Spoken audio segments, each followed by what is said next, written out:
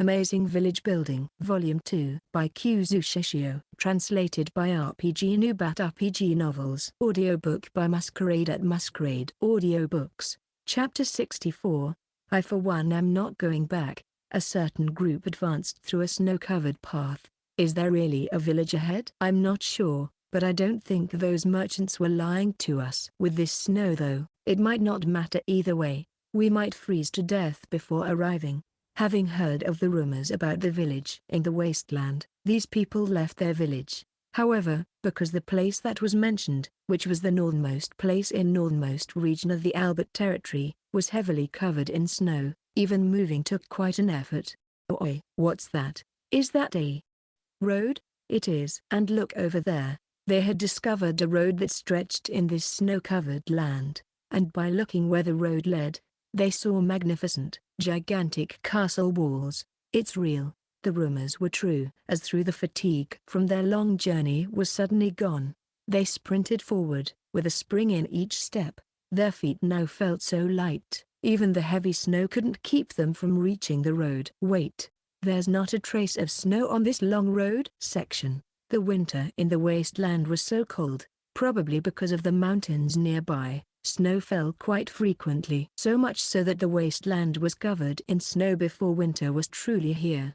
And when the snow piled up, it was hard to remove it. Naturally, that made travel to and from here difficult. At that rate we were going, merchants and immigrants would likely have stopped coming to our village for the rest of the winter. So, I thought I should periodically remove the snow. What I did was use facility customization to make one side of the road rise up considerably more, almost like a wall. In other words, I made it form an L shape. If there was a considerable amount of snow on the road, I would use facility customization again to shift the protruding portion to the other side, dragging the snow with it. It would definitely be dangerous if people were on the road, so I always make sure to use intruder detection first. Aside from the initial cost to make the road to be shaped like this, it didn't cost me any points to clear the snow, not to mention the effort it saves me. Thanks to this solution, merchants were still coming to the village despite it being the dead of winter. This village is really so, very, super comfortable. Even if it doesn't give me coin, I'd still come here. I know what you mean. They have great food, warm beds, always open public baths. It's almost like I'm taking a vacation. Ha ha ha. You know what? Why don't we make this our base of operations? Oh, that's a great idea. I could be wrong, but it felt like they were staying in the village for longer periods of time lately. Not that I had any problems with that. Of course, immigrants were also still coming to the village. In fact, I was just about to greet the ones who just arrived. Before I forget, how are the repairs going, Philia-san? Yes, they're going well. Thanks to the underground path you built, we've been slowly but surely doing the repairs. If all goes well, it should be complete by springtime. I see. In other words, the elves would be back to their hamlet in the forest when spring arrives. Thinking that you guys will leave soon actually makes me feel a bit lonely. Yeah. Section. It's just as we heard. This village is like paradise. Yeah, it's the middle of winter, yet there's plenty of food. We can use as much hot water as we want. And then, there's this large bath. Two men were talking while in the spacious bath of the public bathhouse. They have moved to the village just recently, so they were still getting surprised by how much better their lives were in the village. I must say, those apartment buildings are something else. I was worried about living somewhere really cold in the winter, but it's not cold here at all. Back in our old shack, we had to wrap ourselves in straw just to sleep, and that's in autumn. Have you heard that the village chief built those apartment buildings in an instant? The environment here in the village is truly superb! Exclamation mark. The two men were startled. It was because they suddenly heard a third voice. The voice belonged to an elf. This being the bathhouse, the elf was of course naked. By looking at the elf's nether region, the two men found out that it was a male elf. Sure, one could simply assume that it was a male elf because this was the men's bath, but without checking their private part, it was so hard to be sure whether an elf was male or female.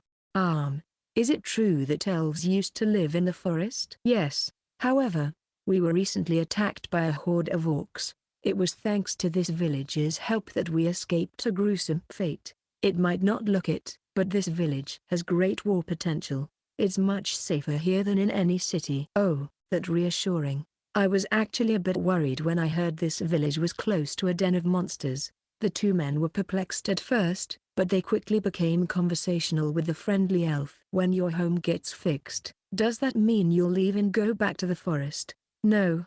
No, no, no way. Now that I know of this pleasant village, there's just no way I'll go back to that simple and dangerous place. After hearing the elf's rant, the two men looked at each other. While they've realized that the elf before them was a bit unconventional, he was still part of a supposedly noble race. The two men worried if it was alright for the elf to talk like that about his own hamlet. Ahahaha. Don't worry. It's not a problem. The others may not say it, but we all think it. Well, I don't know what they'll do, but I for one am not going back. Even if I'm the only elf to not go back, I'll still stay. Chapter 65. Let's now return to our hamlet. It has been getting warmer recently. There was still snow in the wasteland, but the cold wasn't as harsh anymore. Hopefully, the relatively warm days meant that spring has come to the wasteland. Is your bottom all right now? Why yes, fortunately. Leonius-san, the patriarch of the elves, said so bashfully. For a time, he found it hard to do certain things, even walk. It looks like he has now made a full recovery though. Still, it's worrying that multiple people have pain in their bottoms after coming to our village. Do you have any clue on the cause? No, I don't. For some reason, Leonius-san avoided making eye contact while saying so. I just hope it isn't a disease peculiar to our village. As the village chief, I naturally wanted to investigate what the cause was. I just can't say it. I just can't say that we've enjoyed the wash toilet so much. We got hemorrhoids. What's more, both parent and child. Leonius-san? No, it's nothing. More importantly, Luke Dono, I'd like to thank you again for everything you've done for us. We are in your debt. I feel like he's deliberately changing the subject, but, oh well, I guess. It seems the repairs are done. Huh. Yes, they are. Thanks to that, we could now return to our hamlet. That's great news, isn't it? It seemed like the time to bid farewell to the elves, who have been with us through the winter, was fast approaching. But then again, with the underground tunnel connecting the village and their hamlet, we could meet each other anytime. Is it alright if we keep the tunnel in place? Yes, most certainly. It would be our pleasure to continue being friends with you. Leonius-san cheerfully said so, but then suddenly looked like he had trouble continuing to talk. Actually, some of us have expressed a desire to continue living in this village. Really? I was so surprised by what he said. I've always thought that the elves, who usually lived in the forest, found life here in the village to be stressful, and it was that stress that made their bottoms ache. So, now that I was told that some of the elves wanted to stay behind, of course I was happy. Yes. Oh, of course, if it's too much trouble, I'll tell them off and bring them back with us. No, it's not trouble at all. We have plenty of food and plenty of space, so having more living here is better for us.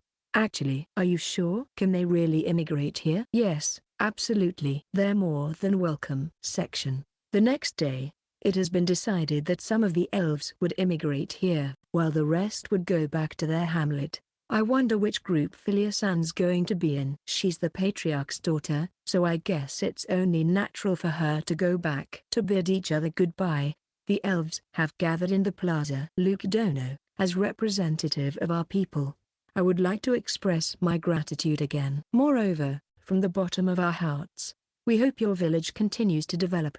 Leonius-san, thank you. I wish you well too. Also, please come by again. You'll always be welcome here. Leonius-san was their patriarch, so of course he would be going back to the hamlet. Supposedly, the villagers heard someone yelling, "I don't wanna go back, I don't wanna go back," from the apartment building that Leonius-san was staying at.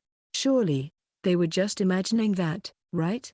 Well then, everyone, let us now return to our hamlet. Leonius-san said so and then entered the tunnel, only to go back just a few moments later. Hey, Why didn't anyone follow me? Yes, not a single elf went to follow Leonius-san into the tunnel. Chapter 66. Do you want me to live in that place all by myself? Huh? What's going on? For some reason, none of the elves followed Leonius-san down the tunnel. This bewildered me greatly. Seems about right.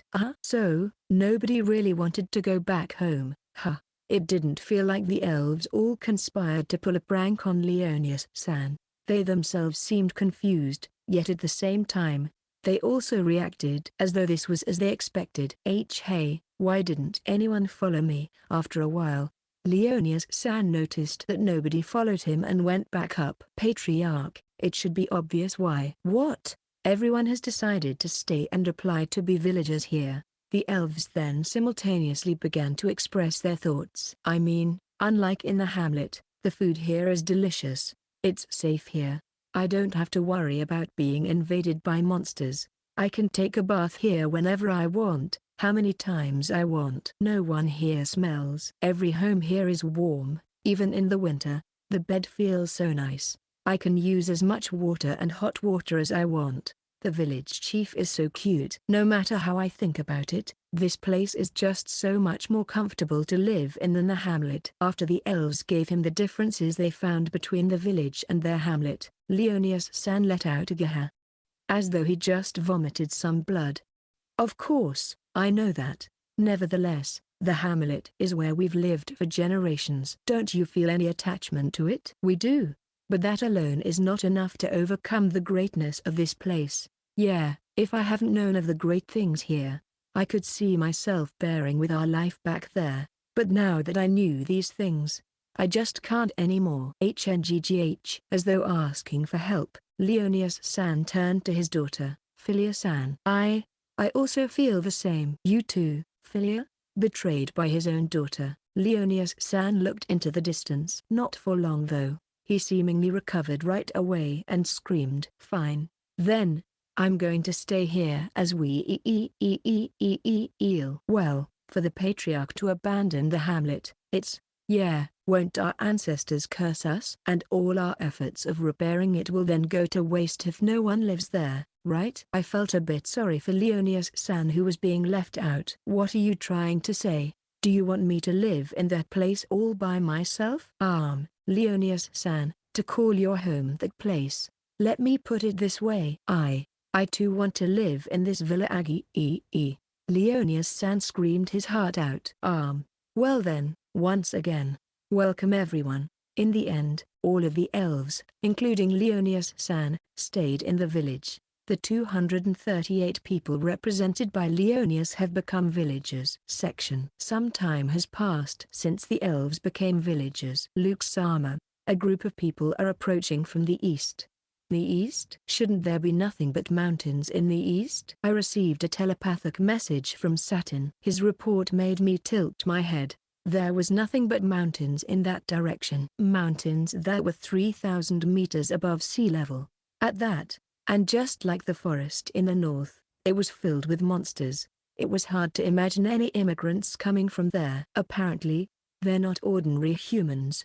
What do you mean? Chances are, they're dwarves. Dwarves, like the elves, were a race related to us humans. Although their height tended to be much shorter than humans, they were stout and strong, but on top of all that, they were known to have dexterous fingers. Dwarves, I've heard they're typically boorish, doesn't give much care to minor details, insensitive, and also trespasses into other people's space, and because of that, they've historically not gotten along with the elves. That was what Philia-san told me. She has lived for a long time, so it wouldn't have been strange for her to have met a dwarf once before. While the elves weren't much like what they were said to be, which was earnest, high-strung, and exclusionary, I could still see them being at odds with dwarves.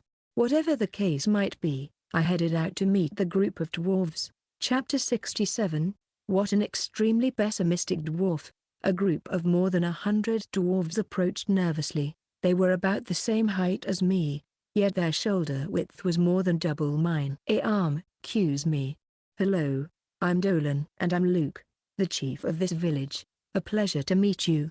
He had a beard and rough-looking features, but for some reason, He spoke very softly. His appearance and his speech definitely didn't match. I thought he might just be an exception, but I quickly confirmed that wasn't the case. The other dwarves, all of them, were acting all nervous and were even fidgety. They weren't at all like the hearty dwarves I've heard of. We used to live in the mountains over there. Isn't that place full of monsters though? It is, but we have our own cavern. This cavern was apparently at the foot of the mountains. It had only one entrance, and its inner structure was very suitable for their defenses. They said they stayed in the cavern almost all of the time, so I wondered where they got their food. Apparently, their staple food was a special kind of potato that they grew inside of the cave.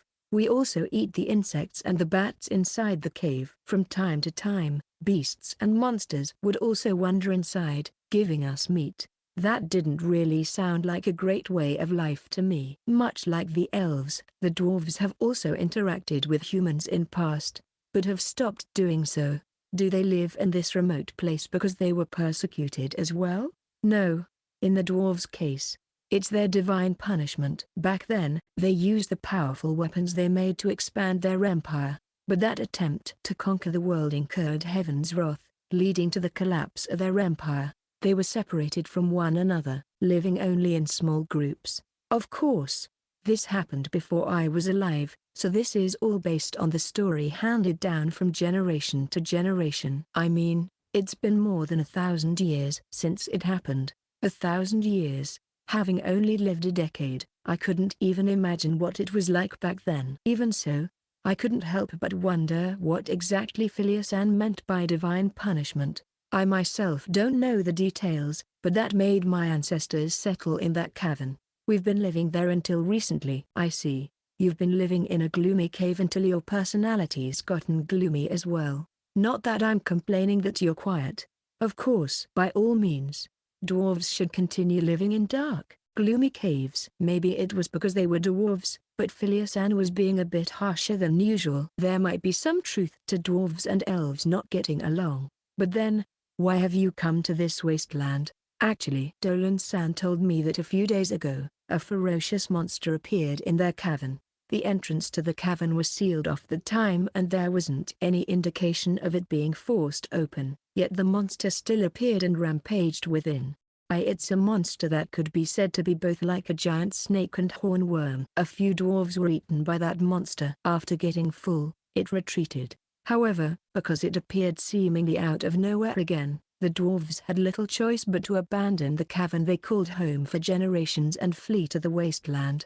While telling us of their story, Dolan-san's face was ghastly pale. And that's when we saw this place.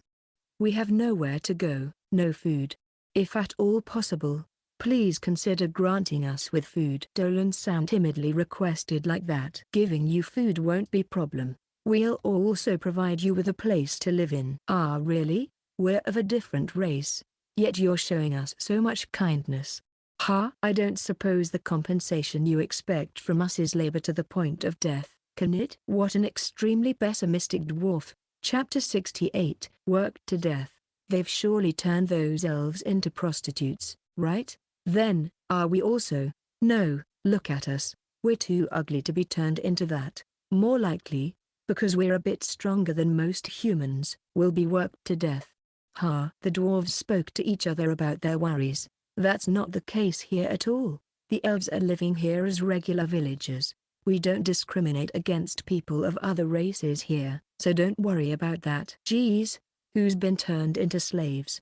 We're proud elves, you know. We're living here not because we're the human slaves or anything. We're living here out of our own will. After I tried to dismiss their concerns, Phileas-Anne talked as well to verify what I said. Whether that worked, I wasn't sure, but I did know that letting them look around the village would help. Let me give you a tour of the village. And so, we let the dwarves in. What a clean village. You said it. There's no smell or even a single piece of trash. There's also so many wonderful buildings, but they all seem brand new. They also said we can use as much water, hot water even, as we want.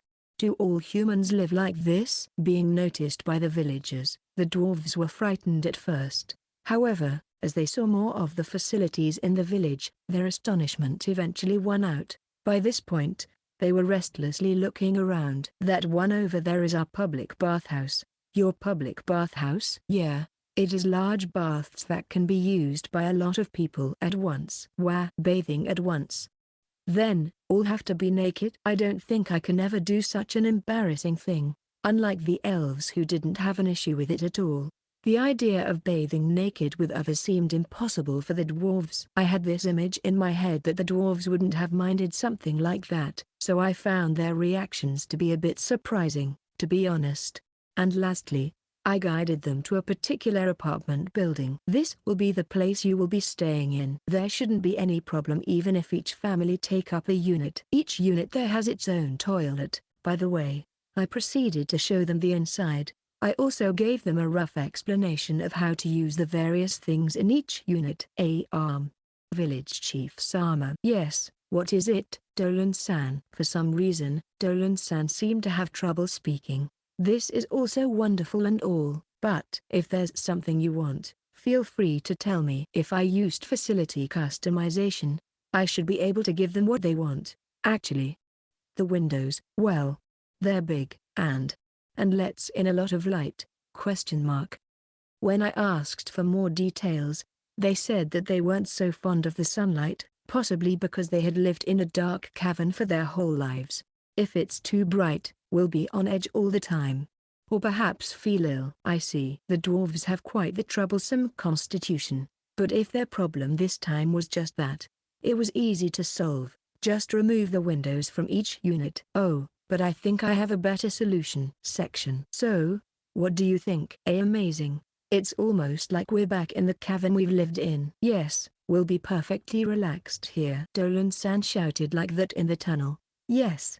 The place I brought the dwarves was an underground tunnel I'd just made. I figured that they would much prefer living here than above ground where the sun's light could reach them. After building the tunnel, I then built an apartment building within. I didn't even have to remove windows.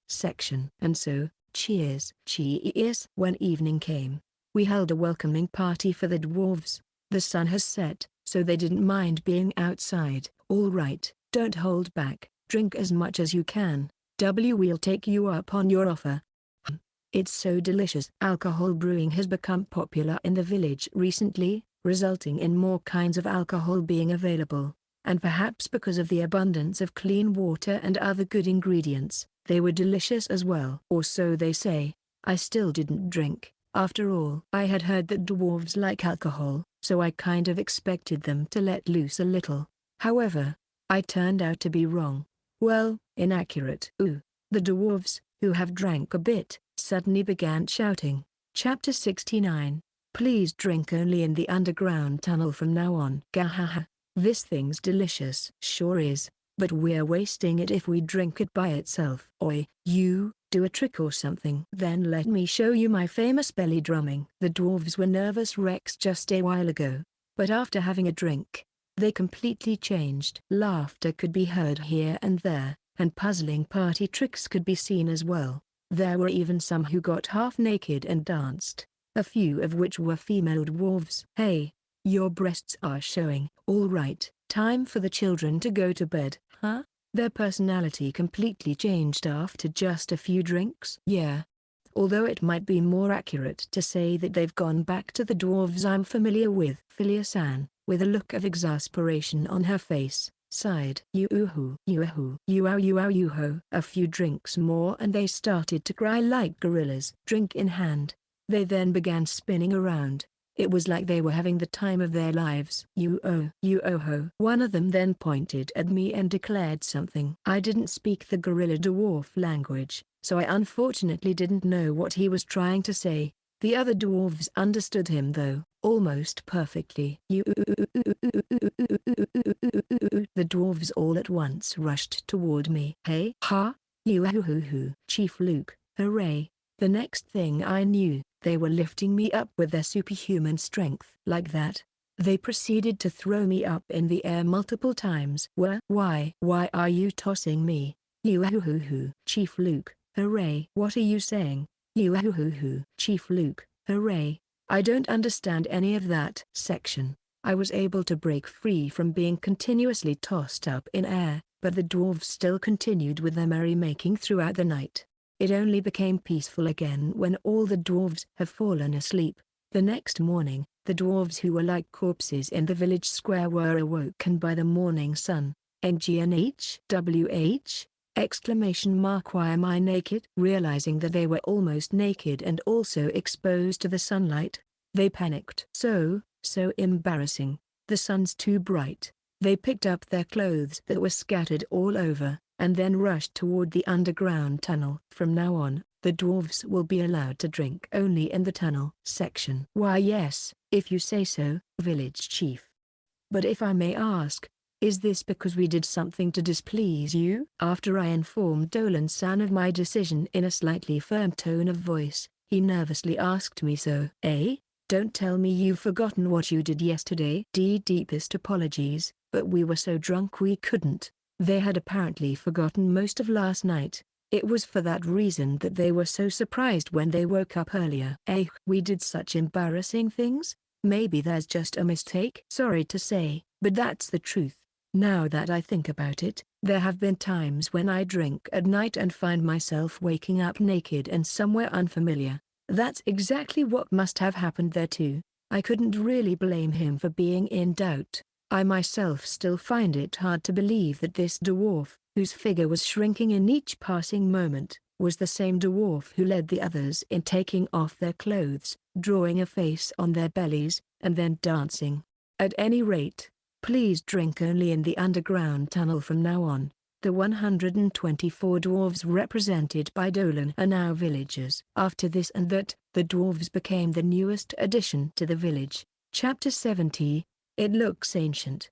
For many generations, the elves' hamlet always had someone who served as their shaman. These shamans had a gift called prayer. This gift allowed the shamans to give the other elves the right of blessing. In other words, prayer served the same function as the humans' oracle. Thanks to the shaman, all the elves from the hamlet had been blessed. Out of the 238 elves, about 20 turned out to have gifts. Even counting the children who couldn't be blessed yet, those who had a gift was still only about 10% of the total population. That number was slightly lower than the one for the humans of our village. And perhaps it was a peculiarity of their race, but there were quite many of them who had the gifts, bow techniques, white magic, and green magic. A shining example was Philia-san, who had both bow techniques and green magic. Yes, much like Celine, she was also a double gift. As for the dwarves, they didn't seem to have anyone who served like a priest. For that reason, none of them had gifts. I wonder if Oracle will work on them. Why don't we simply give it a try? Like that, we gathered some dwarves so that Milia could use her Oracle to bless them. I wonder if it'll work even though they're not human. Everything seems to have gone all right. 10 of them can now use their gifts. Later on, we found out that the elves' prayer could also bless anyone regardless of race. The sample size was quite low, but the gifts, smithing, mining, and yellow magic, a ground and soil related magic, were the predominant gifts among the dwarves. So, I guess races do have peculiarities when it comes to gifts. Among the dwarves, someone caught my attention. She was just 11 years old, so she couldn't be blessed yet. Name, Donia. Age, 11 years old. Village bond level, low. Suitable occupation, craftsman. Gift, weapons craftsman. Now that's an ominous gift. Unlike the adult dwarves who pretty much confine themselves in the underground tunnel, she would often come out and marvel at the buildings in the village. She was likely a child brimming with curiosity, and when I would use facility customization to make equipment, she would almost always come to observe. She was a shy kid though, so she would just sit down and say nothing. Do you like weapons? I asked. So while working, height difference aside, male dwarves had broader shoulders than a human male, while the female dwarves were a bit more rotund than a female human. For the children though, they were pretty indistinguishable from human ones. That said, dwarf children looked younger for their age. In addition to dwarves living longer than humans, though not as long as the elves, they also apparently have a longer childhood period than us.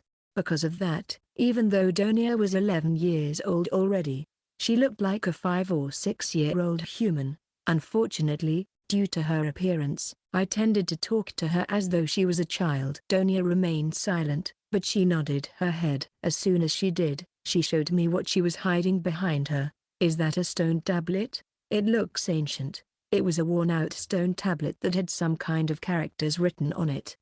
I can't read any of it. Can you? Donia shook her head left to right. In our cavern.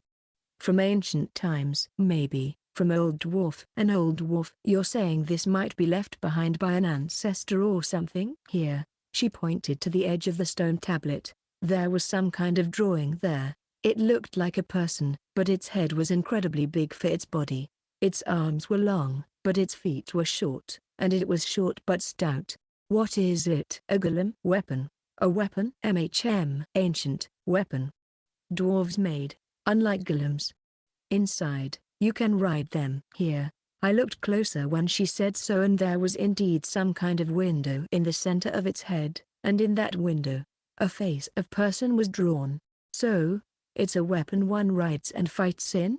Can this be the weapon Philiasan mentioned? The powerful weapon that the dwarves used to conquer the world? If people were able to move and maneuver it, it must have used a lot of long-lost technology. Making one now should be difficult, if not impossible. But we can at least make its form?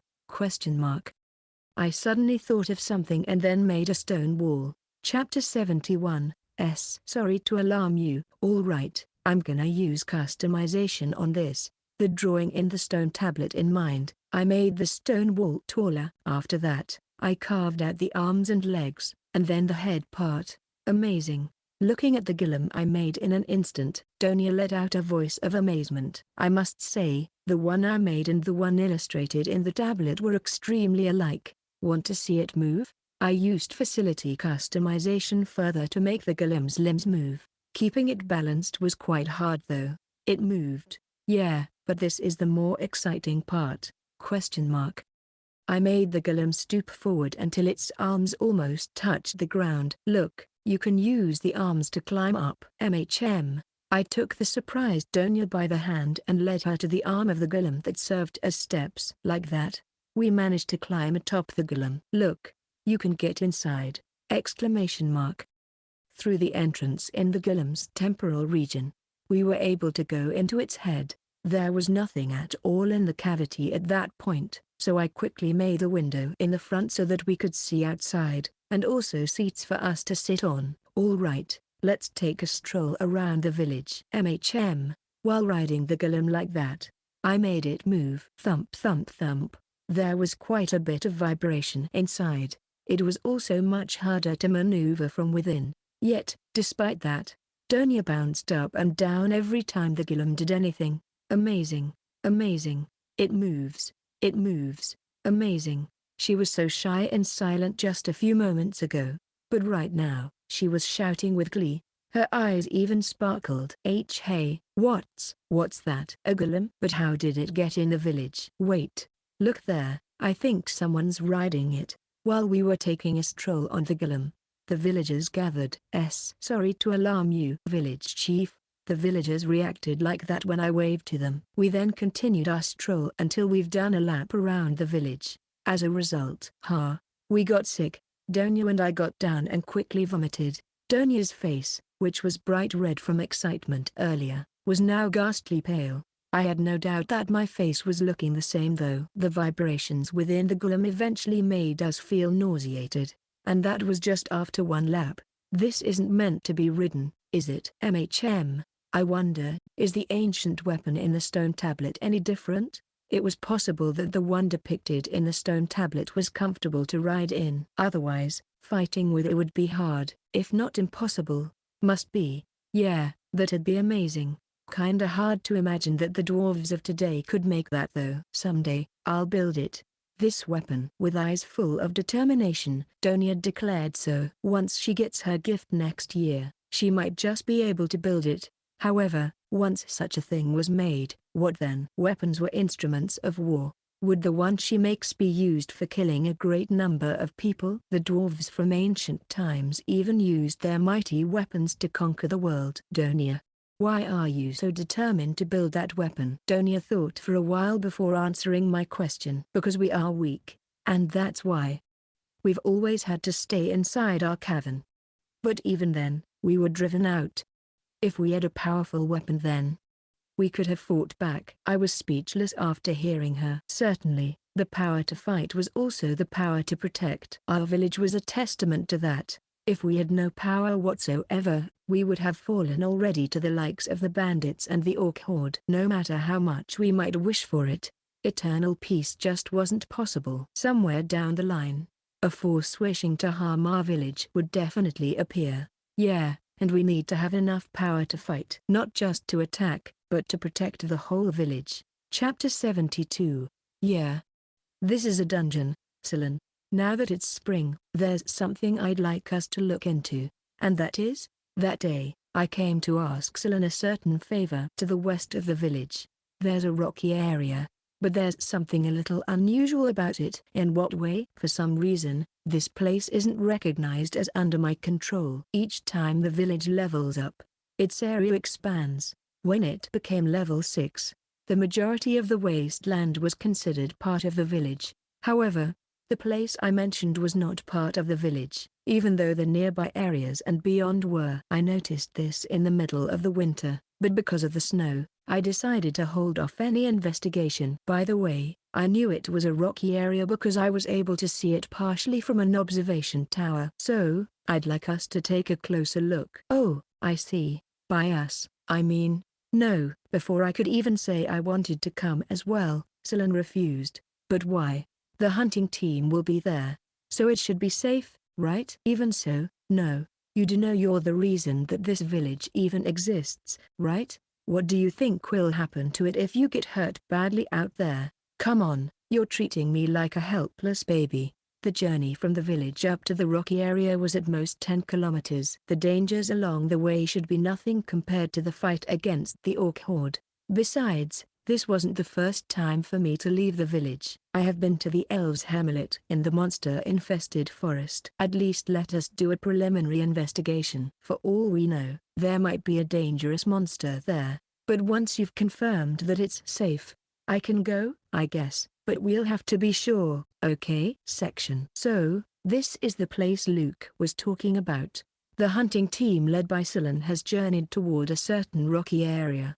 The hunting team had more members since the addition of the elves to the village, but only 15 were selected to come to this mission. At first glance, nothing looks out of the ordinary in this place.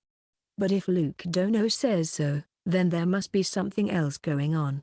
Among those that came to the mission was Philia the elven warrior. Having both bow techniques and green magic, she was a great addition to the hunting team. Some of the other members that came along were Balrat, who had sword techniques, Noel, who had shield master techniques, and Goat, who had Herculean strength. As long as nothing gravely dangerous happens, their fighting force should be more than enough. Before long, they arrived at the vicinity. Their thoughts earlier remained the same. This place looked like any other rocky area in the wasteland. There doesn't seem to be any scent of monsters. The one to state that was a member who had the beast's sense of smell gift. Much like its name might suggest, this gift allowed its user to have a sense of smell similar to that of a beast. Being able to detect an approaching monster made them a valuable member of the hunting team. That big boulder near the center there, I'm getting a bad feeling from over there. Another valuable member was the one who had the gift called Danger Perception. I still don't smell any monsters though. Maybe monsters are not the cause? I don't know. But I'm certain there's something going on there. All right, everyone, proceed cautiously. Like that, they moved as a group toward the large boulder in the center of the rocky area. When they eventually reached the place, they discovered something. Is this a cave? At the foot of the large boulder was a large hole. The opening was about 3 meters in height and 2 meters in width. The group was wary, but they decided to take a peek inside. The hole sloped downwards gently and continuously, yet, for all its depth, there didn't seem to be any kind of obstacle in the way. I'm getting a strong sense of danger from inside. I wasn't able to before we've come here, but now I smell the scent of monsters deep inside. Hearing those reports, Selen and Philia looked at each other. They seemed to have arrived at the same conclusion. There's no mistake about it, right? Yeah. This is a dungeon. Chapter 73, Hold up a minute. The group led by Selen took a step inside the cavern that they thought to be a dungeon. While going down a gentle slope, they came upon a fork in the road. If ever we needed more proof that this is a cave-type dungeon, yeah, it was a straight path only in beginning. Whether we go left or right, it seems the way will branch off again. Just from taking a peek, they could tell that this was going to be a complex dungeon. Should they misremember even one direction, simply returning to the entrance might become a Herculean task. Philia, have you experienced being in a dungeon before? A few times. Yes. I mean, I have been alive for more than 100 years, remember? And from that experience, I can tell you that we need to be properly prepared if we are to investigate further. First of all, there's only so many of us that can fit in these narrow passages, so we should actually have fewer members in here. We also need mapping tools. All these require planning, so I suggest we turn back for now. Understood. Let's go back to the village then. Section. A dungeon? Yes, we're sure of it.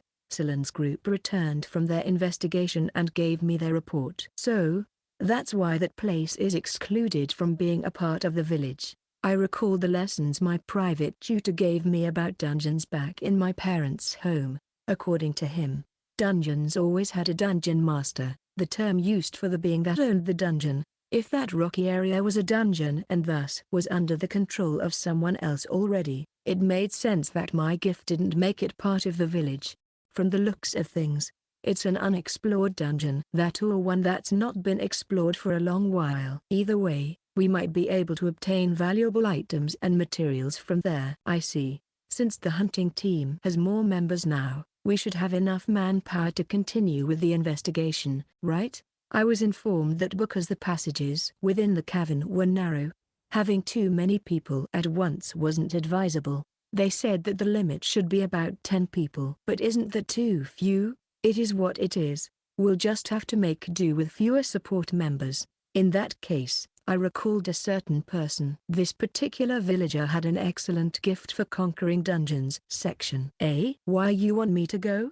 To a dungeon? Wide-eyed and pointing to himself was Kamayu-san. Name: Kamayu. Age: 38 years old. Village bond level: average. Suitable occupation: adventurer. Gift: Labyrinth exploration. Kamayu-san was from the same village as Belrith-san. Similarly, he was also among my very first villagers.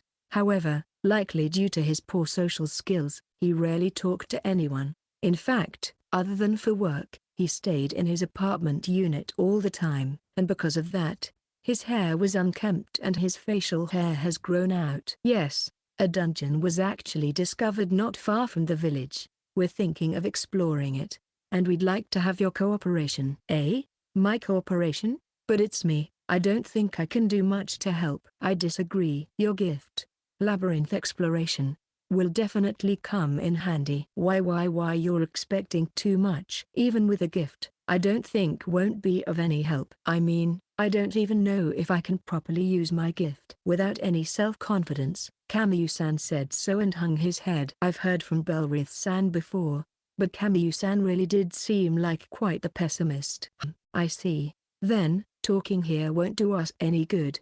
Let's delve into the dungeon and find out whether you'll be of help or not. Persuading him more gently was a bit troublesome, so I forcefully took him along instead. When all of the 10 members were chosen, we finally set out. All right, let's go. Hold up a minute. Eh? Don't Amy. Why are you acting like you're going to? Huh? I'm not. Chapter 74. I thought I was gonna die of laughter. When I tried to go with the group, Selen stopped me. Why not? Come on, Selen, just this once let me go into the dungeon. Do you want me to tell you a story of a dead man? That's a story of a man who didn't prepare and recklessly went deeper into the dungeon, right? That was my rebuttal to Selen's threat. Listen, Luke, even careful and seasoned adventurers can fall in a dungeon. On top of that, we've just discovered this dungeon, meaning we don't know anything about it, especially the dangers it has. So, at least for now, Please just wait in the village. I think you're being a tad overprotective. I would be turning 13 this spring. By that age, Celine had already experienced her first real battle. When I told her that though, it was alright for me because my gift is suited for combat. I can fend for myself. You, on the other hand, will need others to protect you. I don't have anything to say to that. In the end, Celine won the argument and I decided to stay in the village. I was expecting this to happen, so I prepared a secret plan. While pretending to give up, I stealthily put that plan into action. Celine's group once again arrived at the entrance of the dungeon. This time though, they were prepared. They have carefully selected the few members that would go in, have the necessary tools for dungeon exploration, and even have the elves' potions on hand in case of emergencies. Everything seems to be ready. Camus, are you alright? Why yes. Nervous and with a quivering voice, Camus answered Celine. Celine subtly rolled her eyes as though to say no, you don't look alright, don't worry so much. The plan has always been to proceed extra carefully, all while keeping our eyes peeled for any danger. Oh, Celine thought Camus would eventually get used to things. And so, without further delay, they stepped foot inside the dungeon, while traversing the initial slope. By the way, Gotono, that's quite the large luggage you're carrying this time. Yeah, the village chief prepared this for us. He thought we should bring food and water just in case. Philia asked Sotogoat. Goat was carrying an awfully large bag that was filled to the brim, yet he made it seem like it didn't weigh much at all. Hold on a second. As though she noticed something unusual, Celine stared at the bag that Goat was carrying. Do you hear that? It almost sounds like breathing. Ha. How can that be, Captain? It must have been just the contents making a rustling sound or something. I wonder. For now, mind letting me check? No, please don't. I mean, we're inside the dungeon and all. Then let's go outside and check. I don't think we have to do that much for a bag of provisions, right? To Celine's probing, and Goat clearly became flustered. Given his current state, even the others grew suspicious. More and more, it appeared to them that Goat wasn't great at lying. Yeah, a bag of food isn't worth that much effort to check. Exactly. Phew, got ya. After making Goat drop his guard down, Celine suddenly closed the distance and grabbed the bag he was carrying. While holding on, she began rubbing it for some reason.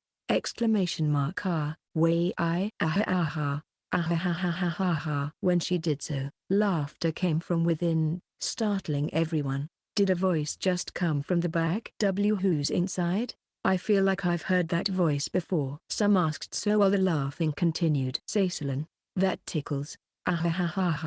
That's weird. Provision shouldn't mind what I am doing, right? Alright, I get it. Stop already. Then come out right now. When Celine stopped, a young man, who recognized he couldn't keep hiding anymore, emerged from the bag. Ha. I thought I was gonna die of laughter. Village Chief, Chapter 75. Don't you dare laugh this off. I thought that I would have been able to explore the dungeon without getting noticed, especially by Celine, if I hid in a bag and asked Goat-san to carry it. But Village Chief, I really have to go to the dungeon to test something out. But if Captain Celine finds out, of course, I'll take on all responsibility. I'll make sure you won't get punished in any way because of this. I promise. Persuading Goat-san like that, I managed to slip in with the exploration team. It was going so well. So much so that I managed to enter the dungeon. However, not long after. Hold on a second. Do you hear that?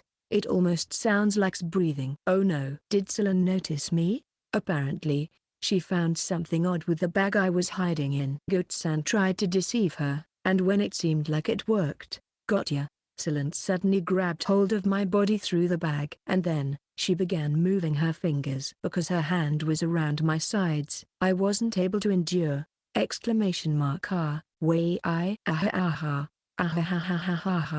to Celine's merciless tickling, I let out a laugh. Say Celine, that tickles.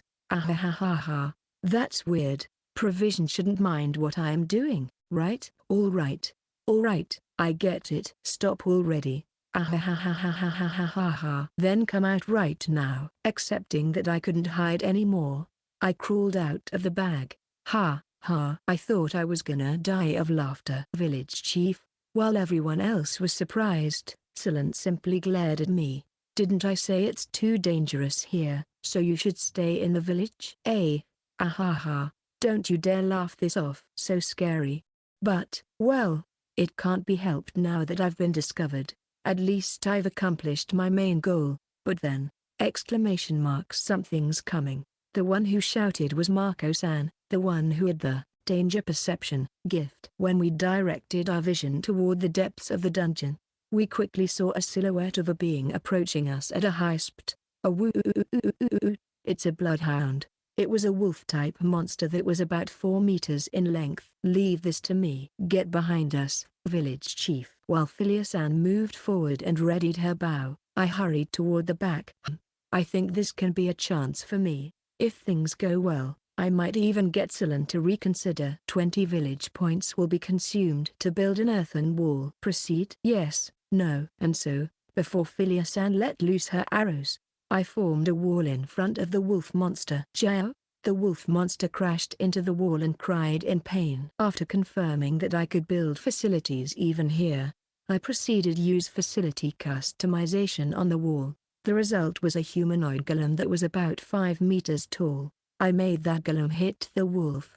Of course, the wolf fought back, but because it was a golem, it felt nothing. I then made the golem wrap itself around the wolf, completely restricting the latter's movements. Gore? The wolf monster struggled to break free but to no avail. What's happening? Philia-san, shoot it down while we have the chance. Ah, Roger. Philia-san then let loose arrows one after the other, and all of them hit the bound wolf monster right in the head. Before long, the light in the monster's eyes faded. Amazing. All of them hit. And never mind that, what just happened? Yeah. Are those your walls? How? Philia-san and Silen both drew closer to me and asked so. I used the territory takeover skill and made the dungeon a part of the village. Thanks to that, the things I could do back home like building walls and making the golem-like thing fight, I can now do them here as well. I said so, proudly. Chapter 76. That's the result of my most recent practice session. I thought that if I used territory takeover on the dungeon, I might be able to make it a part of the village. In order to use it though, I first needed to be within a certain distance of the place I wanted to take over, meaning I myself needed to go to the newly discovered dungeon. Unfortunately, Silen, who was unaware of my plan, refused to give me permission to come with them on account of it being too dangerous. So, I decided to ask Go-san to smuggle me in, and just like I hoped, I was able to make the dungeon a part of the village, and that's why I'm able to build things here as well. This should prove useful to the investigation, I'd say. After all, I could build us a safe zone in this danger-filled dungeon, but Luke don't know. What was with that golem? That's the result of my most recent practice session. You see, I made a golem that could be ridden the other day, but I thought there might be a more practical use for it. The rideable golem I made didn't turn out as great as I hoped. It was uncomfortable to ride in, begging the question why I would want to be inside it when I could control it just fine from the outside. Thanks to that and a little practice, I could now control it to the point that I was able to beat that monster. What do you think, Silen? I bet even you would say I'm an asset now. I made the golem come closer, and then made it pose for better appeal. By the way, making it move didn't cost a point at all. What did cost points was repairing it, but it was mostly an insignificant amount. Why yes, but, as expected, even the overprotective Silen had no retort this time. And now that the dungeons are part of the village, there's no more problem for me to join the investigation, right? I agree. Besides, it's only natural for a boy his age to be full of curiosity. If you try to suppress that curiosity too much, you'd might end up getting hated. Philia-san backed me up. It didn't feel great to be treated as a child, but then again, for someone as long-lived as she was, I might as well be a toddler. Fine. It'd be more troublesome if you decide to explore on your own anyway. But you have to stay in the middle of the group, alright? Noel, guard Luke at all cost. Yes, I'll guard the village chief with my life. Like that, I was allowed to join the investigation team. I didn't mention it, but I haven't incorporated the whole dungeon into the village yet. The reason for that was the specifics of the territory takeover skill. Note, however, that the piece of territory you want to acquire must be within a 50-meter radius around you. This condition applied in this dungeon as well. In other words, I've acquired nothing more than the entrance of the dungeon, and to acquire more, I needed to dive deeper into the dungeon. At any rate, we resumed the exploration. We went down the gentle slope until the path split into two. A fork, huh? Right now, I don't sense danger coming from either one, but those were the words of Marco-san, who had the danger perception gift. For some reason though, Kamyu-san, who had dungeon exploration, seemed restless. What's wrong? Nothing. It's nothing. Please feel free to say whatever's bothering you, no matter how trivial or wrong it might seem to you. After waiting a while, Kamyu-san nervously spoke. I don't know why, but for some reason, the path to the right seems to be the correct one, but it also feels it's the harder path. On the other hand, the left path seems like the wrong one, but it feels like the easier path. I don't really understand, but if that intuition is because of his gift, it's worth checking out what it means. This was the first fork in the dungeon, so we should check both paths eventually. For now, let's go check the path on the right. Chapter 77, Beef. While walking in the right path, Marco-san suddenly shouted, ! Be careful everyone, I'm getting some bad feeling. In response, we all stood ready. Unlike normal premonitions, the ones that Marco-san receives from his gift were reliable. That said, while we knew something posed a danger, we didn't know exactly what form that would be in. This time, I initially assumed that a monster was coming, but there didn't seem to be any near us. That ground, 5 meters ahead. Kamyu-san, don't step on it, I think. I looked at the ground Kamyu-san pointed to, but nothing seemed out of the ordinary to me. We probably should play it safe. Yeah, let's avoid it completely and take the other path. Philia-san and Silan said so while preparing to turn back. We don't have to though. I said so and then made the golem run straight ahead, and when it reached the ground that Kamyu-san pointed at, the ground suddenly crumbled. That formed a hole, to which the golem fell down. So, it was a pitfall trap. The hole was apparently so deep, even the 5-meter-tall golem could barely stick out its head. Wow, Kamyu-san, I couldn't see anything, but you saw through the trap so clearly. It was just a lucky guess, surely. Kamyu-san tried to play it down out of shyness, but there was no doubt that this was the power of the dungeon exploration gift. Thanks to Marco-san's gift, we could more or less tell that there was a trap, but now that we had Kamyu-san's gift as well, we could know more details about it. And so, we proceeded to go deeper into the dungeon. I could say with confidence that it would have been so much harder if Kamyu-san wasn't with us. Traps were everywhere, after all, just like before. Whenever Kamyu-san discovers a trap, I would send a golem to disarm it. Thanks to that cooperation between us, our exploration was going well. By the way, for the pitfall traps, there were either spikes at the bottom or a pool of poison. It was a golem that fell, so it was safe, but if an ordinary human fell, they would be done for. We also encountered other traps. There were some that dropped sharp stalactites and some that released monsters. All were quite troublesome. Unlike the monster forest, it seems like the danger to this dungeon is its traps. If we somehow activated one while fighting monsters, it's likely over for us. Activating the traps beforehand is really helpful. Even so, this has been quite the dangerous path from the start. Wouldn't it have been better to take the left one? ! Hey, it's not your fault, Kamyu-san. I'm the one that chose to go this way, remember? I hurriedly followed up with that when I saw Kamyu-san flinch from Silan's words. Not long after that, another fork in the road appeared. This time, the way branched off to 3 paths. The one in the middle. I'm feeling something from it. The middle path it is then. Trusting in the Kamyu-san who never seemed to have self-confidence, we took the middle path. After a while of walking. What lied ahead was something that was easily bigger than an orc. It had the head and the horns of a bull, yet had a humanoid body and walked on two legs. Yes, it was that fearsome monster that was said to appear only in dungeons, and brought the demise of many adventurers through its monstrous charge. I had heard of this bull-headed monster's name before, and it was Minotaur Beef. A section. Emergency, emergency, emergency, MHM, MHM. In the depths of the dungeon, an alarm rang repeatedly. Despite that, the creature in the bed continued to sleep. This creature looked like a human girl, but not only did it have wings on its back, it was also so small that it could fit in the hands of an actual human girl.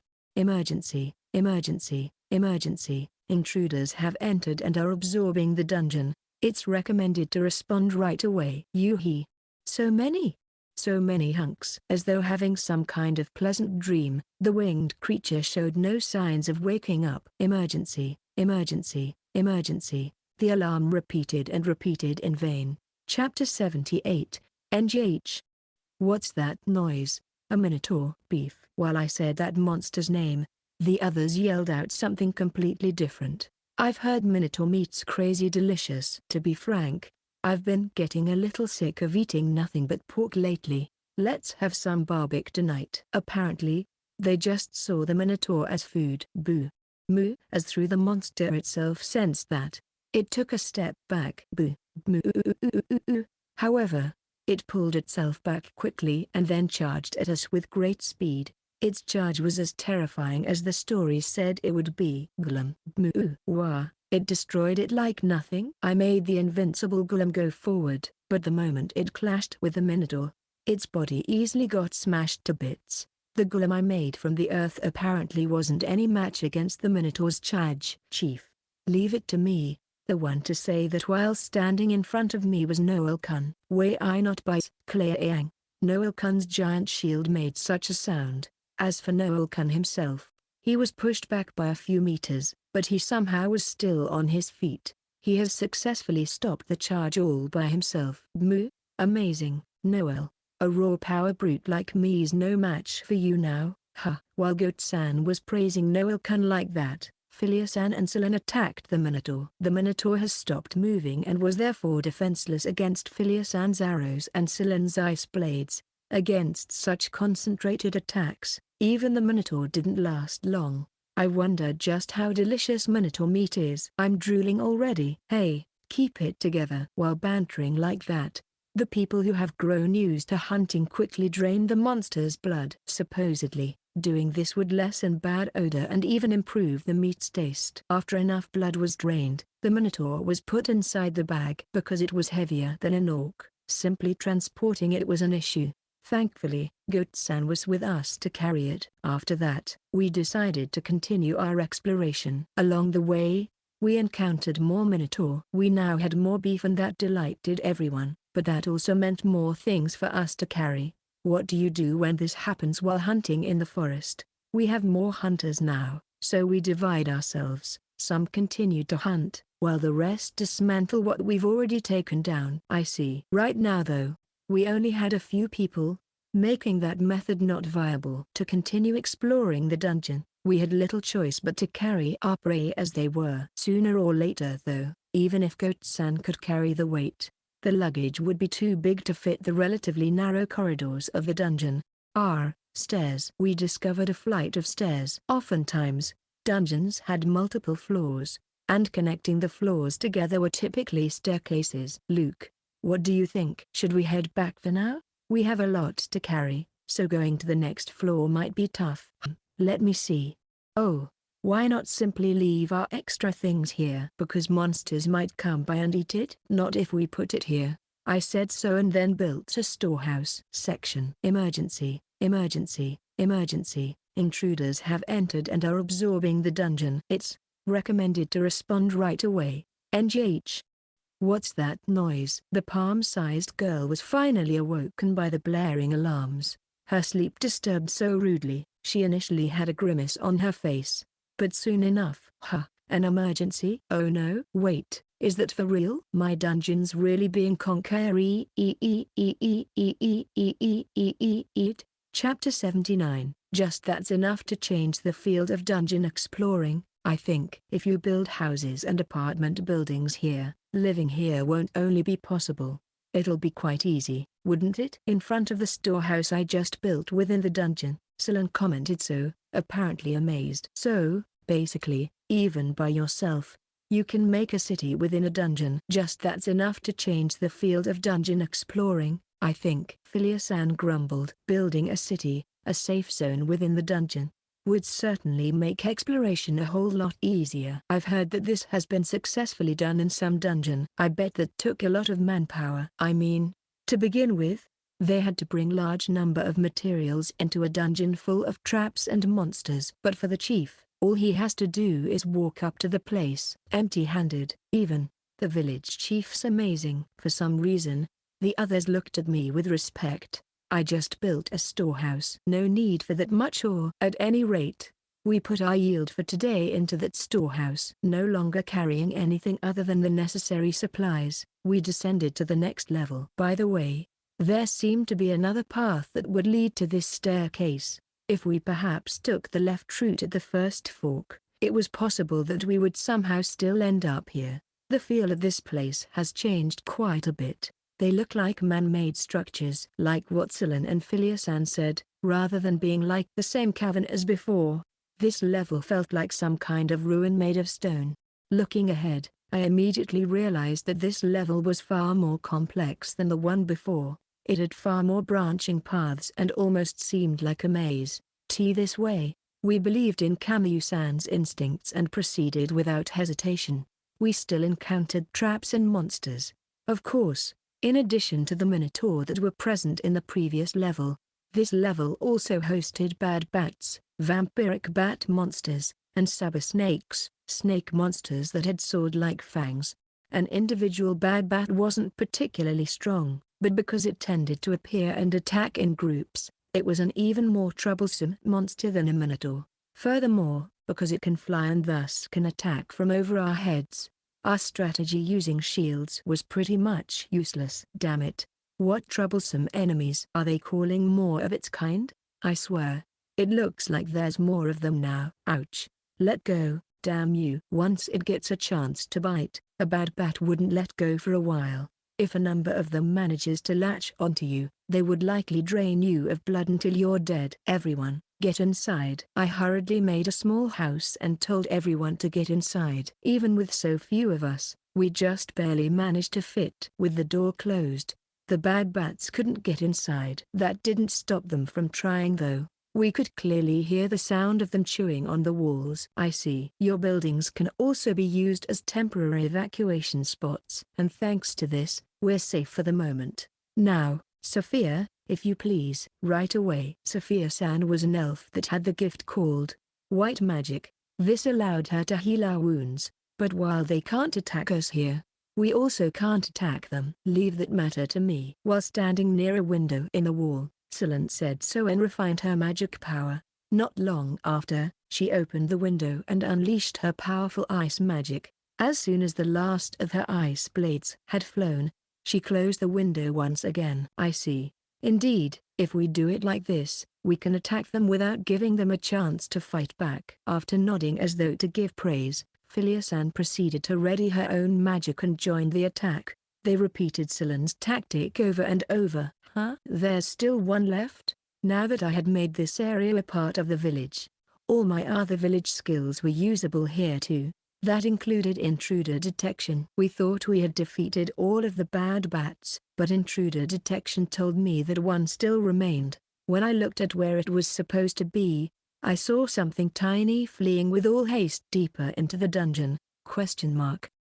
What's wrong, Luke? I thought there was still a bat left, but what I saw didn't look like one. Unlike a bat, the tiny figure I saw was more colorful. It looked more like butterfly. Why is there suddenly a building like that in my dungeon too? Who are those guys? How are they able to make it this far this quickly? Chapter 80. You're better off pretending not to notice that kind of thing. Oh, a dead end? No, there's a door there. But we just made it through a long corridor in the second floor of the dungeon. What waited for us at the end of it was a massive double door. Can it be the boss room? We're already at the deepest part of this dungeon. In every dungeon, without exception, there would always be a monster called a boss monster. Compared to normal monsters, a boss monster was far stronger. So much so that they posed a threat even to those who have somehow explored the dungeon effortlessly thus far. I always thought that dungeons were made up of many, many floors. But for the boss monster to be here, maybe dungeons are smaller than what I expected them to be. Although there's only 2 floors, these 2 floors are quite complicated. If we explored it normally, we might still be in the first floor, maybe even going in circles. It's not an exaggeration to say that it's thanks to Kamyu-dono's guidance that we've made this far so quickly. There's no way. To Philia-san's praise, Kamyu-san scratched his head, shyly trying to deny it. As expected, their labyrinth exploration gift was truly useful. So, what do you propose we do, Luke Dono? As far as I can tell, everyone still has strength to spare, but it is a fight with a boss monster we're talking about. How about we go in just to look at what kind of monster we're up against? If it looks to be too tough for us, let's escape right away. Thanks to my gift, buying us enough time to escape shouldn't be that hard. And so, we decided to open the doors. Inside was a space wider than any we've seen within the dungeon. In addition, 2 minotaurs. In the center of the room were 2 minotaurs.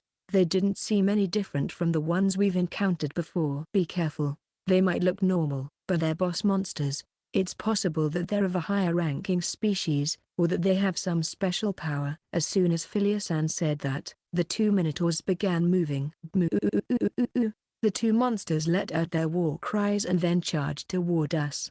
Noel-kun and Goat-san immediately readied their shields. However, considering what Philia-san said about these minotaurs, I thought they might be too much for at least Goat-san. And so, I built a stone wall in front of the enemies. The minotaurs couldn't stop or avoid in time, so they crashed right into the wall. Immediately after, I made a golem that was larger than the minotaurs. The minotaurs staggered a little when they crashed into the walls, and they staggered a lot more when I made the golems collide with them. That made enough of an opening for the golem to grab them by the throats and then slam them into the ground! Exclamation mark. Both of them seemed to have fainted. Even when the golem let go of them, neither of them showed any signs of getting back up. Huh? Are they not any different from ordinary minotaurs after all? Apparently. Yeah, Philia-san said so with an astounded expression. Even without my help. The chief's fine. Oh, Noel. You're better off pretending not to notice that kind of thing. Goat-san wrapped an arm around the shoulders of a sad-looking Noel-kun. While they were like that, Goat-san shook his own head left and right. We've more or less defeated the boss monster, I suppose. Over there, Celine sounded so uncertain when she said so. Meanwhile, Kamyu-san pointed at something he noticed further in the room. When I looked at it, I saw some kind of extravagant box. Philia-san spoke next. It's a treasure chest. Likely the reward for overcoming the dungeon. There doesn't seem to be any traps in it. Both Marco-san and Kamyu-san said they didn't sense any traps from the chest. So we immediately opened it. It's an ordinary sword. Inside the chest was a very ordinary steel sword. Maybe it's a sword that is some kind of special effect. Doesn't seem like it though. This reward for completing the dungeon felt extremely cheap. Mythical grade items would obviously be preferred, but I thought that the reward should at least be legendary grade items. Oh well, at least it's sharp. Let's just take it, I guess. Hold on. This clearly isn't a suitable reward for completing the dungeon. I think we should negotiate with the dungeon master. Negotiate? Chapter 81. How can they have made this on their own? As you know, each dungeon is managed by a so-called dungeon master. They are the ones in charge of the rewards for dungeon completion. Philia-san informed us of that. She was an elf that has lived for many years, so she was quite knowledgeable. But those who completed the dungeon have the option of not receiving that reward in exchange for forcing the dungeon master to guide the former to their location. Apparently, there were various rules regarding dungeon management imposed on the dungeon masters. I don't know the details, but dungeons are said to be originally made by the gods as a kind of game, and to have a sense of game balance, these rules were put into place. I see. But can the dungeon master even tell that we're not receiving this reward? Can they see us from somewhere? That should be the case. If we wait for a little while, I'm sure a path to the dungeon master will appear. We waited for quite a while, but nothing appeared. But then, Kamyu-san noticed something again. Look at this. What's that? Is that a staircase? It's not big enough for us though. What we found were a hole in the floor and something like a staircase that led to the bottom of it. However, the hole was barely as wide as my foot, so we obviously can't pass through it. It seems like the dungeon master doesn't want to meet us, do they? Is this the path that's supposed to lead us to the dungeon master? Most likely. Isn't this against the rules? The dungeon master probably can fit through here. Maybe that's enough for the rules. Selen said so while looking down at the hole. Should we start firing magic down there? Wait a minute. They were really about to do it, so I shouted to stop them. You don't have to do that. Look, I explained so and then made an underground tunnel. Unlike the tiny staircase that was prepared for us, the staircase I built was perfectly passable by us. All right, let's go meet the dungeon master. Section. While Luke and the others were perplexed by the unpassable staircase, a girl was laughing loudly. Ahahahaha. It worked. Now those guys won't ever make it here. Oh my. I'm a genius, aren't I? Due to the location of her dungeon, it has never had any visitors. Because of that, she didn't have many dungeon points, which then meant that she couldn't make many improvements to her dungeon. Among many things, her dungeon lacked a proper boss monster, as well as a proper reward for dungeon completion. One day though, a group entered the dungeon. This group easily overcame the traps, the monsters, and even the complex labyrinthine structure of the dungeon. Of course, the improvised boss monster fell right away. Worse yet, it seemed like the group didn't want the also improvised reward, and would rather meet the dungeon master. It was then that the dungeon master thought of a loophole in the rules. It's against the rules because you can't pass through it? What do you mean? I can use the stairs just fine though. The loophole was a nasty method that took advantage of her size. Nasty or not though, it allowed her avert a crisis. Almost all of a sudden, a hole appeared in the wall of the bottommost layer, the place the dungeon master currently was in. There seemed to be a staircase going up next to the hole. How can they have made this on their own? Chapter 82, The Dungeon Master Will Perish. It didn't matter if we couldn't use the staircase because we could just build one. Thanks to territory takeover, this kind of thing was nothing. Selen, shocked, said something. Wait, you mean to say we could move between floors at any moment? That's apparently the case for going down floors. Maybe for going up as well? Regardless of whether it would work or not, I felt doing this was a bit underhanded, so I didn't even give it a try before. Now that the dungeon master was clearly playing dirty though, I figured this was only fair. And so, we went down the stairs I made and into a small room. What's that? Within that room, there was a large object floating. It was like a crystal ball that emitted a pulsing, faint light. It almost seemed alive. It's the dungeon core. Philia-san answered. The dungeon core? You can think of it as the heart of not only the dungeon, but of the dungeon master as well. If it gets destroyed, the whole dungeon and the dungeon master will perish. After Philia-san explained so, something small appeared in front of us. I don't want to die yet. So, please don't break the dungeon core.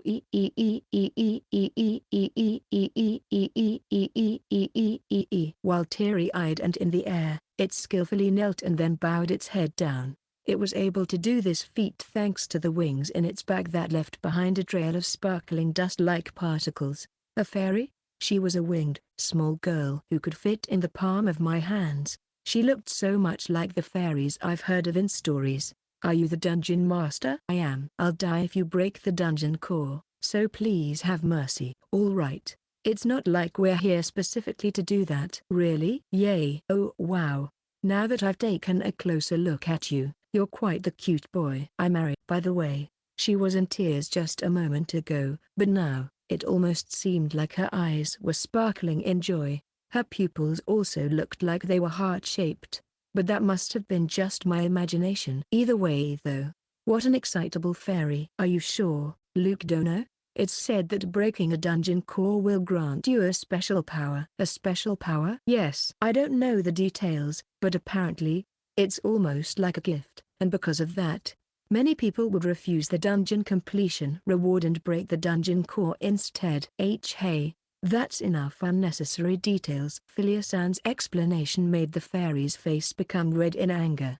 I wasn't able to give you a good reward this time because no one's visited my dungeon, but just give me time and I'll give you something amazing, I promise. So, please have mercy on me today. She was back to watery eyes. What does no one visiting your dungeon have to do with not being able to give a good reward? You see, the more people visit, the more dungeon points I get. Dungeon points? When I asked for details, Ari said that in order to expand the dungeon, add more monsters, or install more traps, dungeon points had to be spent.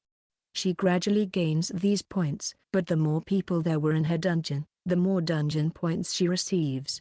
Obviously though, because more people meant a higher risk of her dungeon core being broken, dungeon points were double-edged. Oh, those dungeon points sound an awful lot like my village points. Village points? I've never heard of something like that.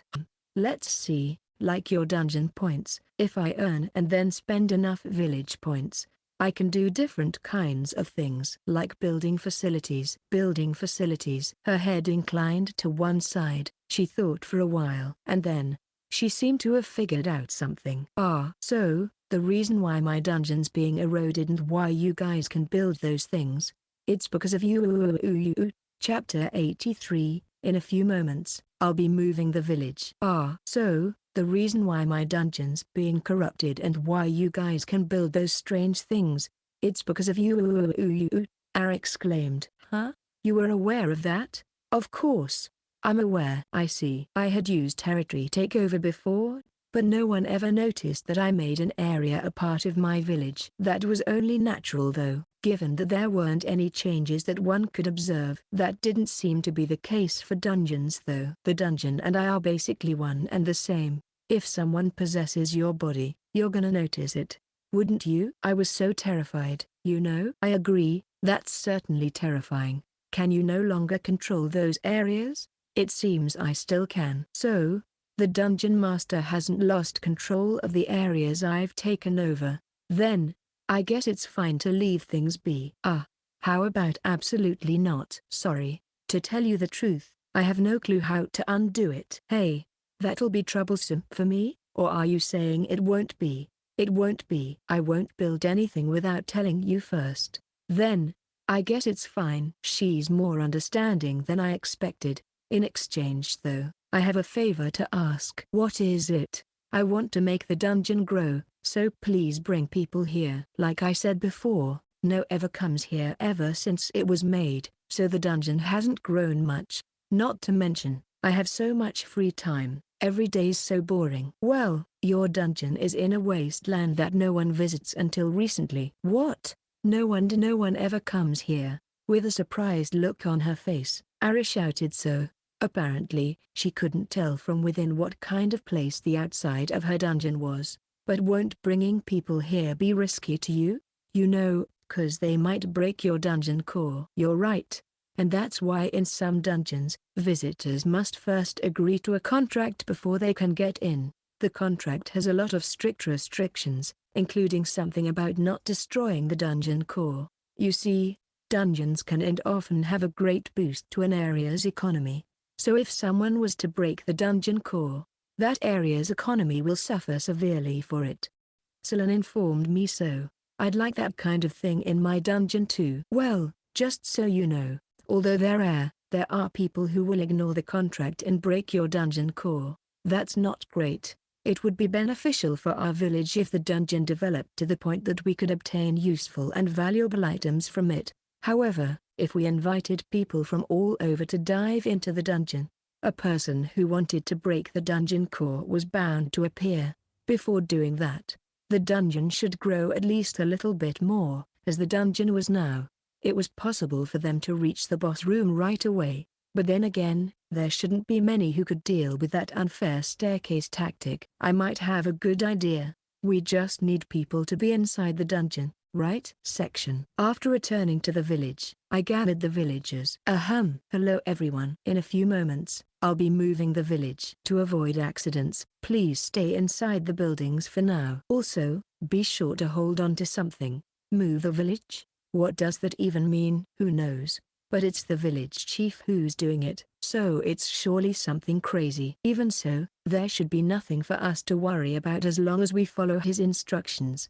Everyone seemed curious at what was going to happen, but they complied without hesitation. Is everyone inside the buildings now? All right, everyone. I'm going to begin now. After shouting so, I used reposition and moved all the facilities in the village toward the dungeon section. A group of merchants headed to the village. In the wasteland saw an unbelievable scene. The road. It's moving? No, can't be. I must be just imagining it, right? I can also see it moving. I don't think it's just in our heads. Oi, forget the road. Look there, the village. The whole village is moving. Ha, ha ha. Is this a dream? Chapter 84. Your life should remain mostly the same. All right. I'm done. Thanks for cooperating. Like that, the village was now closer to the dungeon. Next is the underground tunnel. I descended to the underground tunnel where the dwarves lived. Just what are you planning? Moving the village near the dungeon? Whatever it is, I must say, his gift is as unbelievable as ever. Despite their shock, Celine and Philiasan followed after me. After hearing their question, I answered, I'm going to connect the dungeon to this tunnel. Huh? Right about here. We walked until the edge of the underground tunnel. Once there, I proceeded to extend it for about another 10 meters, stopping only when we reached a cavern. This should be inside the dungeon, right? Are you there? Somebody's made an infiltration route. Hey there. It's only us, no need to worry. Ara the fairy came flying in. We just came to connect your dungeon to our underground tunnel. I did not get any of that at all. We left the perplexed Tara for now and headed back to the underground tunnel to talk with the dwarves. Thankfully, they have already gathered because they wanted to know what was going on. I'd like to ask everyone to live in the dungeon over there starting today. In the dungeon? Could we have done something again? No. It's not like that. I explained the situation to the anxious-looking representative of the dwarves, Dolan-san. I see. Just living inside the dungeon is enough to make it grow. Yes, you'll still be living in that apartment building you're living in now. I'll just move it. Also, I haven't talked with the dungeon master about the details, but I'll make sure monsters won't be disturbing you. If you want to go up to the village, you'll just have to pass through this tunnel. In other words, your life should remain mostly the same. Yes, the idea I thought of was to move the dwarves into the dungeon. Certainly, they always did prefer living somewhere dark and underground, so they should have no problems moving here. So that's why you moved the entire village. Yeah, moving the dungeon didn't seem possible, so I did this instead. Simply staying inside a dungeon didn't have any special negative effects, like their stamina being drained away. On the other hand, people staying in the dungeon was enough for the dungeon master to earn dungeon points. What a great idea. If there are more than 100 people constantly staying in the dungeon, I'd be able to save up lots of points in no time. When I finally informed Ari about the plan,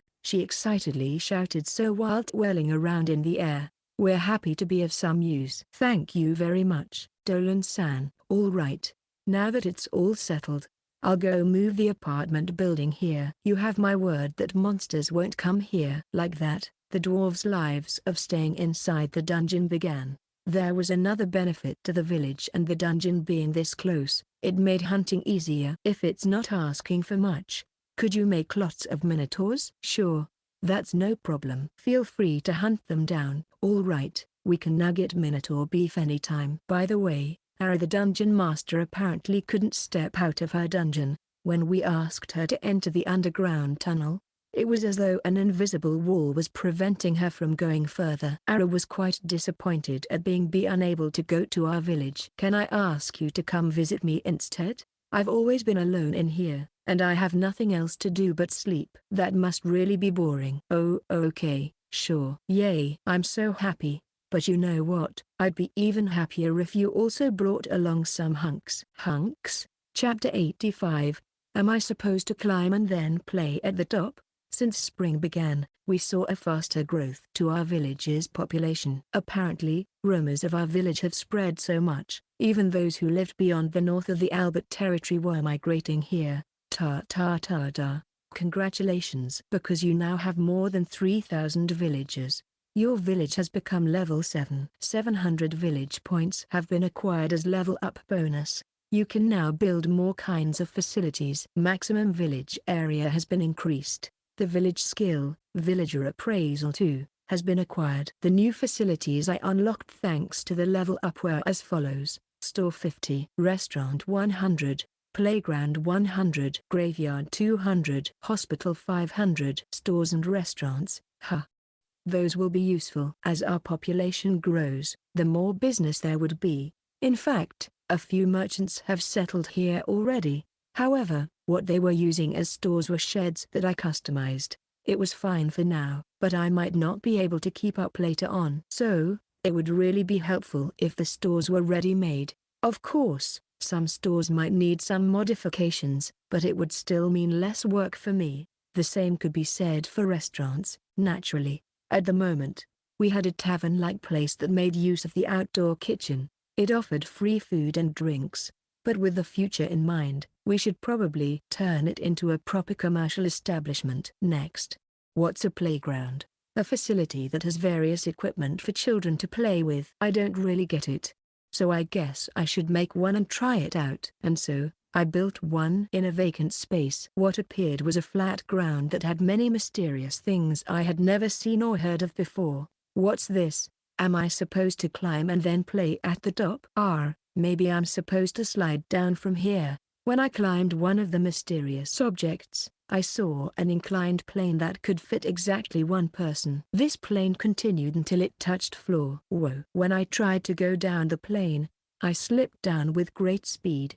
However, because of the sandpit in front of the plane, it didn't hurt even though I still was going fast when I hit the ground. Yeah, children will like this. Just when I thought that, some children rushed over. Mr. Chief, what you're doing? What's this? Ooh, fun. The playground seemed to be popular with the children. Adults liked it too. Before, the children played here and there, but now that there was one place they gathered, it made watching over them so much easier for the adults.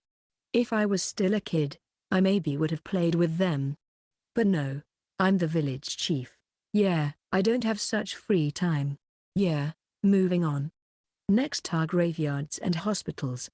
Both will surely be necessary later on. Our population was quite young and healthy, so no one has died of natural causes so far.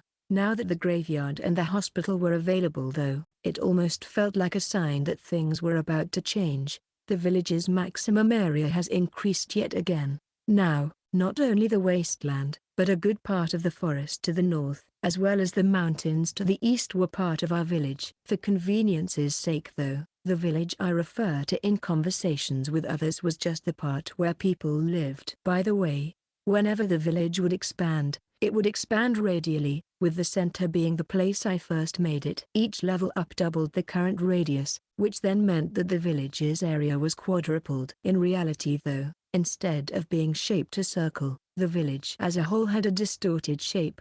This was because the village couldn't expand into places where there was already an owner, unless territory takeover was used, of course. And then, for the village skill this time. Villager Appraisal. No, it's Villager Appraisal 2. The village skill I got this time was apparently a superior version of Villager Appraisal. Milia had come along right at that moment, so I tried it on her to see the difference between the versions. Name: Milia. Age: 21 years old. Village bond level: ultra high. Suitable occupation: priest. Gift: oracle. Strength: E. Endurance: E. Dexterity: C. Agility: D. Magic: D. Luck: B. Height: 166 centimeters. Weight: 52 kg. Bust: 91 centimeters. Waist: 68 centimeters. Hips: 93 centimeters. Luke Sama, I can see even those details about her body. Formerly a maid of the Albert House. Given her performance and her background of being from a low-ranking noble house, she was a candidate to be a future head maid in the Albert House. However, she gave all that up and followed Luke. The thing that majorly influenced her decision was her love for young boys. She's relentlessly aiming for Luke's Chaz. Stop, stop, stop. I couldn't help but shout when information that I shouldn't see continued to flow into my head. Chapter 86. What is this? Some kind of harassment. Villager Appraisal 2 provided significantly more information than the base version. Even as the village chief, I didn't think it was right to look often at the villagers' very private information, and so, I decided to only use it when truly necessary. What's wrong, Luke Sama? Nothing. But what did it mean when it said she loves young boys? No. I feel like it's better if I don't investigate the matter further. Anyway, you need something? Yes, I'd like you to come with me. There's something I'd like to show you. Something to show me? Yes. This way please. The place Milia led me to was the plaza in the center of the village, which by the way was next to playground I just built. In that plaza, there was something huge that was covered by an equally large cloth. Is that what she wants to show me? Other villagers were there as well, likely invited by Milia. Even the dwarves who usually stayed in the dungeon showed up. Please take a look. As though Milia's words was the cue, Goat-san used his strength to pull the cloth all at once. What was revealed was a stone statue that was over 3 meters tall. Its left hand was at its waist, its legs were a little bit spaced apart, its chest was puffed up, its facial expression looked as though it was staring off into the distance, and its right arm was stretched toward where it was looking. It was like a statue of some hero of legend. I've never heard of legends about this one though. After all, this one had my face. Woo! Amazing. It looks exactly like Luke Sama. What a gallant figure.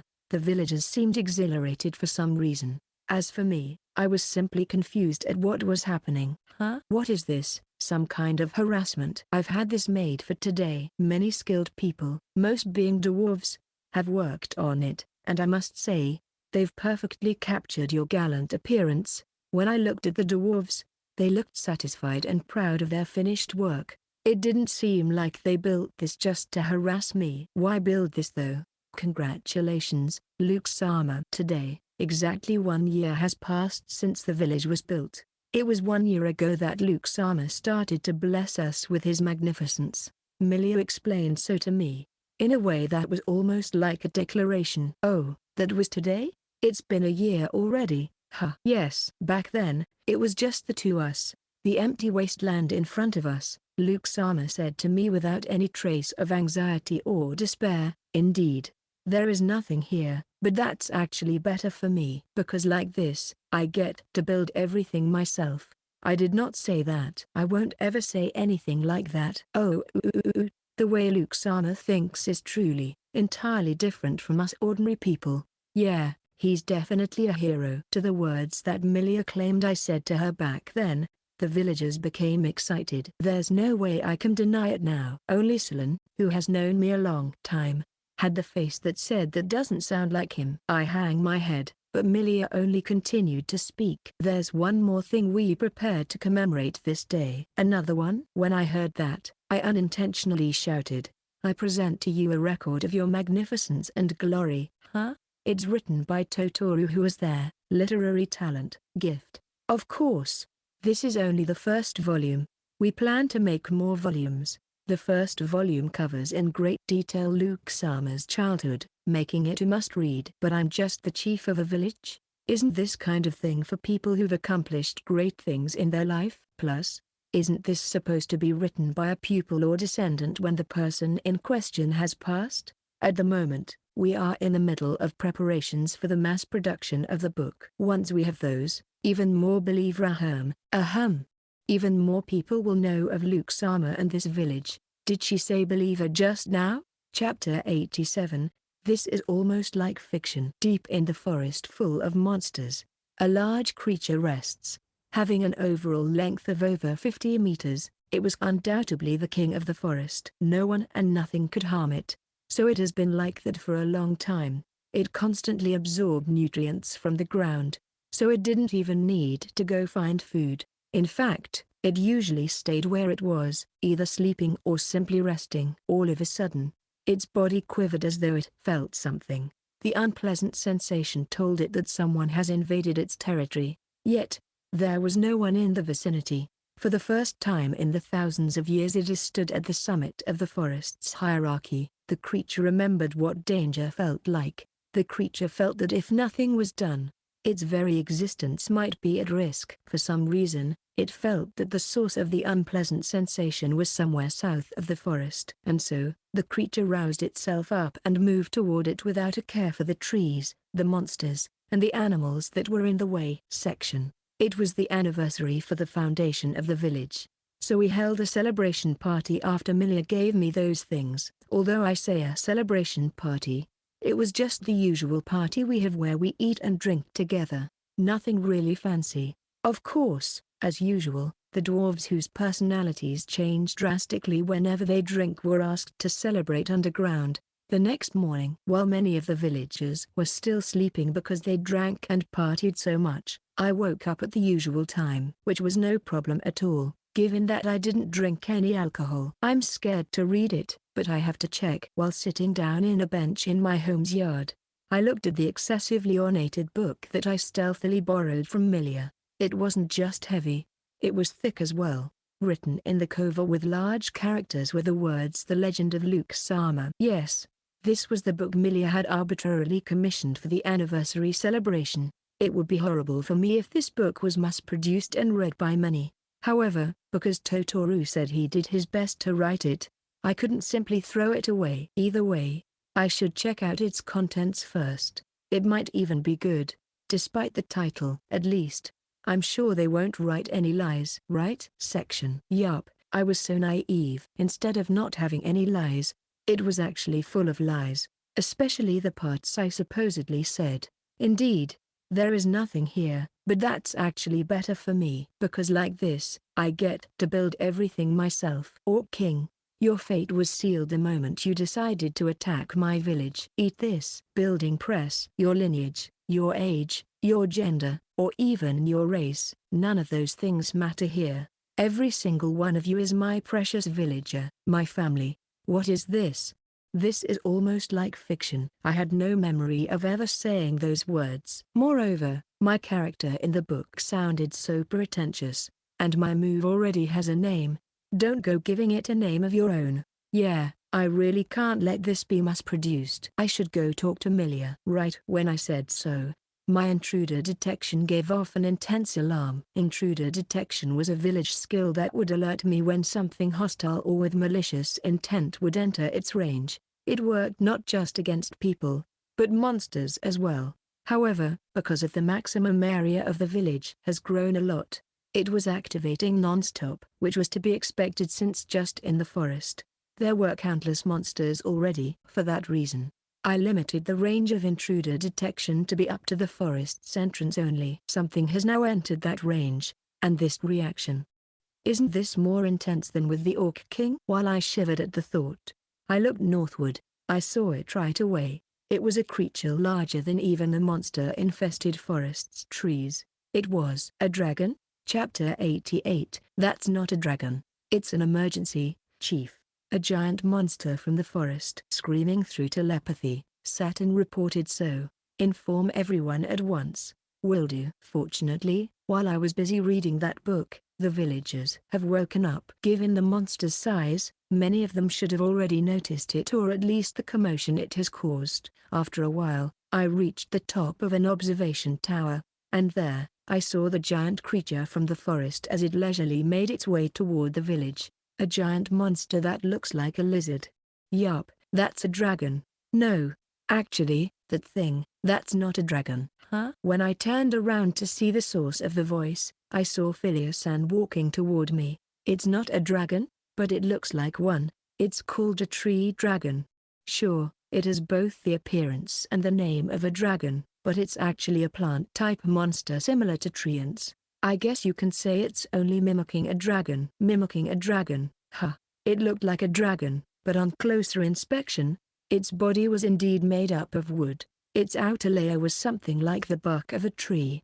I could also see leaves growing wildly here and there. Moreover, it had no eyeballs at all. just holes that resembled the hollows of a tree. Regardless of whether it was a dragon or not though, its threat to the village remained the same. That tree dragon so large though.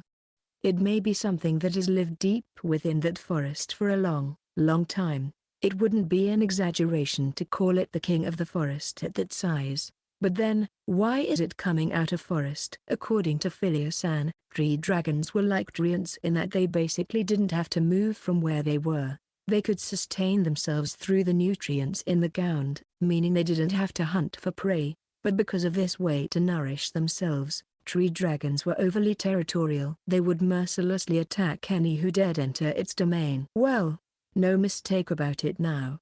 It's headed our way. Then, I suggest we make the villagers who couldn't fight take shelter, maybe underground, perhaps, even us as well, depending on the next few moments. Taking Philia-san's advice, I shouted to the villagers below the observation tower. Everyone, hurry to the underground tunnel. A dangerous monster will soon reach the village. Stay there until it's safe. Just a few moments later, Sullen joined us. Hey, what's the plan about that monster? As you might guess, there's no way we can take it head-on. Even Noel will be blown away if he tries to stop the charge. While we were discussing like that, the tree dragon has passed the halfway point between the village and the forest. For something that large, it sure did move fast. Let me try something. I said so and then constructed a tall wall comparable to those that surrounded the village. I immediately customized it to be a golem that didn't lose to the tree dragon in height. Go, golem. I made the golem stand right in the way of the approaching monster so that it could intercept it. However, right when they were about to clash, root-like things appeared from the ground and wrapped itself around the golem's feet. With the golem immobilized, the tree dragon easily passed through the golem's side. Well then, how about another one? When I was about to make another golem, the tree dragon looked at me with its eyeball-less eyes. What a roar! While I shook with fear, I realized something. Is it looking at me right now? Can it be that its target is me? Meanwhile, the tree dragon easily broke through the village's outer wall. Like that, it was able to enter the area where our fields were set up. Thank goodness we've just finished harvesting. No crops will go to waste. Wait, now's not the time to be worrying about that. What's going on? Why did it suddenly stopped? If left alone, the tree dragon could have continued to break the inner wall and then just wreak destruction in my village. So I desperately tried to come up with a plan to drive it away. For some reason though, the tree dragon stopped in the middle of the fields. Is it not coming anymore? Still vigilant, we stared at it for a while. Yet no matter what, as through the tree dragon turned into nothing more than a tree, it just didn't move where it was. What's the meaning of this? Chapter 89. I think it likes the soil in the fields. Much to the monster's surprise, it found unbelievably rich soil. After placing down its roots and nourishing itself, the monster was ecstatic and full of vitality. Not only that, it was also relaxed. The anger it had just a few moments ago had vanished without a trace. In fact, it had forgotten the very reason it came to this place. Instead, it was busy merrily swaying its branches. Now that it has known of this pleasure, it didn't want to be without it anymore. From that moment on, it has decided to live at this place. Section. Is it safe to get near it? It's best to be careful. It might just be trying to lure us into a trap. Tree dragons aren't known to be that smart though. For some reason, the tree dragon stopped in the middle of the fields and hasn't moved an inch since. It looked nothing more than a normal large tree right now. We have come down from the observation tower and into the fields, and so far, it hasn't shown any signs of attacking. At times, it would shake its branches. It almost seemed jolly. Ape, what's this large tree doing here? Naru, sorry for calling you out here even though you're safer being underground. A nervous Naru arrived. She had the heart of the animals gift, so she was the one who usually takes care of our domestic animals. Please don't worry about it. But, what am I supposed to do here? Also, where's the tree dragon? Has it been driven away? It's right in front of us. It's that large tree. Naeru hurriedly took 2 to 3 steps back. For some reason, when Tiet arrived at this place, it just stopped. I was thinking that maybe you can find out the reason why. Sorry, I don't think I can be of any help. My gift lets me understand the feelings of animals, but not of plants. While looking at the tree dragon, Naru said so, after a few moments. I'm not sure, but I think it likes the soil in the fields. Oh, you understood it? No. I can just sort of tell. Unlike with the farm animals, I'm not at all certain this time. The tree dragon was more monster than plant, so we thought that there might be a chance that it was close enough to being considered an animal.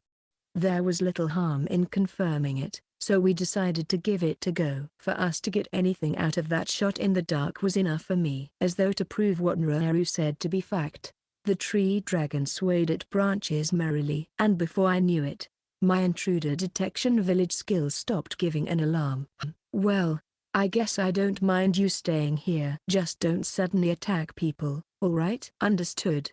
It seems to say. It's quite perceptive. Something then fell from the top of its head. Is that a fruit? It was absurdly large. By my estimate, it seemed about the same size as my head. The fruit of a tree dragon is known to be very nutritious, making it great for health tonics and such. It's even said that if taken on a regular basis, it'll slow down your aging. It's such a rare item though.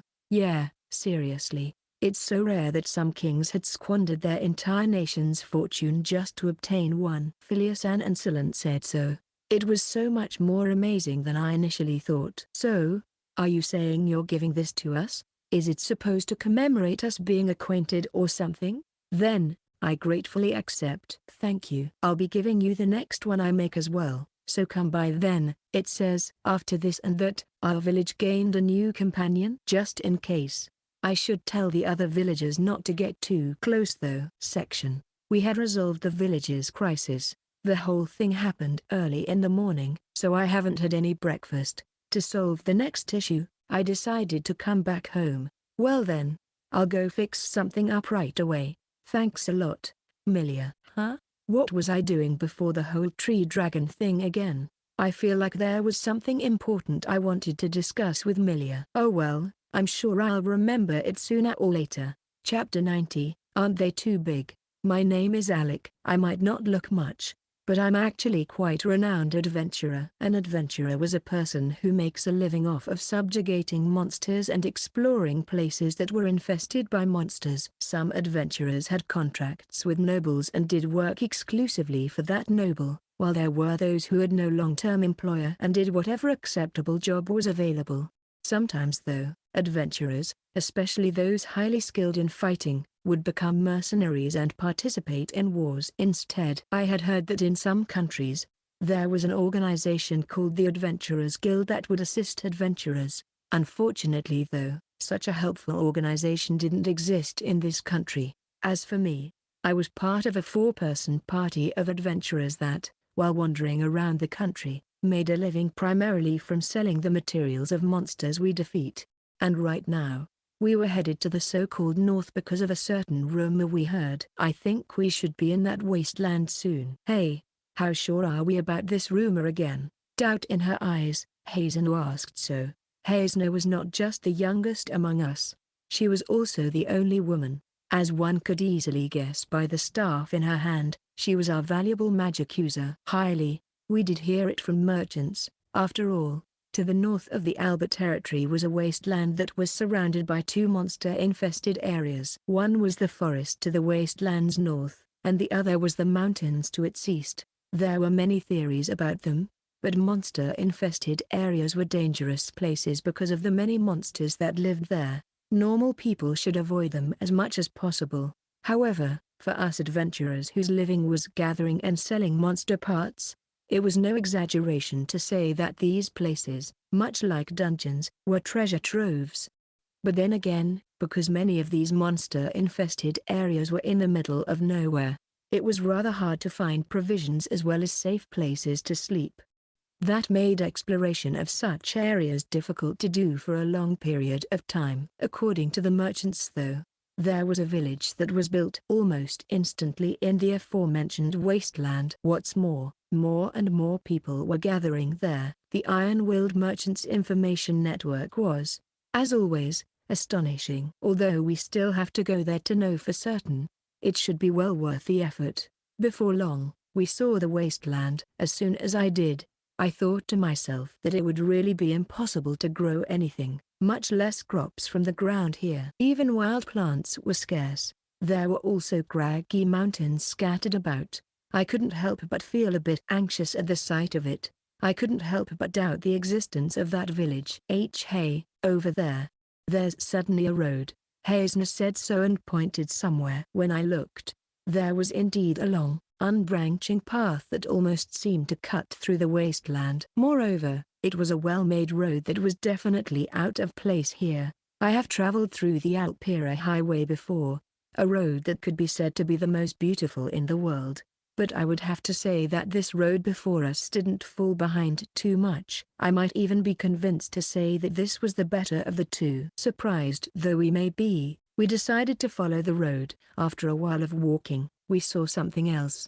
Can that be the village? They've got decent walls, don't they? Yeah, but then again, if you live so close to two monster-infested areas, you'll probably need at least that much. However, when we got closer, we realized something. Wait, aren't those walls? Aren't they too big? We thought their walls were of average size, but it turned out that we were simply too far away. At the moment, their walls were comparable to the walls of a city, but there was still some distance to cover, so it might be even larger than that. They said it was a village, right?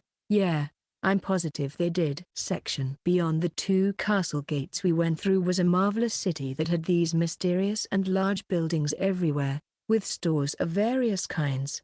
The bustle of this place easily surpassed what could be found in an ordinary stopover town. Are we still in the wasteland? It totally doesn't feel like that. At any rate, we had confirmed the merchant's tale to be true. With a city like this as our base, it would be so much easier to hunt in the monster-infested areas. Not only could we get provisions and a safe place to sleep, we could also sell the materials we obtained right here. Should we go greet the leader of this place? If a place was within the scale of a village, it was always better to give the village chief a courtesy call before setting out in order to avoid unnecessary trouble. However, when a place was as vast as a city, that might no longer be needed. In fact, we would often get sent back when trying to give our greeting. They still call this place a village, so I guess we should, just to be safe. But have you heard that the one who built this place is the son of Lord Albert? You mean that battle junkie lord that has their swordmaster techniques gift? If that was true, it was possible that the reason this place was built was so that that person could explore the monster-infested areas himself. I guess he's a battle junkie too, just like his father. So, the son built this place because he's a battle junkie that loves to hunt monsters? If so, I bet you he looks totally like a brute. When I said that, a boy of about 12 or 13 years old approached us while smiling. He looked as though he wouldn't harm even a fly. What can he possibly want with us? Welcome, adventurers. I am Luke Albert, the chief of this village. Chapter 91. Okay, so people can go deeper now. That day, a group of 4 adventurers came to our village. This was the first time that adventurers have visited us. They likely heard rumors about us and thought they could use our village as a base of operations for exploring the monster-infested areas here. Personally though, I wanted them to challenge another place. Hey, Ari, is your dungeon improvement going smoothly? Yup, thanks to you, everything's perfect, Ari the dungeon master declared so while puffing her chest. By the way, I went to her dungeon via a direct underground route from my home. My dungeon has 5 floors now. Plus, I've shifted things around so that it starts easy at first and gets harder the further in you go. Oh, and I've deployed a powerful boss monster now. Her dungeon originally only had 2 floors. In addition, even her first floor had an excessive number of traps and monsters. Okay, so people can go deeper now. Dungeons had this feature called dungeon points. Basically, dungeon points were earned based on the length of time each visitor to the dungeon has stayed there. So, if her dungeon was hard from the start, people would leave at once and cause her to earn less dungeon points. So, do you think your dungeon's ready for adventurers now? There's a group of adventurers who just arrived at the village. you see. Absolutely. All right, I'll go ask them to give your dungeon a try. Having gained Ara's permission, I immediately went to meet the adventurers. I estimated that they should have passed the fields and the inner gate by now. Is that them? Compared to soldiers, many adventurers preferred light armor. Because of that, they could be mistaken for travelers at first glance. However, the group I found seemed to match the description Saturn gave me via his telepathic report. They still call this place a village, so I guess we should, just to be safe. But have you heard that the one who built this place is the son of Lord Albert? You mean that battle junkie lord that is their swordmaster techniques gift? So, the son built this place because he's a battle junkie that loves to hunt monsters? If so, I bet you he looks totally like a brute. I'll just pretend I didn't hear anything. Welcome, adventurers. I am Luke Albert, the chief of this village section. A sweet-looking boy said so. That stunned us for a while. Huh? This boy is the village chief. He's the son of that Lord Albert. Also, did he come all this way to welcome us?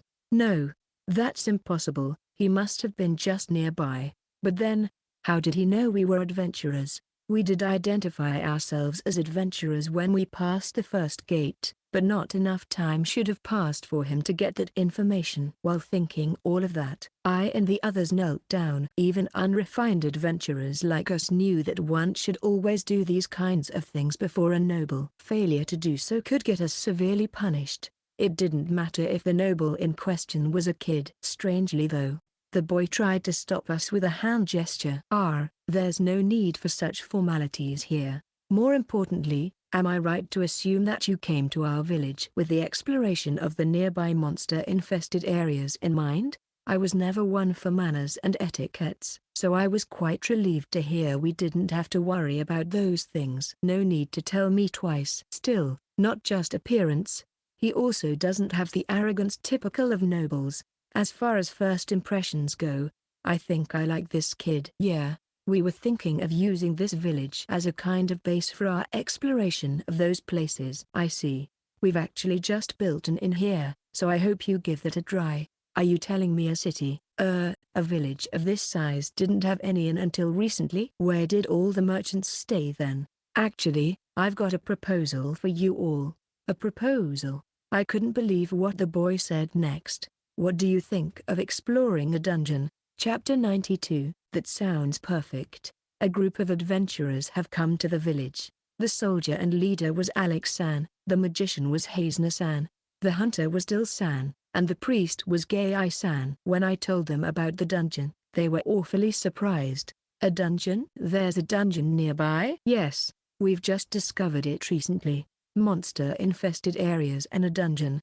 Why, I think we can call this place a haven for us adventurers already. I also told them about the contract that would prohibit them from breaking the dungeon core. I'm sorry, but unless you agree to this, we can't give you permission to explore the dungeon. We understand, and we agree to it. For us adventurers, destroying a dungeon is pretty much like digging your own grave, and like that, I decided to guide them toward the entrance of the dungeon. Huh?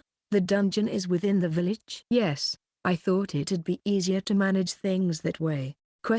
Didn't he say that they discovered the dungeon just recently? Why is he talking like he built the village here expressly for the dungeon? Wait, is he saying he moved the entire village here? No way, right? After a while of walking, we arrived somewhere in the southwest of the village. The entrance is between those buildings. Huh?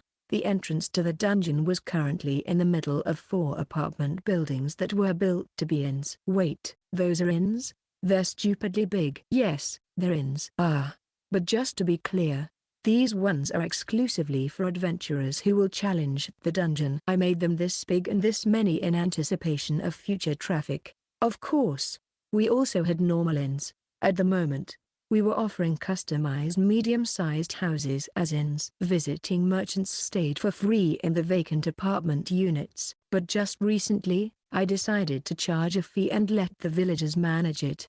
Everything in the village had been offered for free to the villagers, but on the other hand, they were not given coin in exchange for their labor. Such a system wasn't sustainable soon enough, especially given the current size of the village as well as the rate we were growing. that system would reach its limits. And so, wherever possible, I would let the villagers take control of services.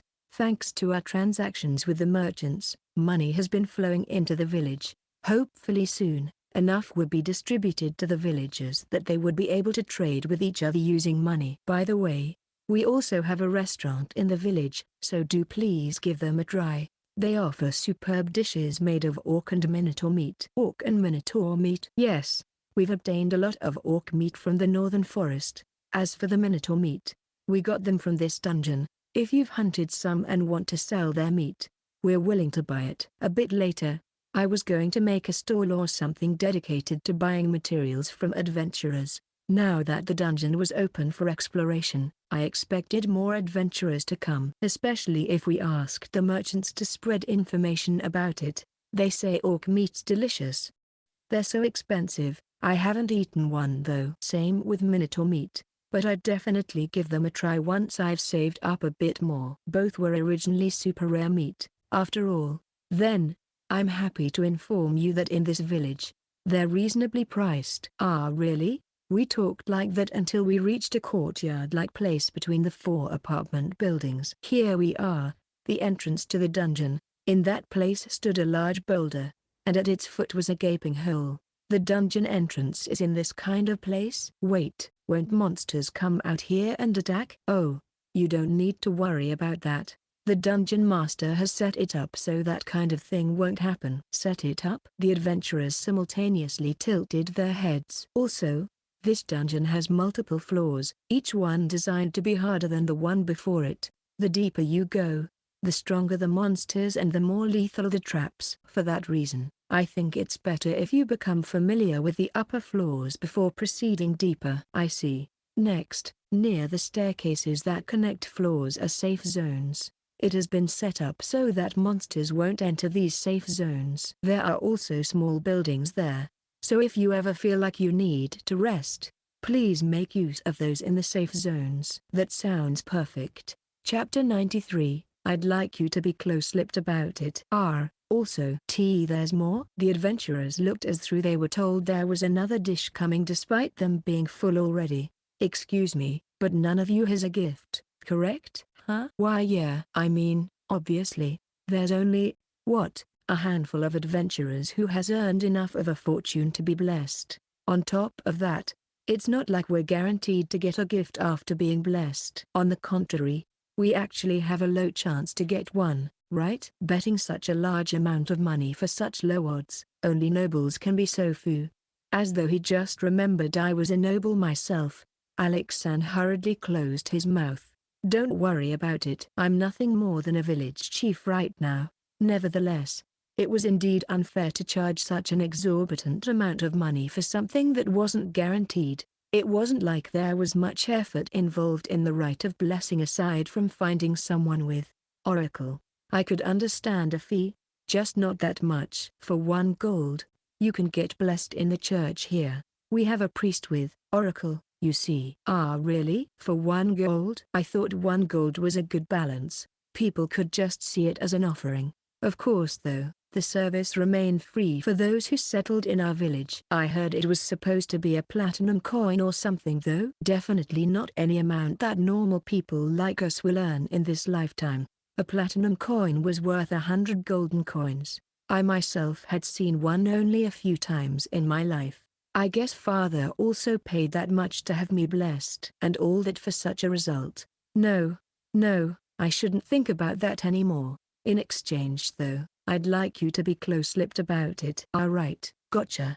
As though he understood that our church wasn't an official one, Alexan nodded with a stern face. It should go without saying that we wouldn't bless just anybody. We didn't want anyone dangerous to receive a gift and become even more dangerous. After all, I was fine with having Alexan and the others be blessed because I had already used villager appraisal on them. Yes, I had turned them into villagers without their consent. There didn't seem to be any harm to them in doing so, and they would automatically cease to be villagers once they leave the village anyway. Also, the one I used on them was villager appraisal too. Through some trial and error, I could now choose which information would be shown. Name, Alec. Age, 38 years old. Village bond level, low. Suitable occupation, soldier. Gift, greatsword techniques. Skills, greatsword techniques LV2. Criminal tendency, none. Name, Hazener. Age, 18 years old. Village bond level, low. Suitable occupation, magician. Gift, red magic. Skills, red magic LV2. Criminal tendency, none. Name, Dill. Age, 31 years old. Village bond level, low. Suitable occupation, scout. Gift, enemy search. Skills, enemy search LV3, stealth LV1, dagger techniques LV1. Criminal tendency, none. Name, Gay I. Age, 27 years old. Village bond level, low. Suitable occupation, warrior monk. Gift, white magic. Skills, white magic LV2, cudgel techniques LV1. Criminal tendency, none. Remarkably, all four of them had the potential to have gifts, and I didn't know if it was just a coincidence or an inevitability, but their present roles in the party matched their potential gift quite well. Maybe, even if a person still hasn't unlocked their gift, it influences them in some way. As for skills, they were abilities that, unlike gifts, could be earned through one's efforts. My village skills were exceptions though. Now that I think about it, I sort of feel like that maybe gifts also influence these skills. Like, if a skill matches the person's potential gift, maybe it's easier for them to acquire and improve that skill. By the way, once a person receives a blessing and unlocks their gift, the skill would automatically shoot up past LV5. That was how powerful gifts were. Be that as it may, we're common folk, so the chances of us getting a gift are still low. I'm certain I'll get one. Whoa, hey there, Hazener. Where does all that confidence come from? I just feel it. Alright, I feel I'm going to be one of the chosen ones. Well, won't that be great? Alex Sands gave a somewhat cold reply, and for that, Hazener-san glared and snorted at him. Ahaha, there's no need to worry. All of you are chosen, you see. Huh? How do you know that? I mean I feel like you're all chosen. Yeah, that, and like that. I led the adventurers toward the church. Chapter 94, I made them this big and this many in anticipation of future traffic. Luke the village chief was nothing at all like I expected. He had none of the arrogance and overbearingness that were common in nobles. He didn't even mind that I talked casually to him. Too casually, some would argue.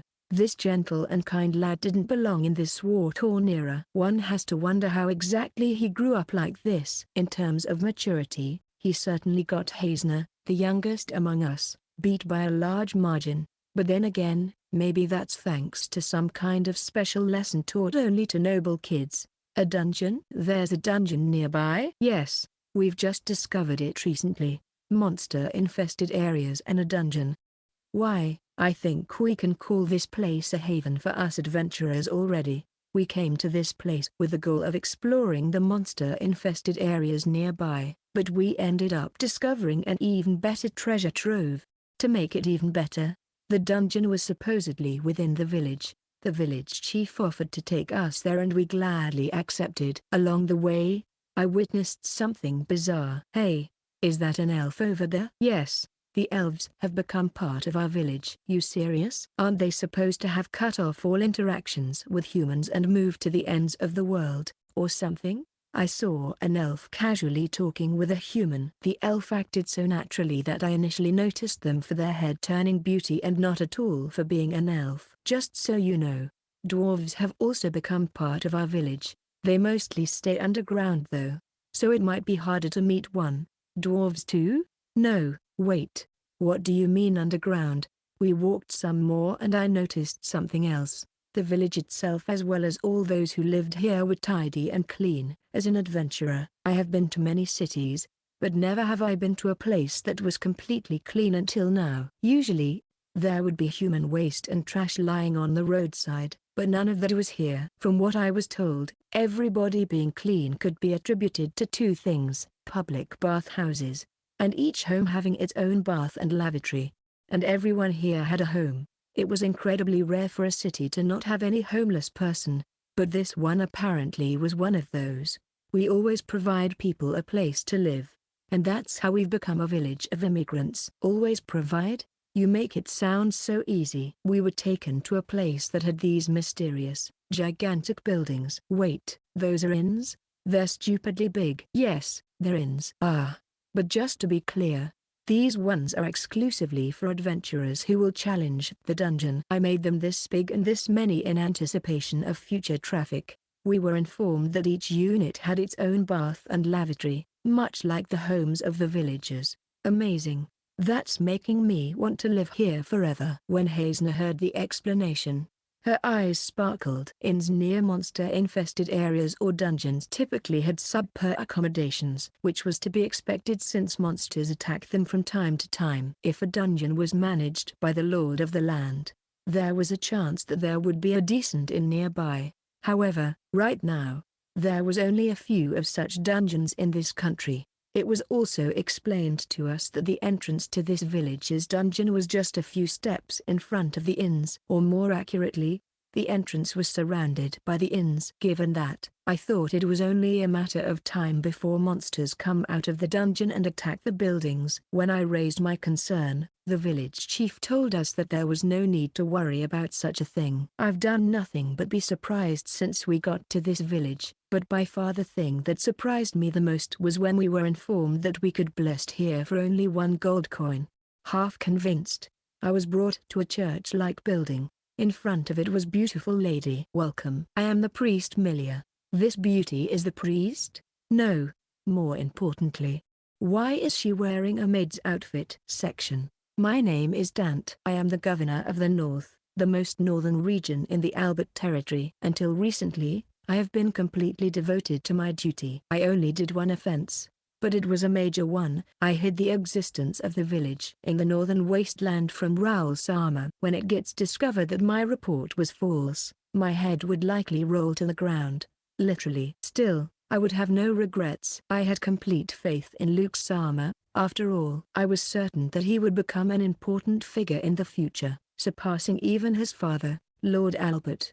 There was a chance that he could even change this very country for the better. Thinking about that, the risk I was taking was nothing. Nevertheless, Dan Sama, we can't hide the existence of the village for much longer. Rumors about it is spread farther than the north. Before long, Raoul Sama himself will likely set out to investigate the matter. I realize that, and that's why we're heading to the village right now. I agreed with Bizarra. I and my elite guards were once again toward the village, but this time, it was partly to give thanks to Luke Sama, who has greatly improved the food shortage crisis in the north.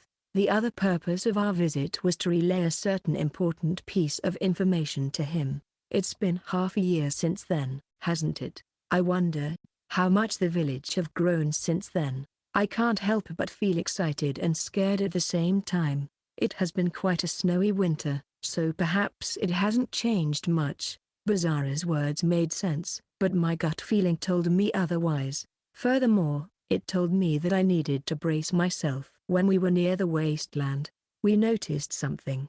We've passed by quite a number of people, haven't we? Yes, the only place ahead in the village though. Then, it's probably safe to assume that that's where they're headed. But all of them? Aren't there too many? The advent of spring probably meant a significant increase in immigrants. Among those we passed by were groups who seemed to be merchants. Some even looked like adventurers. I see. Because of the monster-infested areas nearby, the village would indeed make a wonderful base of operations for the adventurers. Chapter 95.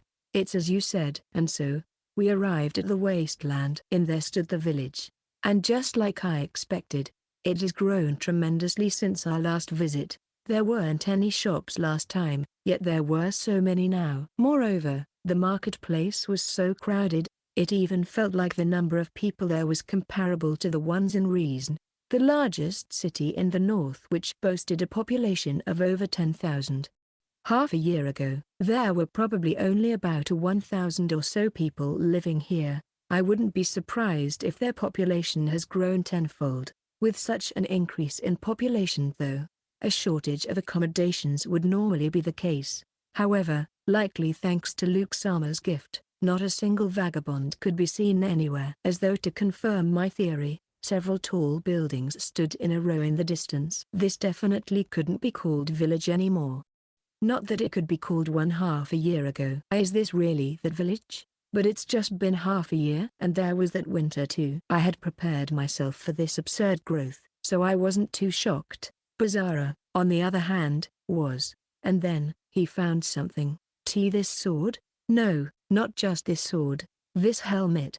This armor. They're all of unbelievably high quality. It was the equipment being displayed by a weapons and armor shop. Is it truly that amazing? Yes. Something of this grade is rare even in the royal capital. I've heard of nobles paying fortunes to commission the making of one of these, yet we find one here. Displayed as through them us producing it, probably because he heard Bizarre's shouts. The shopkeeper came out to greet us. Ha ha ha. Well, it's as you said. They're being mass-produced in this village. Of course.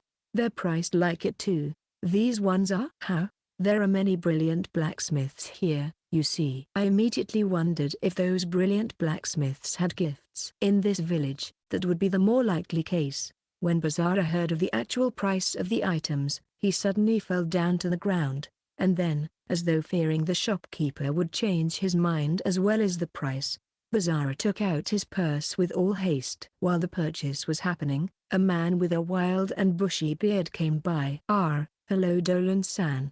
Here for a delivery? Thank you as always. WH. A dwarf? Yes, a dwarf. They're actually the ones who made the magnificent weapons and equipment in this shop. No, wait. There are dwarves in the village? Yes, elves too. Elves too? Apparently, elves and dwarves have settled in the village. I had no idea how it came to be in the span of half a year, but all three races were living peacefully in this village. Never mind their relationship with human beings, elves and dwarves were known to not get along with each other. Needless to say, if true, this was all unheard of. By the way, we're what you might call a resale shop. As such, we also have the elves' potions for sale. Their potions? They're selling their potions here? It was one absurd story after another, so I couldn't help but get dizzy from it all. When I was ready to move on, the scent of meat being burnt drifted toward me. I knew that we shouldn't make too many detours, yet I still ended up approaching the source of the delicious scent. Come get some grilled minotaur meat on a stick. Did you just say minotaur? The shopkeeper just said something unbelievable. After all, minotaurs were monsters that was said to live only in dungeons, and only in some of them at that. Sure did. We get a steady supply of it from the dungeon in this here village. See, let me tell you, you won't be able to eat this anywhere else for this cheap. Hold up, there's a dungeon here? What? You didn't know about it? The village chief became good friends with this dungeon master. See, and now the village can hunt as much minotaur as we want. Became good friends with the dungeon master. As far as I was aware, establishing a friendly relationship with a dungeon master was one of the rarest things to happen. Suddenly, we heard a terrifying sound. When I looked around to figure out what it was, I saw a pillar of flame rising toward the sky. The place where the flame pillar originated was a wide, cylindrical building. This building wasn't in the village the last time we were here. What's that building? To the question I accidentally said out loud, the old man tending to the shop answered like this, that one? That's the training grounds. The soldiers, guards, and even adventurers use that too. Well, train. That just now was fire magic, isn't it? Then, I'd say it's being used by a magician named Hazna.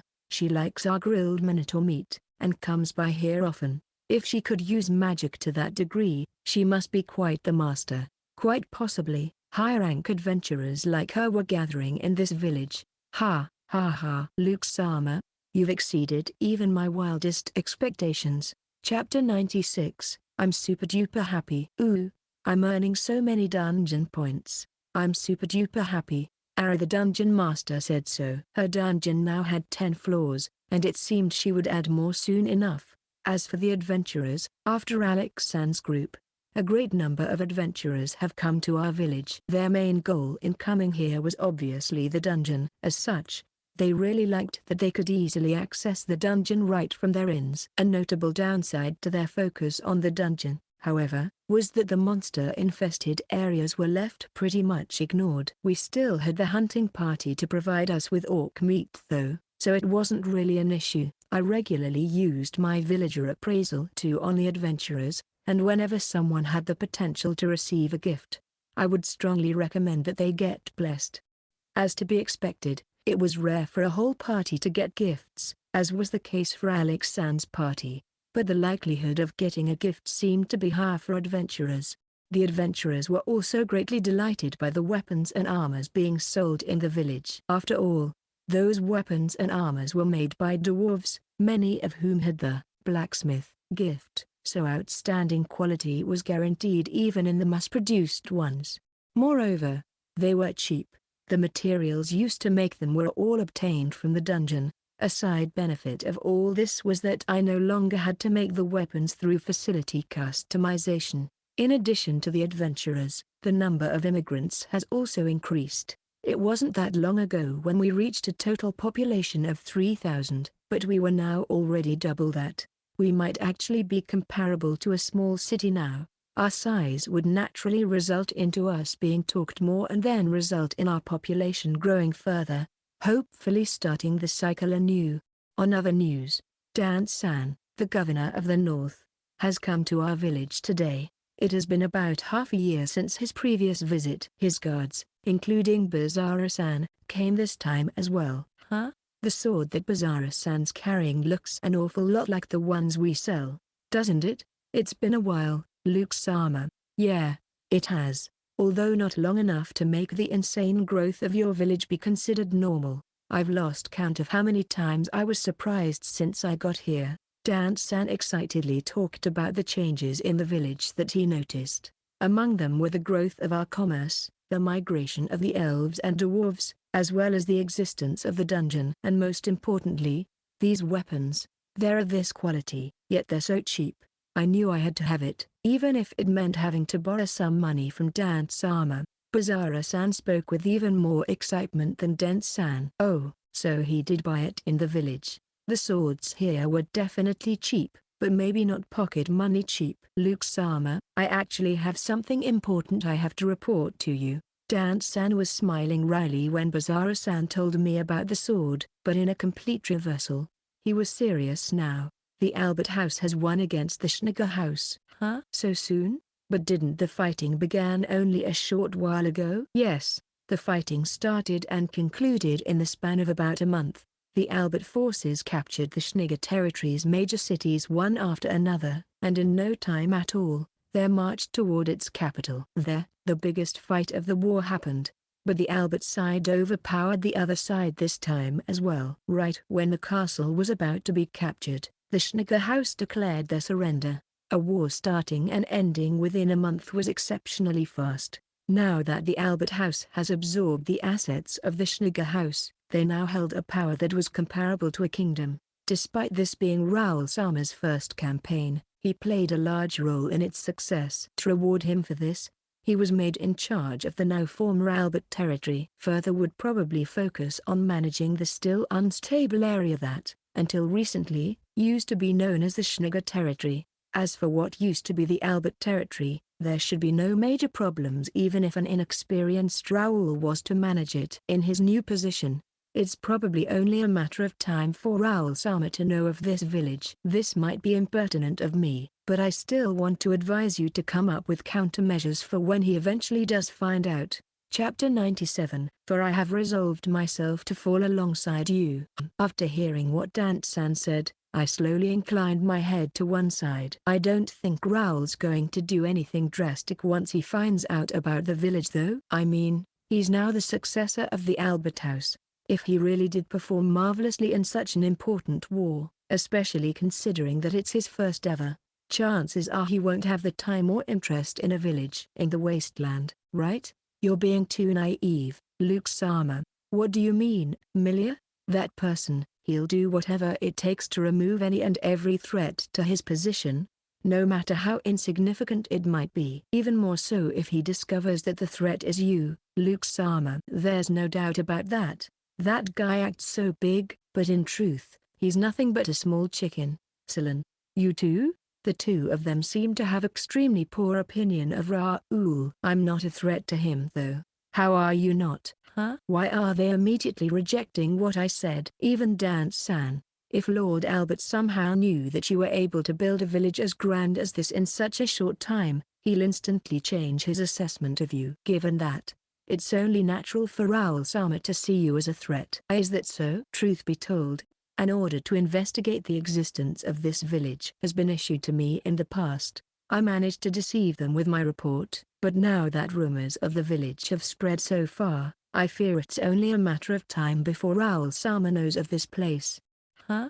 Isn't that dangerous for you? If it gets discovered that the governor falsified a report, he would get terminated. There was a chance that it would not be just from his position. You need not worry about me, for I have resolved myself to fall alongside you, Luke-sama. I didn't ask you to be though. Regardless, the matter with Raoul-sama cannot be ignored. I suggest that you strengthen your war potential, all while trying to hinder Raoul-sama from discovering the village as much as possible, of course. After Dan-san said so with a serious face, he suddenly chuckled. But then again, judging from the adventurers you've invited through the dungeon, the high-grade weapons and the potions you're making, the training ground you've built, and of course the training of soldiers you're doing, it seems I didn't even need to tell you to improve your war potential. I wasn't at all preparing for a fight against Raoul though. The dungeon, the weapons, and the potions were things we got by chance and not something we purposely looked for. As for the training area, it was requested quite often enough that I decided to build one. The mages in particular wanted a place where they could safely practice their magic. And of course, I thought that in this war-torn era, it was only natural for us to improve ourselves in order to better protect the village. Section. Excellent. Where have you gone? Said Spazurata, the head of the Spazurata house, was at his wit's end. His daughter, who was supposed to marry into the Albert house, has ran away and hasn't been heard from since. He has sent out his retainers to look for her multiple times but to no avail. If things were left as they were, their house's relationship with the Albert house would surely deteriorate. Beg your pardon, sir.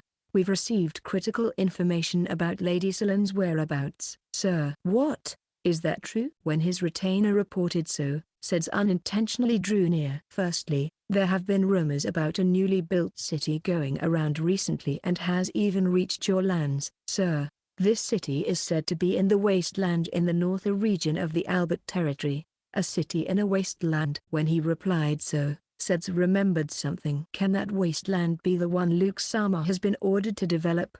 It appears so, sir. Moreover, he has done so at an unbelievable speed. It's said that his city already has a population of over 10,000 people. 10,000? But it's been only a year since he was banished, hasn't it? Why yes, sir. In relation to that village, we believe it's possible that Lady Celin might have come there. It's not out of the question. However, if Luke-sama really did build a city in that place in this short span of time, the report was certainly a valuable piece of information. However, it also made Seds's head ache more. Like this, Luke-sama might once again be considered to be the next head of the Albert House.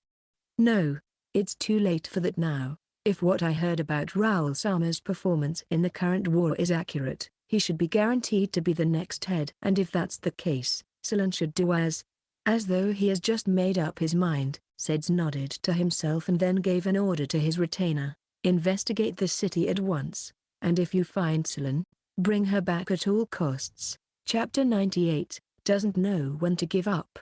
Beg your pardon, Seds-sama, but while we were able to meet with Celin-sama, we failed to convince her to come back. I see. After hearing such a report, Seds sighed. He had sent numerous emissaries now, but all had failed to convince Celin to come back home. Also, is there something else? Why yes, it's about this. The retainer said so and then brought out a letter of resignation. Are you saying that even you want to move to that city? 10,000 apologies. It's just that it's so wonderful there. The food's delicious, and the lodgings are so comfortable. They also have this large, pleasant bath that you can use anytime. Sidders has grown so tired of hearing the same excited speech that he couldn't even muster a sigh anymore. After all, each of the emissaries he has sent to that city has, without exception, decided to move there. They were sent to take back Ceylon, but they ended up being taken instead. As the saying goes, many go out for wool and come home shorn. Ingrates. Every single one of them. After all I've done for their careers, for their lives, they're going to leave just like that? And for what? A city in some wasteland. After the retainer left the premises, Seds shouted so. Sending another subordinate without careful thought was no longer an option. Just what the hell do they see in that city? At that moment, it sounds like you're having trouble persuading sister to come home, father. Oh, Celius. You're back. Yes, I've just arrived. As an ally of the Albert House, the Bazirata House also participated in the recent war. This was Celius's first campaign, but according to the reports that Seds has received, he performed spectacularly.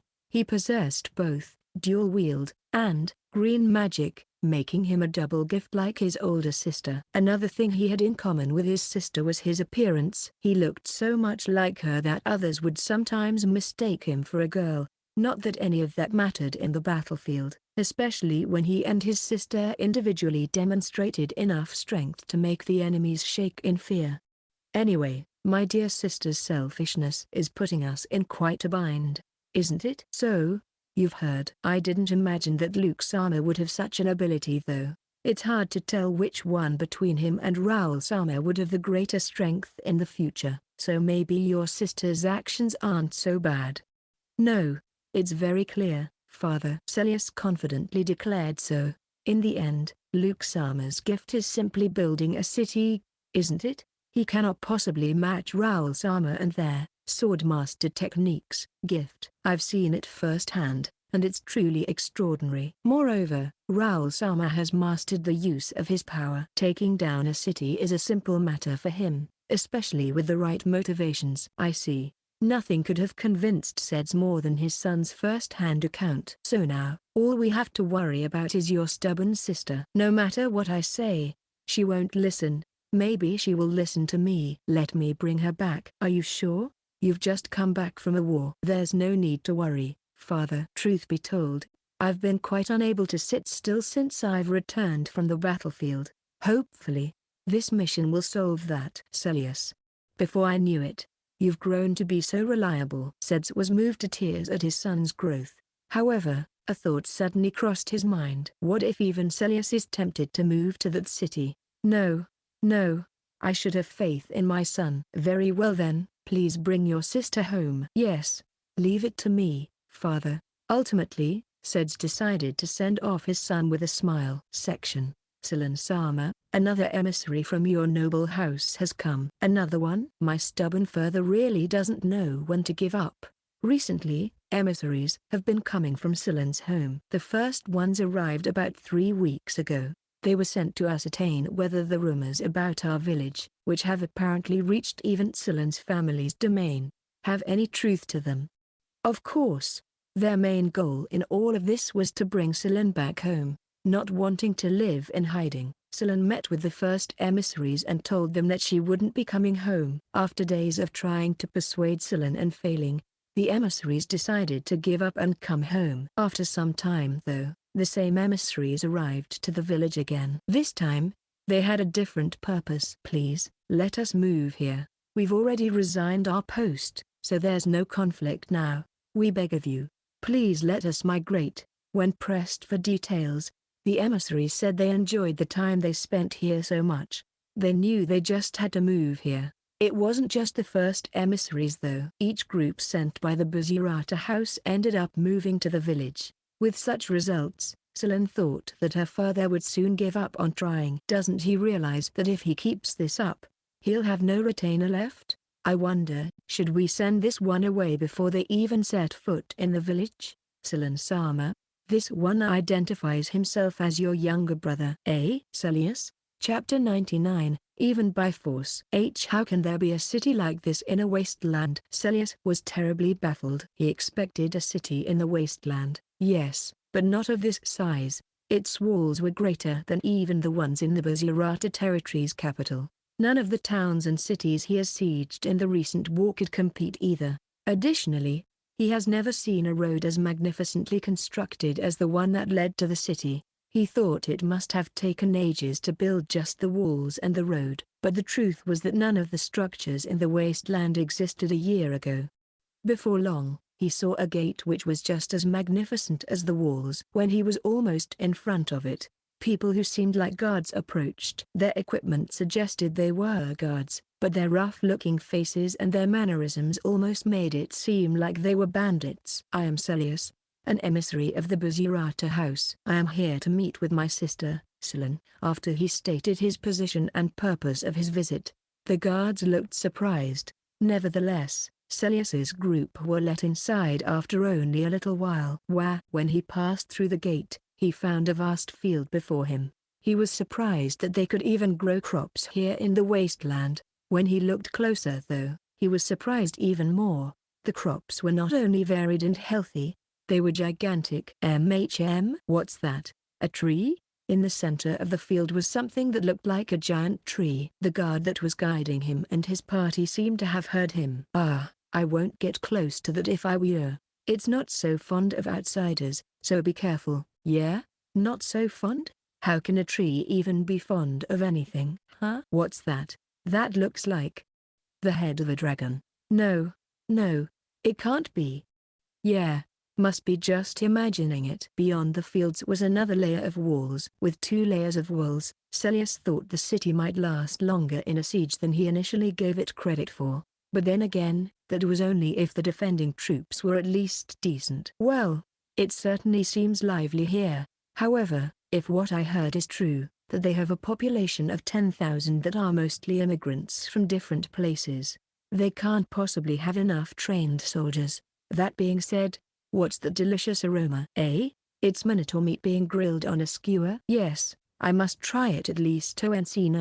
No, I'm here on a mission, not to be a tourist." Despite the many temptations along the way, Celius finally made it to the village chief's home where his sister should be waiting for him. "I thought this was going to be larger than our castle." "Actually, I don't think this can even be called a castle." "Why is there steam rising from the pond?" "Wait, is this a bath? Do they bathe in something this big anytime they want to? I'm so envious." No, I'm not at all. Having a good bath once in a while is more than enough." While Celius mumbled to himself, a young man arrived. "Hello, Celius-kun. It's been a while, hasn't it?" Luke Dono. The 2 lads had met before when Celius visited the capital of the Albert territory. Celius was actually quite worried that Luke somehow got all manly all of a sudden while he remained the same. For that not to be the case, Celius couldn't help but breathe a sigh of relief. Not long after Luke showed up, Celine did as well. "Sister, I am not coming back, Celius." Celine opened with those stern words. "I can't accept that answer. You must come home with me. Our father looks forward to your swift return." "My return home is not what our father looks forward to. It's the assurance of a strong relationship with the Albert house. Wouldn't you agree?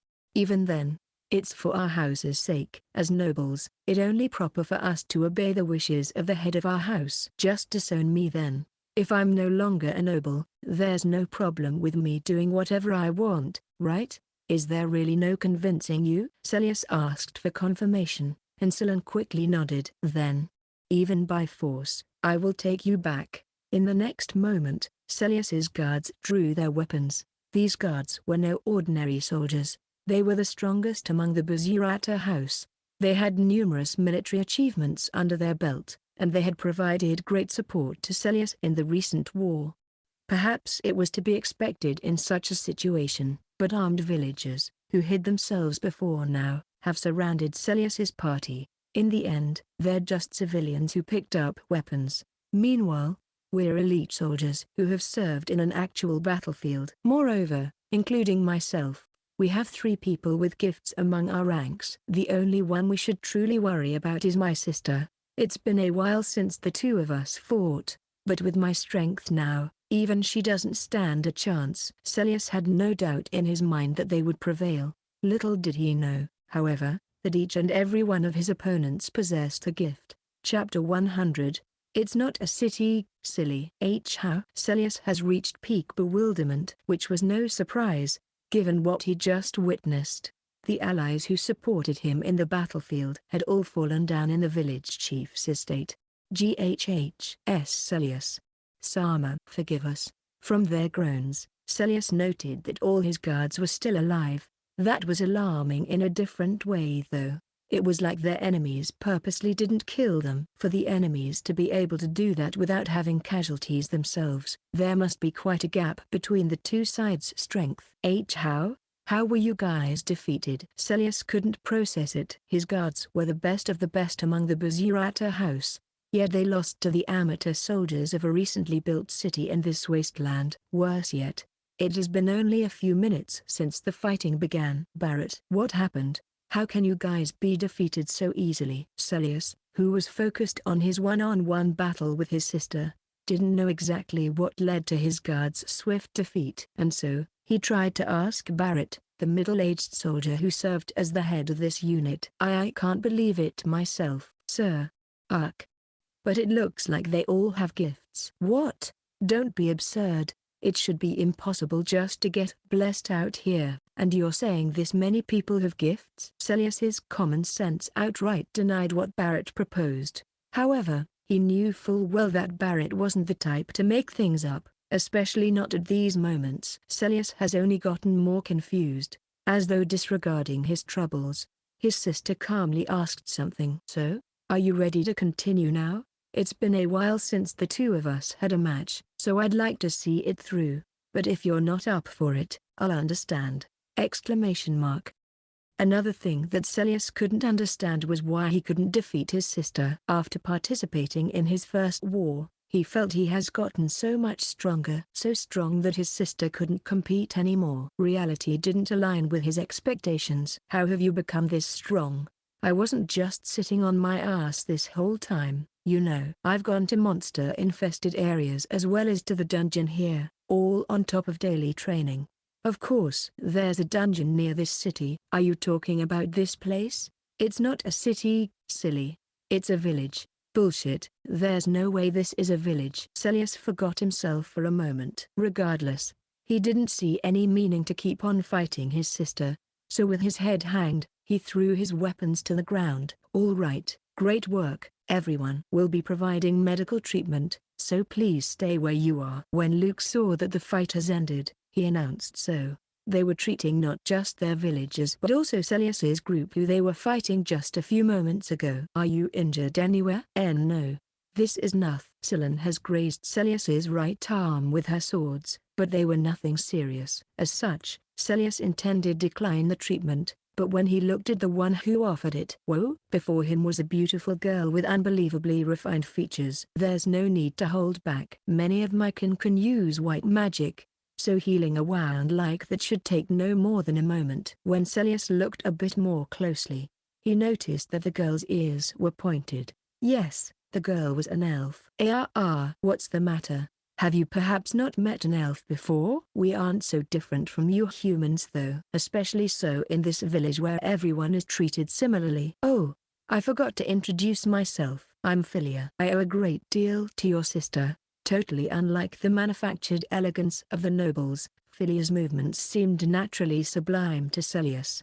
Before he knew it, his heart was beating madly, and his face has grown bright red. And, as though he reverted to being a baby, nothing else came out of his mouth but You're so red. Are you feeling alright? Having noticed the change in Celius's complexion, Philia brought her face closer to Celius's. Like that, Philia delivered the killing blow to Celius.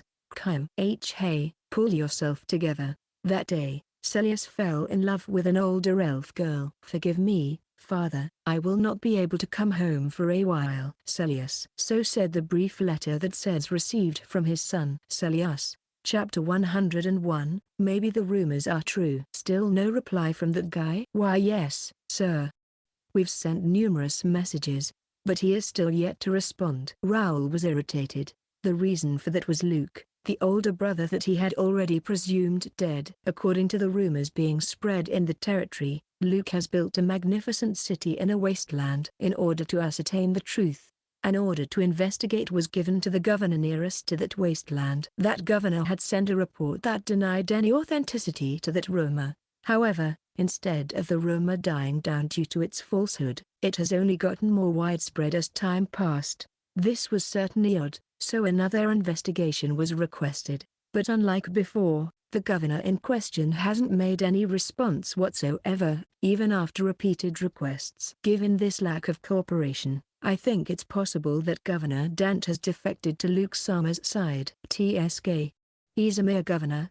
How dare he defy me? Further amplifying Raoul's anger was the fact that, even at this point, they still couldn't tell how true the rumors were, if at all. After all, each and every person they themselves sent to investigate has failed to return. Funnily enough, the only report they have is the one from Governor Dant. Maybe the rumors are true, especially the parts about the city having delicious food and comfortable homes, and that's why none of our teams have returned. Preposterous.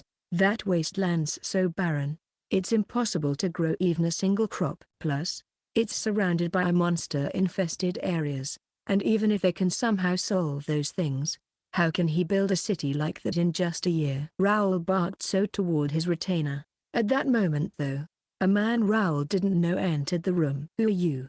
I'm busy right now, so you better not be here for something trivial. Raoul Sama.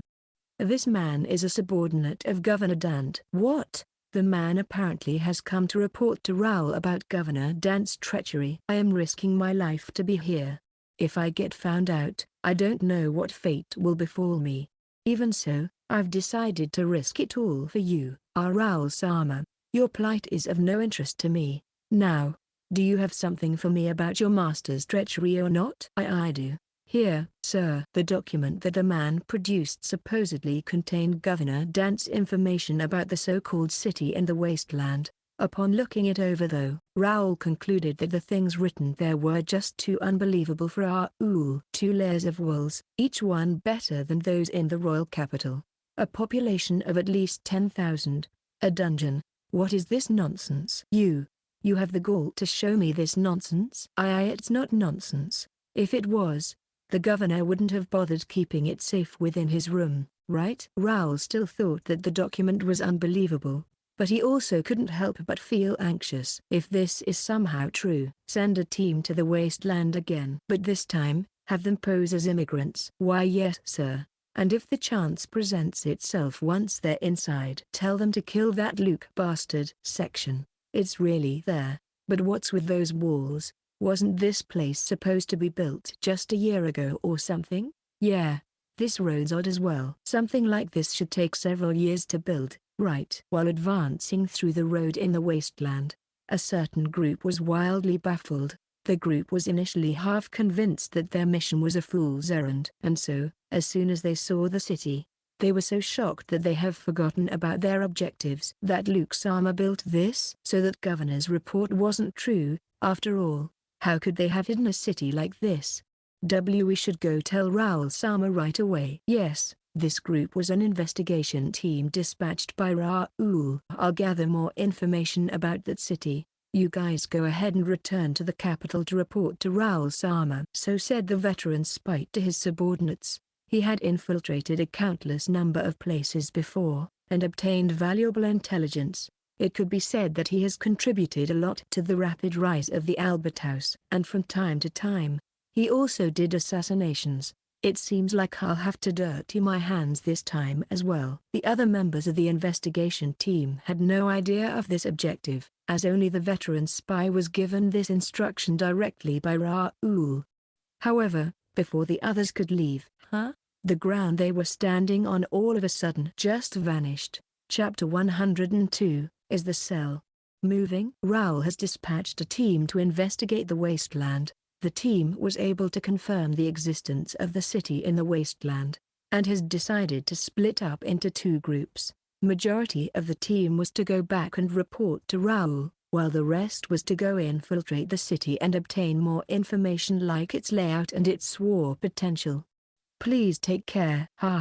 Who do you think you're talking to? I've been in far more dangerous places than this so many times. They exchanged wishes of good luck like that and began to part ways. However, right at that moment, The ground they stood on suddenly vanished. Huh? Not understanding what was going on, all they could do was scream as they fell down the hole. Gah! Ouch! Somewhat fortunately, they didn't drop down too far, so none of them were injured seriously. Even so, the suddenness of it all shook them, visibly so.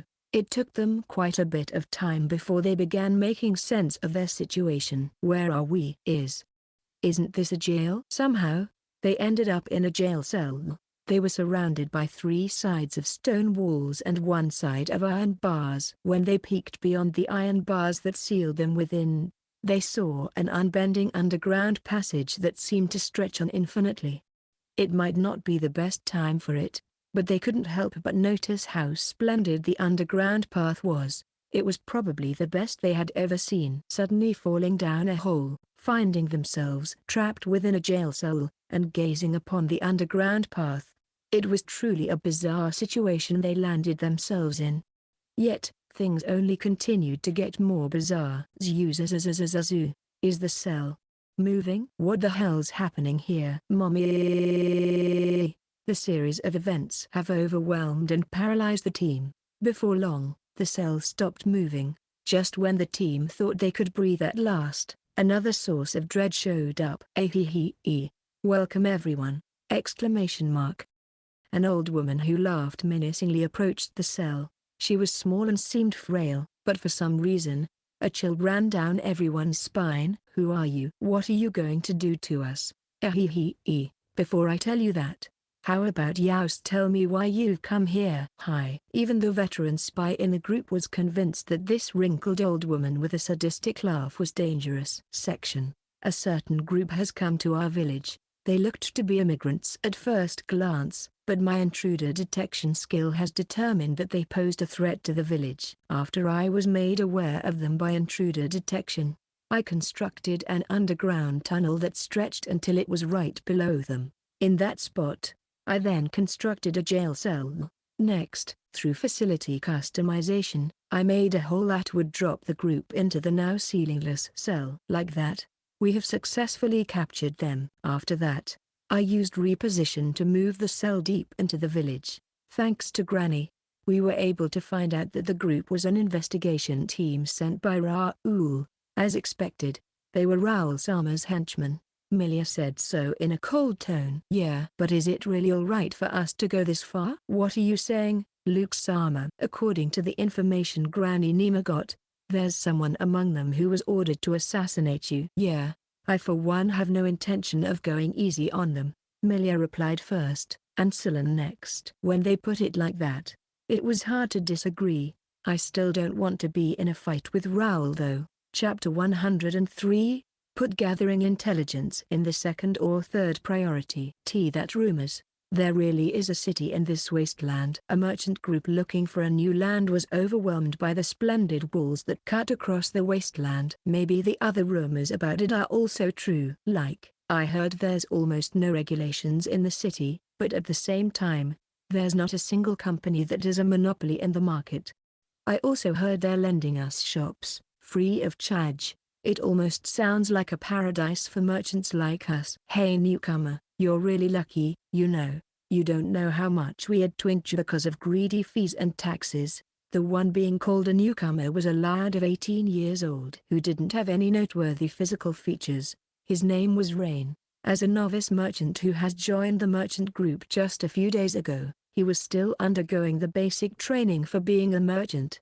At any rate, the group was now in front of the city. In the other cities they have been in, they were charged a fee just for entry.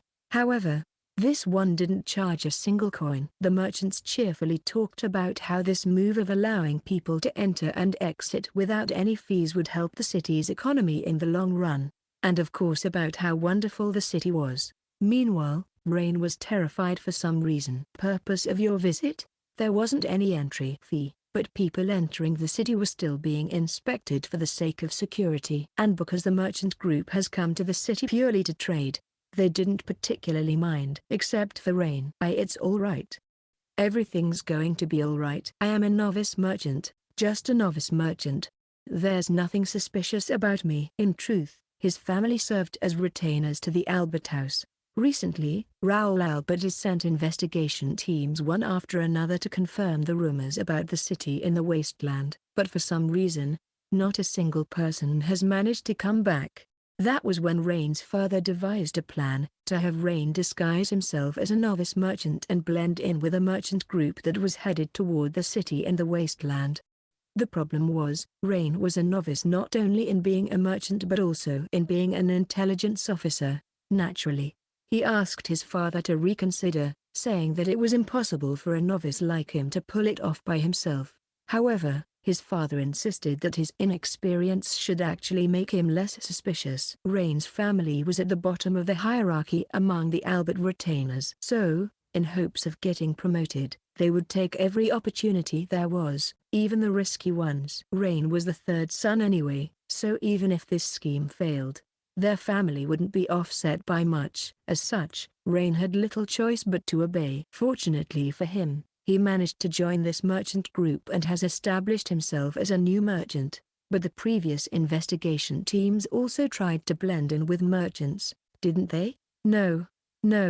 I'm sure the plan's all right, it's just that they must have screwed up somewhere. Yeah, I'm sure of it. I should focus more on being a merchant and put gathering intelligence in the second or third priority. As long as I'm careful like that. Lad, are you okay over there? You look so pale. ! I'm okay, nothing to worry about. Just tired from the journey, is all. Rain hurriedly gave a reply to a guard that was conducting the inspection at the gates. Oh no. Is he suspecting me now? All right. We have a public bathhouse in this village that might help you get better right away. Thank you for the recommendation. His worries proved to be unnecessary. After the inspection was done, they were allowed to pass the gate and into the city. At that point, Rain breathed a sigh of relief.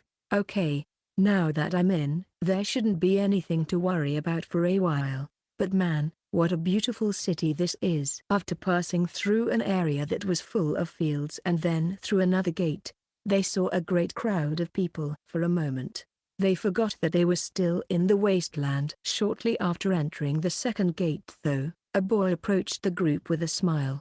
He headed straight for Rain. Hello there, are you a merchant? Do you need something? As you might be able to tell, I'm new, so maybe it'll be better if you talk to one of my seniors instead.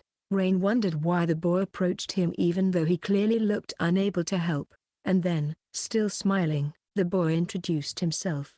I'm Luke Albert, the chief of this village. Luke Samer, Chapter 104, Have I just been sold out? I am Luke Albert, the chief of this village. The boy introduced himself and the other merchants began to murmur among themselves. However, the one most shocked was the novice intelligence officer named Rain. Luke Samer. Even though he was a retainer of the Albert House, Rain has personally seen Luke only a few times before. Each of those instances were from afar too, so he didn't really know what Luke looked like up close. Luke should have no knowledge of him either, or so Rain thought.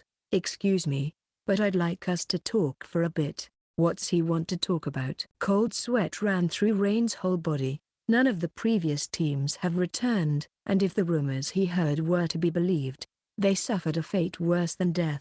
Shit, am I gonna be caught like them too? What's the matter here? I'm Seth, the leader of this group. You can talk to me instead of the newcomer. Right when Rain began screaming internally, Seth made his way to join the conversation. Or, the leader cares even for a newcomer like me. Please, go tell Luke Samer I'm not anyone suspicious. Please. No, I'd prefer to talk to him for now. Of course, I'd compensate you for the work he'll be missing. How about this to start with? Oh yes, go and take your time with your talk. Have I just been sold out? In the end, Rain was pulled out of the merchant group. Before he knew it, brawny men were by their side, making escape impossible. It's over. It's all over. The place he was brought to was an estate. There, Rain was made to sit in a chair while multiple people surrounded him. You're Rain-san, right? How does he know my Naomi? To not only recognize him, a bottom-ranking retainer, but also remember his name, Rain became terrified of Luke. So, Mind telling me everything? Instead of pressuring him to spill information, Rain was asked kindly. Rain wasn't so weak-willed that he would confess right away, especially when his entire family's future depended on this mission. After a few moments of silence, a petite old woman appeared before Rain. If you don't want to talk, you don't have to talk. Just look forward to having fun till you drop, okay? Hi. Wait, I'll talk. I'll talk. Rain went with what every instinct in his body was saying. Yield right away to the frightening old lady. Rain spilled it all. However, based on his captor's reactions, what he said wasn't anything new. Which made sense to him, since the other teams must have been captured and interrogated as well. So, what will happen to me now? Let's see. Well, obviously, we can't let you go back anytime soon, like I thought.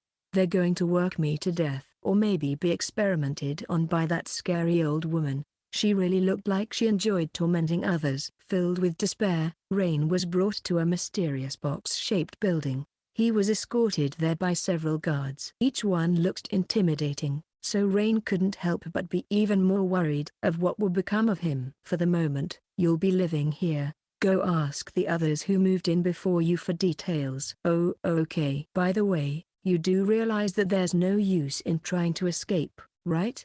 We will find and capture you right away, after all! But then again, soon enough, you won't even be thinking of escaping this place, because I'll become so broken, I won't be able to form thoughts anymore. Rain shivered with dread once more as he entered the building. What awaited him inside was, much to his surprise, a pretty entrance. Oh, are you new? Wait. You're alone? The one to greet him in a friendly manner was a rather plump man. The man had a big smile, as though he was happy about something. Sorry. You are? Call me Hans. I'm like you, sent here to investigate but was captured instead. Eh? Rain could hardly believe the man's unexpected reply. I guess you can say this is where all of us are being put to house arrest. Are we forced to work to death every day? Ha ha ha. We do work, but not to our deaths. In fact, we only work 8 hours a day, and 2 days off every week. Plus, we get 3 meals a day every day. Then, are we being used for human experimentation by that old woman? Human experimentation? What are you on about? But well, that old lady does love torturing people. That said, as long as you give her information, you're safe. Not only safe, actually, have you been told that our apartment units, that's what they call our lodgings, our apartment units have beds and its own baths. I dare say, life here's more comfortable than in the capital. The man didn't seem to be lying. If he was, there would be no way his skin would be this glossy and his body this plump. The man was healthy, too healthy in fact. Luke Summers a wonderful person. Normally, our captors would make our lives a living hell even after we give them the information they want. But here, we're treated as guests. What's more, Luke Summers expressed concern for our families back in the capital. Genuine concern, not just veiled threats. Even to me, someone who was tasked to assassinate him. Can you imagine that? To be frank, he's completely unlike Lord Albert and Raoul Summer, who treat us as mere tools. Well, nobles have been treating us like that since the beginning. I guess it's more accurate to say that Luke Summer's just the exception. Given the choice, I'd rather not go back to the capital anymore, you know. Man, I sure hope Luke Summer can win against Raoul Summer. Rain was at a loss of words at Hans's almost treasonous remarks. At the same time though, he felt refreshed. It was as though he had some pent-up resentment that he wasn't aware of until now. Can this city be paradise? It did not take him long before he enjoyed his life in the village from the bottom of his heart. Chapter 105. It's completely empty. It has been 3 months now since the Albert House won against the Schneer House and Raoul returned to the capital. He has sent numerous investigation teams to the wasteland.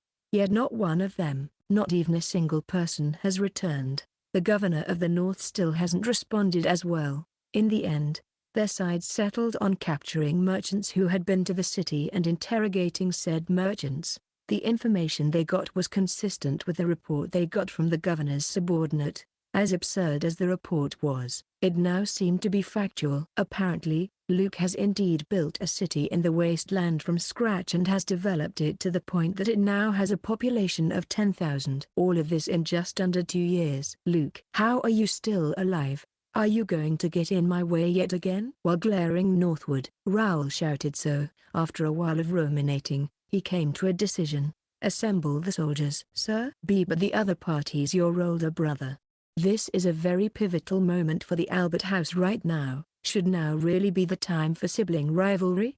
A retainer tried to advise Raoul to reconsider, but he didn't want to hear any of it. Silence. That bastard's been amassing war potential in hopes of getting revenge for being exiled. He is planning a rebellion against the Albert house. That is not something I can ignore, brother or not. With such a pretext, Raoul's retainers couldn't object anymore. And then, he announced how many soldiers to prepare. 5,000. Assemble 5,000 soldiers. I'll be leading it. Of course, 5,000? At present, at least half of the Albert forces were stationed in the former Schneer territory. Moreover, due to many factors including fatigue, assembling a large number of soldiers right after a great war was quite difficult. But didn't the reports say that their city has a population of at most 10,000? 1,000 soldiers should be more than enough, shouldn't it? Stop protesting and get me those soldiers. Go, before I decide to kill you. Why yes, sir. Section. After half a month of sleepless nights, Raoul's retainers finally managed to assemble the 5,000 soldiers that he asked for. Before heading to the wasteland, the army stopped by Reason, the city that the North's governor lived in. It was a good place for them to resupply and rest a bit, but of course, that wasn't the only reason they stopped by. Governor Dandys submitted to me false reports about the rebel Luke, making him a criminal. Arrest and bring him to me at once. After being given that order, the soldiers rushed into Reason. They were prepared for a fight, but to their surprise, the gates opened right away. When they broke into the governor's estate, they noticed something strange. It's completely empty. They somehow sensed that Raoul and his forces were coming, and fled. Could they have gone to the city in the wasteland? Don't they realize they've only made it worse for themselves? The governor being executed was a given and unavoidable, but at least it was possible that only he would be punished. Everyone in their clan fleeing the city made that impossible now. I'll make sure he and everyone close to him, down to their descendants, will regret this. Section. Exclamation mark. What's the matter? Dance Sama. Nothing. I just felt a chill run down my spine. Now that I think about it, Raoul Sama should have arrived in Reason by now. He must be fuming right now at my betrayal. After knowing about Raoul Sama leading soldiers toward the north, I took my clan and escaped toward the Luke Sama's village. However, is this really the best move? If the village falls, then you and your house will also. I've prepared myself for that, but more than I am resolved for such a fate. I believe in Luke Sama and his village. According to the report I got, Raoul Sama was leading an army of 5,000 soldiers. The village had a population of about 10,000, but even in a defensive battle, it would be in a terrible disadvantage against such an elite army. Well, if it was a normal village, I believed that Luke Sama and his village would prevail in the end. Luke Sama has surpassed our expectations many times now and with great ease, so surely, he will overcome this adversity as well. I can't help but think that. Chapter 106, Tender your surrender at once. Governor Dant came to the village, along with a great number of people. Is something going on? Yes. I'm afraid I have terrible news. That which I fear has come to pass. Which is? Raoul Sama is coming to this village to attack it. He has departed the capital with an army of 5,000 soldiers. Raoul's what? I know Raoul dislikes me, but surely, it's not to the point that he'll attack me with that many soldiers, right? I wanted to believe that he had another goal in mind, but the fact of the matter was that he was heading straight here. But how did he gather so many soldiers? The war just concluded, so won't the people protest or something? Especially when there's nothing that will justify it enough. By spreading misinformation about you, mainly saying that you're amassing an army here in the wasteland so that you can rebel against the Albert House. I see. According to Dan-san, Raoul's army should arrive in 5 days or so. I've decided that I and my clan should leave reason behind and come here. Huh? But if Raoul's coming to attack us, you'll get caught in between, won't you? I've braced myself for that. Moreover, I'm not entirely safe even in reason. Raoul-sama will certainly come to arrest me for sending him false reports. So, if I'm in harm's way either way, I would rather be here and help you however much I can. Dan-san then looked toward the soldiers he brought with him. We're not much compared to those in the village, but if you'll have us, we'll fight by your side. Bizarro-san, who has always accompanied Dan-san, declared so and then struck his chest. Is it just me or does he seem a bit desperate right now? Raoul-sama's marching here with 5,000 soldiers. Q quickly tender your surrender at once. You don't stand a chance.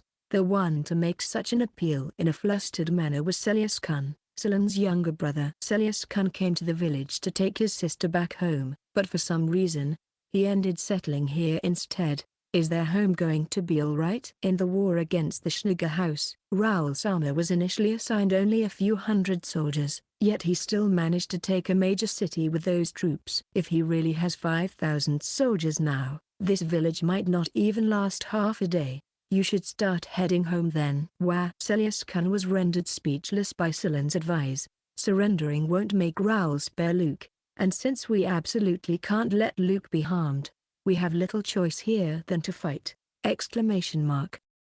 Of course, there's no reason to involve yourself in this. So, why don't you just pack your things and go back home? I can't do that. There's no way I can do that.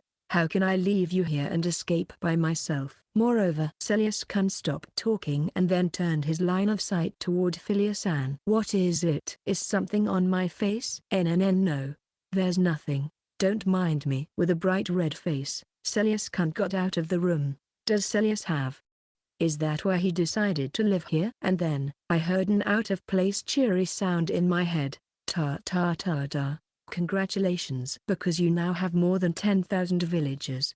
Your village has become level 8. 100,000 village points have been acquired as level up bonus. You can now build more kinds of facilities. Maximum village area has been increased. The village skill, villager enhancement, has been acquired. Thanks to Dan-san and his group joining the village, we finally, officially breached the 10,000 mark. A fight against Raoul seemed unavoidable at this point, so a village level up was definitely appreciated. Chapter 107.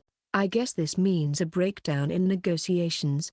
Raoul's troops have reached the wasteland. The sun has fallen when they did, so they decided to camp for the night and prepare themselves for the next day's battle. Our scouts have returned and confirms that there indeed is a city with great walls. According to their estimates, the walls are more than 5 meters tall. They say it's quite thick as well. His gift's supposed to be village building.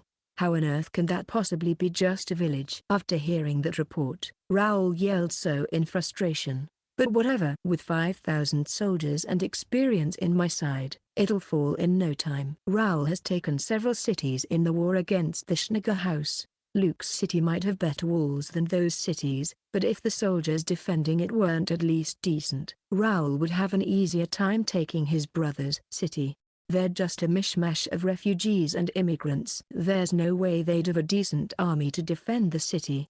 Kukaku, by now they should have heard of the number of my troops. By now they should be shivering in fear. To those around Raoul, it seemed obvious that the 5,000 soldiers would end up being overkill, but none of them dared to say that out loud.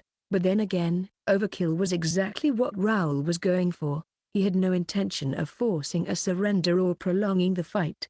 What he wanted was a direct and swift invasion in order to capture Luke. At that time, Hiya, Raoul, it's been a while! Exclamation mark. All of a sudden, Raoul heard a voice he recognized but shouldn't be there. So, for a moment, Raoul thought he was hallucinating. It's been a year and a half, hasn't it? Unlike me, you seem to have gotten taller. Boy, I'm quite envious. That voice belonged to Luke, the one who Raoul has branded a rebel. Luke, what are you doing here? Raoul was surrounded by all of his 5,000 soldiers. It should have been impossible for Luke to get this close to him. at least without alerting his soldiers. Yet, here Luke was, all nonchalant. In contrast, the retainers near Raoul were so dumbfounded. They were unable to move an inch. "I'm here to talk." "Talk?" "Yes. Are you really going to attack my village?" "Ha, I see. So, in hopes of protecting your village, your city, you've come to surrender yourself. Is that it?" Setting aside the question of how Luke got this close for now, Raoul grunted and guessed Luke's goal.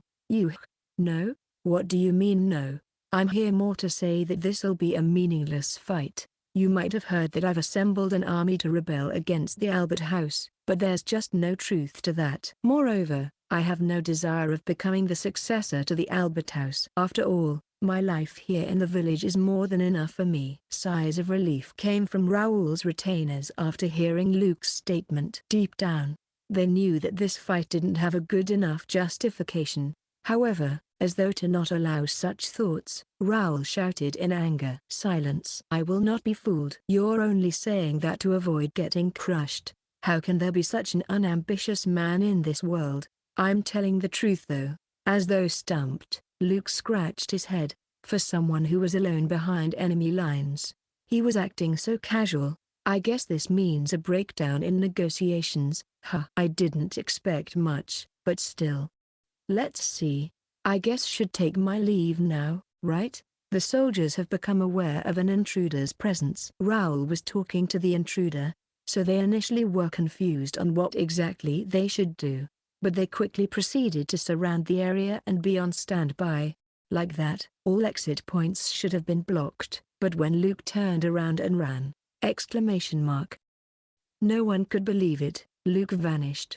The soldiers hurriedly searched the place, but they couldn't find a single trace. He's gone. How's search for him? He should still be around here. But no matter how much they searched the campground, they were unable to find Luke. Chapter 108. He refused to believe anything I said. After I descended the stairs that led to the underground tunnel, I immediately deleted the said stairs. Like this, no one should be able to follow after me. Geez, you're such a risk taker. You really shouldn't have gone behind enemy lines by yourself. Sorry, but being alone's probably the only way I can talk to him without making him be on guard.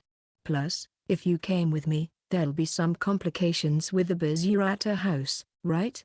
As soon as she saw me, Celine, who was waiting in the tunnel, expressed her annoyance once more. I intended to negotiate with Raoul all by myself. The area where his army has camped was part of the territory under my control, hence how I was able to build the underground tunnel. Given that, escaping was simple, and I could even fight with a Gilliam if ever I needed to buy some time. However, Celine thought that it was still too dangerous for me to go alone and insisted on coming along. Her waiting for me in the tunnel was the compromise we had. So, how did it go? Not great. I was able to talk with him, but he refused to believe anything I said. I thought as much. At this point, a fight with Raoul and his army was pretty much inevitable. Still, he has 5,000 soldiers at his command. Without a doubt, we are facing a threat far greater than the one the Orc Horde posed. Yeah. But I might have something to help. You have a strategy? I don't think it qualifies as a strategy, but yeah. Section. The next morning, Raoul's army resumed their march on the wasteland. But is there really a city here that warrants these many soldiers? I mean, look at this wasteland. Really not feeling this. We just got back from a war, too. Hope this ends quickly so I can finally take a break. The soldiers' morale wasn't great. Being drafted all of a sudden was bad enough, but then they find out that they were drafted this time for a fight between members of the Albert House. Even if their side wins, it wouldn't benefit them that much. In fact, whichever brother won wouldn't change things too much for them. Given that, it was no wonder that their motivation to fight was solo. Oi, did you hear about last night? Apparently, Luke Sama popped out of nowhere in the center of the camp. Our camp? Seriously? Why though? To surrender? No, can't be it. We wouldn't be still marching if it was. Yeah. But you know what's more bizarre? I heard that right after talking to Raoul Sama, Luke Sama vanished all of a sudden, like a ghost or something. What? You sure they weren't just imagining it? Knowledge of the enemy being able to reach their supposedly well-guarded leaders and then escape was deemed not beneficial before the start of the battle, so a gag order was issued to those present. Yet, information about last night's events was still spreading among the soldiers. Or maybe he used some kind of high-rank magic. If that's true, this fight might be more troublesome than I thought. I mean, the city we're headed to is supposedly built by Luke's armor within a year. Yeah? Just for that, they must be something else. Perhaps sensing that the soldiers were either slacking off or getting too anxious, Raoul's retainers shouted at them to set them straight. It didn't do much good though. TSK. Every last one of them. Irritated by his soldiers, Raoul distanced himself from them. He even had half a mind to leave the soldiers behind. He knew he could win all by himself anyway. In fact, he as a show of force, he had hoped that once his brother saw the difference between their armies, the latter would immediately fall to despair and beg for forgiveness.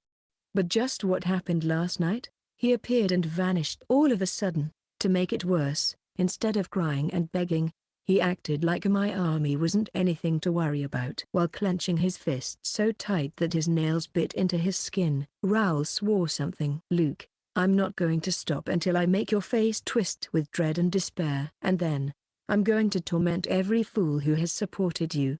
Kukaku, I can picture it now, your ugly, pitiful mug as you cry and beg for forgiveness. Consumed by such terrifying emotions, Raoul said so and then laughed maniacally. At that time though, the vanguard of the army became even noisier. When Raoul looked, a retainer was desperately rushing toward him. Raoul's armor. Terrible news. What is it? The wasteland. The wasteland. Based on that, something clearly happened in the wasteland. However, because the report was so incomprehensible, Raoul was forced to see it for himself. What waited for him was, Chapter 109, because that's unfair. Phew, it's done. It's not so bad, if I may say so myself. While looking down at the wasteland from atop an observation tower, I wiped my sweat with great satisfaction. Just recently, my village leveled up again and I became able to build new facilities. They were as follows. Ramparts 100, Castle Gate 100, Drawbridge 100, Library 300, Extra Large House 500. Ramparts were pretty much a superior version of the stone walls. They were also made of stone, but the stones used in them were more durable. Moreover, ramparts were taller and thicker by default. It was about 10 meters tall and about 5 meters thick. Of course, at that thickness, soldiers could move along the top of the ramparts. Moreover, protruding on the top of the ramparts were parapets, which were low walls that the soldiers could use as cover against enemy arrows and whatever else. At only 100 points apiece, I was able to build a labyrinth of ramparts that surrounded the village. It was more work than I anticipated though. That was tiring. I just hope this is enough for us to be able to deal with Raoul's army. When I turned around, I saw a group of people that were in a daze. Rather than think that this might be just enough. Isn't this actually going overboard? Why you think so? Just the sight of this should be enough to crush the enemy's morale. If I were a commander on the enemy side, I'll surely just give up. But wait, why not completely make the village unreachable? I tilted my head to Scyllane's question. Because that's unfair? I mean, it's a maze, so there should be an exit, right? Is now really the time to be virtuous? Scyllane said so. Exasperated. Ha, ha ha ha. Am I dreaming right now? That came from Celius Kun, whose face was twitching. Until recently, Celius Kun was repeatedly saying something along the lines of I've seen firsthand how powerful Raoul's armor is. He has already mastered his swordmaster techniques gift, so even by himself, he can turn the tides of a battle. No matter how many people with combat-type gifts you have in this village, they can't possibly hope to compete with Raoul's armor. No, sorry, but this isn't a dream. Celius Dono, would you like me to pinch your cheek to be sure? Yes, please. There, does it hurt? Yea, Ateth, dished him. Shafi. Like I thought. This is a dream. So happy right now, ?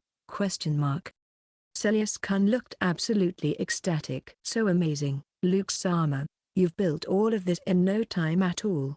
Meanwhile, Milia was practically jumping in excitement. And while we were like that, the labyrinth made of ramparts came into the view of Raoul's army. The soldiers in the front were totally bewildered. I hoped this was enough to convince them to turn back, but knowing Raoul's personality, there seemed little chance of that. And as though to confirm that, the army began moving forward once again and entered the labyrinth section. What the hell is that? Why didn't I hear anything like that in the reports? The scouts are certain there were no walls like those yesterday. What are you trying to say? That those walls were built overnight? How does that make any sense? Raoul shouted so at his subordinate, fearing it might be an illusion.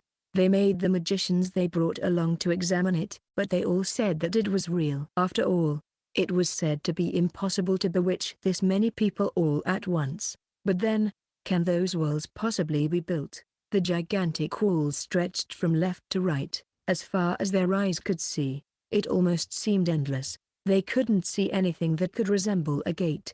However, directly in front of them was a gap that they could use to enter. It was a suspicious gap, to say the least. An experienced leader would unmistakably make a prudent choice. Raoul, still young and still drunk on his success in the previous war, decided to push forward right away. All troops, march. We are 5,000 strong. No matter what tricks our enemy throws at us, we will meet it head-on and crush it. Raoul issued that command to his bewildered soldiers. By the way, at this point, they still haven't realized that what lied beyond was a hellish labyrinth. Chapter 110, Imprisoned. Raoul's army marched into the gap in the walls, and soon noticed something else that was strange. Another layer of walls stood in front of them. Worse, there were also walls to their left and right. That being said, it didn't seem like they were caged in. The walls on one side parted in such a way that a path was formed, allowing them to go forward. Not like walls can never stop our march. And so, Raoul ordered his soldiers to march forward. They initially took a right, but not far beyond was a dead end. Fortunately, they noticed that there was another gap to their right. After that, they went left and then another left. At that point, they had to choose between going left or right, but both led to a long passageway. Which one was the correct path? They couldn't tell. Damn it! What the hell's with this place? Even Raoul had become confused. He had expected for there to be a few walls to keep them from the village, but it was becoming clearer that it wasn't going to be as simple as that. Raoul decided to go left at the crossroads. Before long, they ran into a dead end. This time their only choice was to go back and choose the other path. At that point, it dawned on Raoul what the true nature of the walls were. Is this a labyrinth? Just the walls being built overnight was unbelievable enough. But now he was finding out that the walls formed a gigantic and elaborate labyrinth. Can this be because of his gift? If it is, the way wars are fought will change completely. Raoul thought so, but quickly shook his head. No, that can't be it. His gift's called village building, for crying out loud. How does any of this have anything to do with a village? It's more likely that he has a skilled magician at his side. Someone who could build such a fortress overnight would be considered a legendary earth mage. Raoul wasn't sure what trick or scheme was used, but he was convinced that Luke somehow convinced such a magician to join their side. That magician's impressive.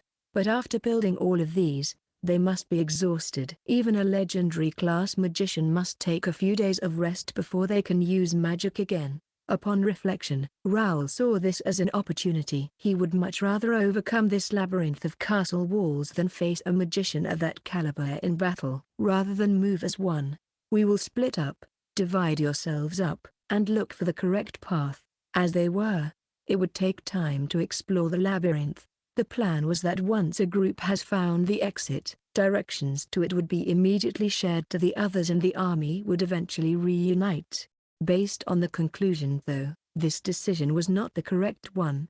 This route's a dead end as well. A 500-strong battalion that has separated from the main body of the army has just confirmed that the route they were investigating was another dead end. As such, they decided to turn back. Leading this battalion was a longtime retainer of the Albert House. Still, just what is going on? To have this labyrinth made with castle walls, What kind of enemy are we up against? Even though he obediently did as he was told, even this experienced retainer couldn't help but be baffled by these never-before-seen events. They were supposed to be sieging a city built on the wastelands, yet this city in question was still nowhere in sight. At that moment though, Zugugugugugugugu. What? An earthquake? Oh no. Look, the walls! Exclamation mark. The veteran retainer looked where his subordinate pointed to, and all words left him. A section of the walls that formed the labyrinth began moving before them. Worse yet, it was moving to close off the only way out of the dead end. Run! He shouted so, but it was already too late. They were now imprisoned by the walls. Chapter 111. How can these walls be ever moved? So far, so good. Looking down at the labyrinth of ramparts from atop an observation tower, I confirmed that things were progressing as I planned. Raoul's army moved as anticipated, which was to split up into smaller groups so that they could find the exit faster. Whenever a group runs into a dead end, I made the ramparts move so that they would be locked in. As a result, Raoul's army has gone from 5,000 soldiers to only 1,000. That being said, even if they didn't do that and moved as one instead, they wouldn't be much better off. In all likelihood, they would run into dead ends multiple times and be exhausted by the time they make it to the village. So, in the end, simply moving as one couldn't be called a flawless decision either, if there ever was one. I know they're our enemy and all, but I can't help but feel a little sorry for them. What? A labyrinth whose paths can be modified at will. How is this even remotely fair? Celine and Celius said so as they looked at the panicking soldiers with eyes filled with sympathy. The labyrinth's still solvable, though the more of them I trap, the less routes there are, making it easier to reach the exit. Again, what's the point of being so virtuous? By the way, I did think of making a three-dimensional labyrinth by also adding in underground tunnels, but decided against it in the end since it would be impossible to do in such a short time. If only I had the time.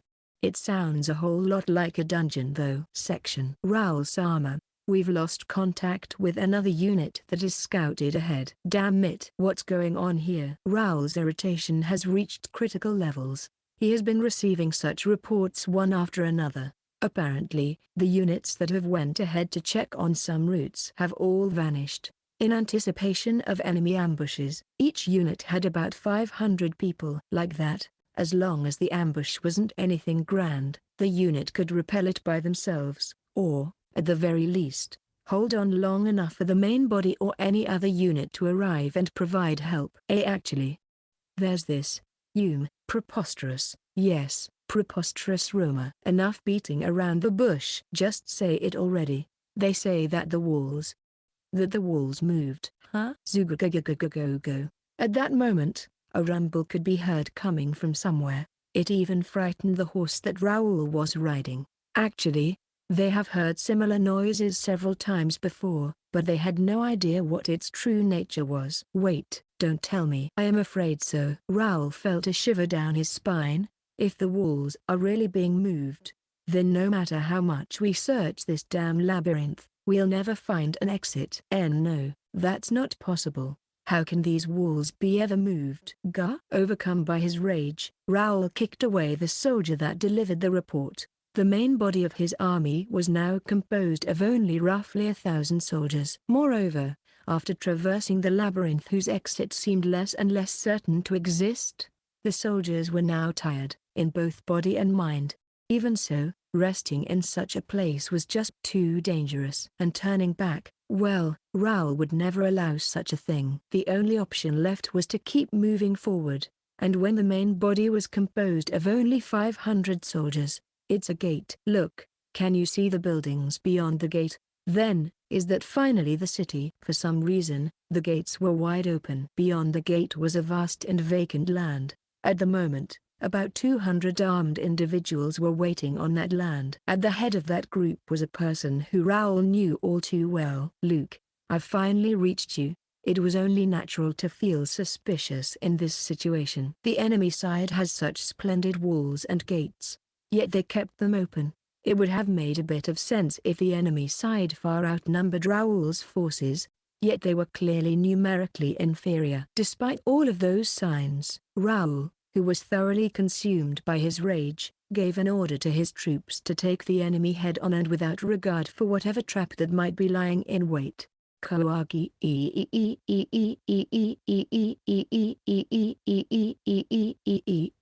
Whipping his horse hard, Raoul led the charge. However, when they were but a mere 200 meters away from their enemies, the ground beneath them disappeared all of a sudden. Hi! Exclamation mark. Chapter 112, That's bound to cause some trauma. Raoul was unable to comprehend right away what was going on. Just a moment ago, he was walking on normal ground. However, in a blink of an eye, he and his horse have fallen into a pool of water. A moat? Raoul wondered if the moat was simply made unnoticeable at first glance, but when he looked behind him, he doubted that was the case. He had traveled about 100 meters, so he should have fallen much earlier if the moat was just hard to notice. Moreover, all 500 soldiers that were behind him have also fallen into the water. The only other explanation he could think of was that the ground somehow instantly turned into the moat's water. Fortunately for them, the water was rather shallow. Raoul decided to abandon his panicking and rampaging horse, and swim across the moat. The other soldiers began doing the same. Luke, I'll make you pay for this. Raoul screamed so. However, in the next moment, the water in the moat suddenly vanished. The result was that all of them fell to the ground. Thanks to his reflexes, Raoul was able to land safely. However, the same couldn't be said for many of his soldiers, and due to the pain of the crash as well as the fatigue from being presented one bizarre situation after another, most of the soldiers were unable to muster the strength to get back up. What's going on? No more. While the soldiers' wills were broken like that, the enemy launched another offensive. About 40 people approached and aimed their bows at the bottom of the moat. Although they were the enemies, the soldiers couldn't help but be captivated by the sight of all the good-looking archers lined up in a row. Wait, are they elves? Why are elves? Never mind that. Their arrows are coming. Duck. The soldiers panicked and tried to move once again, but to no avail this time as well. In that first volley, the enemy archers managed to injure more than 30 soldiers. Shortly after, another volley of arrows was inbound. Charge. Break through their lines. While deflecting the incoming arrows with his sword and pressuring his soldiers to go forward, Raoul dashed toward the enemies. The about 400 that remained of his army desperately tried to comply, but only 300 of them managed to get out of the moat. Even then though, they still outnumbered their enemies. Moreover, those that remained were mostly elites that achieved much in the previous war. We're more than enough. Let's kill them.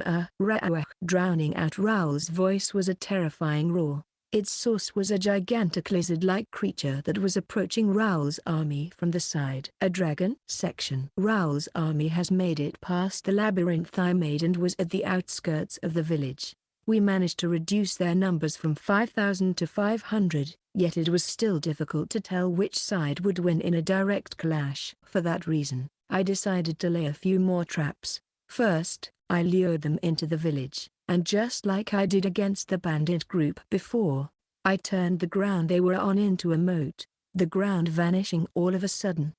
It's hella frightening. I still occasionally get nightmares of that time. And each time, I wet my bed, as though they were reminded of that event.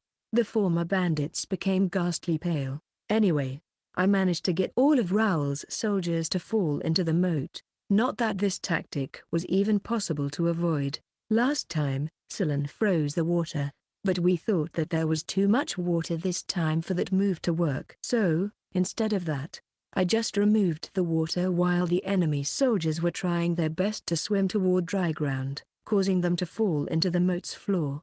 Whoa, that's bound to cause some trauma. Yeah, I'm sure they'll remember this moment whenever they cross a river from now on. I feel a bit guilty now, like I'm bullying them or something.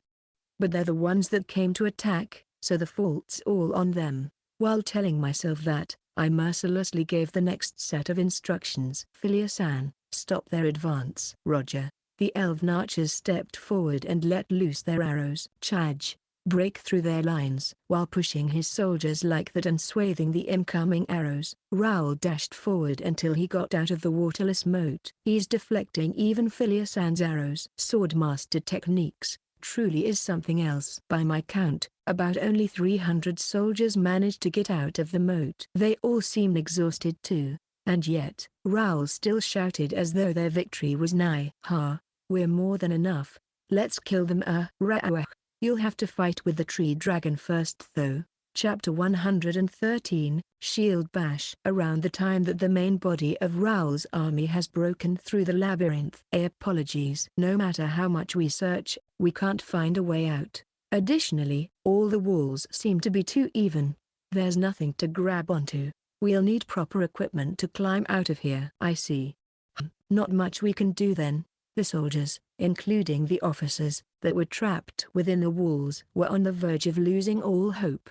What's with this labyrinth anyway, and how can its walls move? What nonsense. Yeah, I'm just so confused, but then again, I can't complain about missing this fight. I mean, I've just been back from the last war, for crying out loud. What's more, this fight's basically a fight between brothers. Oi, someone might hear you. And when unrest among the soldiers was rising. What was that? Sounded like a roar. A distant roar silenced the soldiers in an instant. Every instinct in their body told them to run far away from this place and as soon as possible. Is it a monster? Now that I think about it, wasn't this wasteland near some monster-infested forest or something? They're not feeding us to the monsters, are they? Overcome with such terrible thoughts, the soldiers became as pale as snow. Raoul was in disbelief at the sight of the giant that was about to attack his troops. A dragon? But upon closer inspection, he noticed that the creature's skin was actually bark, and that there were branches and leaves all over its body. All signs pointed to the creature not being a real dragon, but what was known as a tree dragon. That being said, with a width of about 10 meters and a length of more than 30 meters, this tree dragon was very much comparable to a real dragon in terms of strength. The soldiers were attacked from their flanks and were blown away like leaves. Even the veterans and the elites were no match against it. What's going on? Raoul unintentionally stopped moving and stared at the unfolding carnage. All these walls and it still got in? What? Did they tame it? He turned his gaze toward the enemy army, and he was convinced, not a single one of them, including his accursed half-brother, was panicking. They knew that this monster would not attack them. Do they have someone with a monster tamer gift? But then, that makes things simple. Everyone, ignore that monster and charge toward the enemy army. Raoul has decided that rather than deal with the monster, it would be much quicker to deal with the one controlling it. The tree dragon has caused significant damage to the troops in the rear, but those in the vanguard have remained mostly unharmed. Moreover, these 100 or so left were the elites of the elites of the elites. And so, even after coming here and experiencing all that, these soldiers still had the resolve to carry on. Like an angry wave crashing on the shore, the remaining troops charged once more against the enemies. Leading the charge was Raoul, and the first to stand in their way was an enemy soldier with a gigantic shield. This enemy soldier had an impressive physique, but looked young, about the same age as Raoul. "You're in my way. I'll cut down your giant body along with that shield of yours." Up until now, they have been toyed with by the enemies. In an effort to signal the start of their counteroffensive, Raoul readied to put all of his fighting spirit into his next attack. But then, the enemy, shield still in hand, decided to charge forward ferociously as well. Raoul didn't expect that move, but thanks to his quick reflexes, he was immediately able to respond with a slash. Yet, the enemy was ever so slightly faster. Shield bash! Before he knew it, he was flying in the air at great speed. Chapter 114, No, I'm just a villager. Raoul was hit by a giant shield and was sent flying. Eventually, he crashed to the ground and tumbled over and over again. Raoul saw when the marching soldiers saw their leader, whom they expected to break through enemy lines, get sent back, they unintentionally stopped. It was because their side had Raoul, who possessed the gift that was said to be unmatched, that these soldiers were able to carry on. So, seeing that leader being repelled by a single enemy, the soldiers trembled fiercely. Preposterous. How can I? Despite standing up, Raoul was unable to hide his confusion as to what just happened. And taking advantage of this, the enemy leader gave a command to his troops. Everyone, are you ready? All right. Charge! Ha! With a thundering war cry, the enemies rushed toward Raoul's confused and unmoving army. Engage! In a fluster, Raoul shouted. So soon after, the two armies clashed against one another. The enemy army was composed of 200 soldiers. As for their side, although there was only about 100 of them left, each one of them was an elite soldier. Many of them even had combat-type gifts. Even if they were somehow caught in an ambush, these soldiers wouldn't ever lose to a disorganized and untrained mob of immigrants. Or so it should have been. Who are these people? They're too strong. Raoul's elites were completely outmatched. And it wasn't just because they were outnumbered. Even 1 against 1, the elites were being pushed back. Who are you?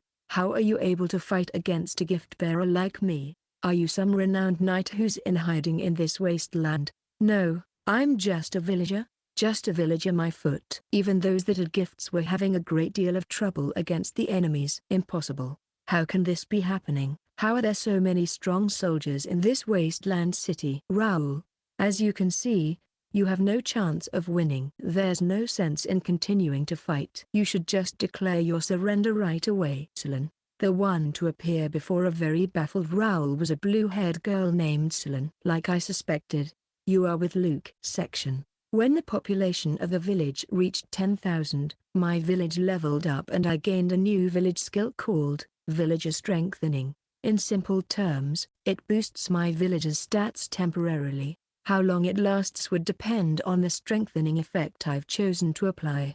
For example, supposing I've decided to double someone's stats, that effect would last for about 5 minutes. However, if I only boosted that village's stats by 1.5 times, the effect could last for about 10 minutes. Once the applied effects were gone, I couldn't use the skill again for about an hour. Fortunately, there wasn't any limit to how many people I could use it on at once. In other words, it was possible for me to strengthen all 200 villagers that were about to fight. You're in my way. I'll cut down your giant body along with that shield of yours. Protect the chief. I will. Strengthen Noel Khan. Noel Khan intended to fight with the approaching Raoul in order to protect me. He had the shield master techniques, and should be fine even on his own. So I decided to support him by giving him a boost of only 1.2 times. Shield bash! Exclamation mark. Like that, Noel Khan sent Raoul flying. Raoul's soldiers couldn't believe that their leader, who had swordmaster techniques, was repelled so easily. So much so that they stopped their march. Not missing a beat, I gave a command. Everyone, are you ready? All right. Charge! Ha! The villagers, who were now 1.5 times stronger than usual, gave out such a war cry in response. Majority of the 200 present had gifts, while the rest had experience fighting because they were adventurers and former bandits. As for the enemy side, the remaining soldiers seemed to be elites, but not only did we outnumber them, we also outmatched them, especially after the strengthening. And so, they were completely overpowered. At the moment, Celine was confronting Raoul and convincing him to surrender. Chapter 115. You've lost. Shut up. I haven't lost yet. Raoul rejected Celine's advice to surrender. Haven't lost. Look around you. Can you really say that? Exclamation mark. While they were talking like that, Raoul's remaining elites were falling one by one. GHH. They're so strong. How can you be just a villager? GHH. Raoul Sama.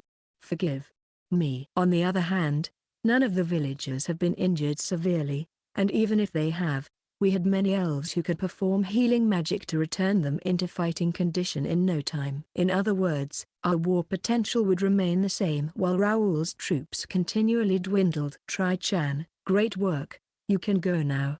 Thanks ever so much. Naru said so while guiding the tree dragon who was trampling the rear guards of the enemy army just a few moments ago. You've brought more than 5,000 soldiers with you, but look how many of them are left. No matter who looks at it, you've already been defeated. Shut up.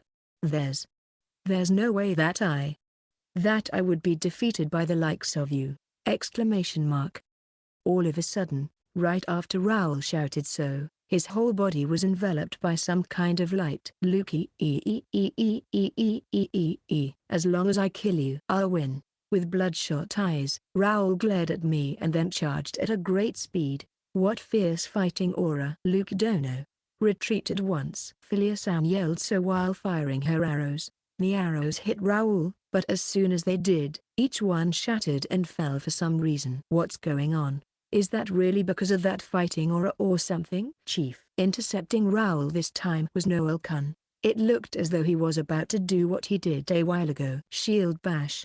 Don't think that'll work again. With a roaring sound, Noel Kun and Raoul clashed once more. This time though, Raoul did not get sent flying. Wait. Is he pushing Noel Kun back? I hurriedly increased the strengthening effect on Noel Kun, but it was already too late. Exclamation mark. Noel Kun? In a reversal of earlier events, Noel Kun got sent flying, and though he has slowed down a bit, Raoul was still headed my way. But now, there was no one else who could protect me in time. So, is this it? No, not if I can still help it. Zugogogogogogo. I constructed a rampart before me and immediately sent it forward. Before long, I heard a boom and saw a trembling in the rampart, suggesting to me that it crashed with Raoul on the other side. What a crash it was though. I couldn't help but wonder what would have become of me if I was hit with Raoul's charge. I was just glad that the rampart held up, which was to be expected, I guess, but even I was worried that Raoul would smash it down. I then used intruder detection and found out that Raoul seemed to be stationary somewhere in the middle of the rampart. I hope it's because he's finally tired himself out. Damn. I still haven't lost. You're here. But then, he somehow had the strength, physical and mental, to start moving again. I had no idea what could push him this hard, but no matter what it was, I could not allow myself to be defeated. Go. I used facility customization on the rampart I built and turned it into a golem.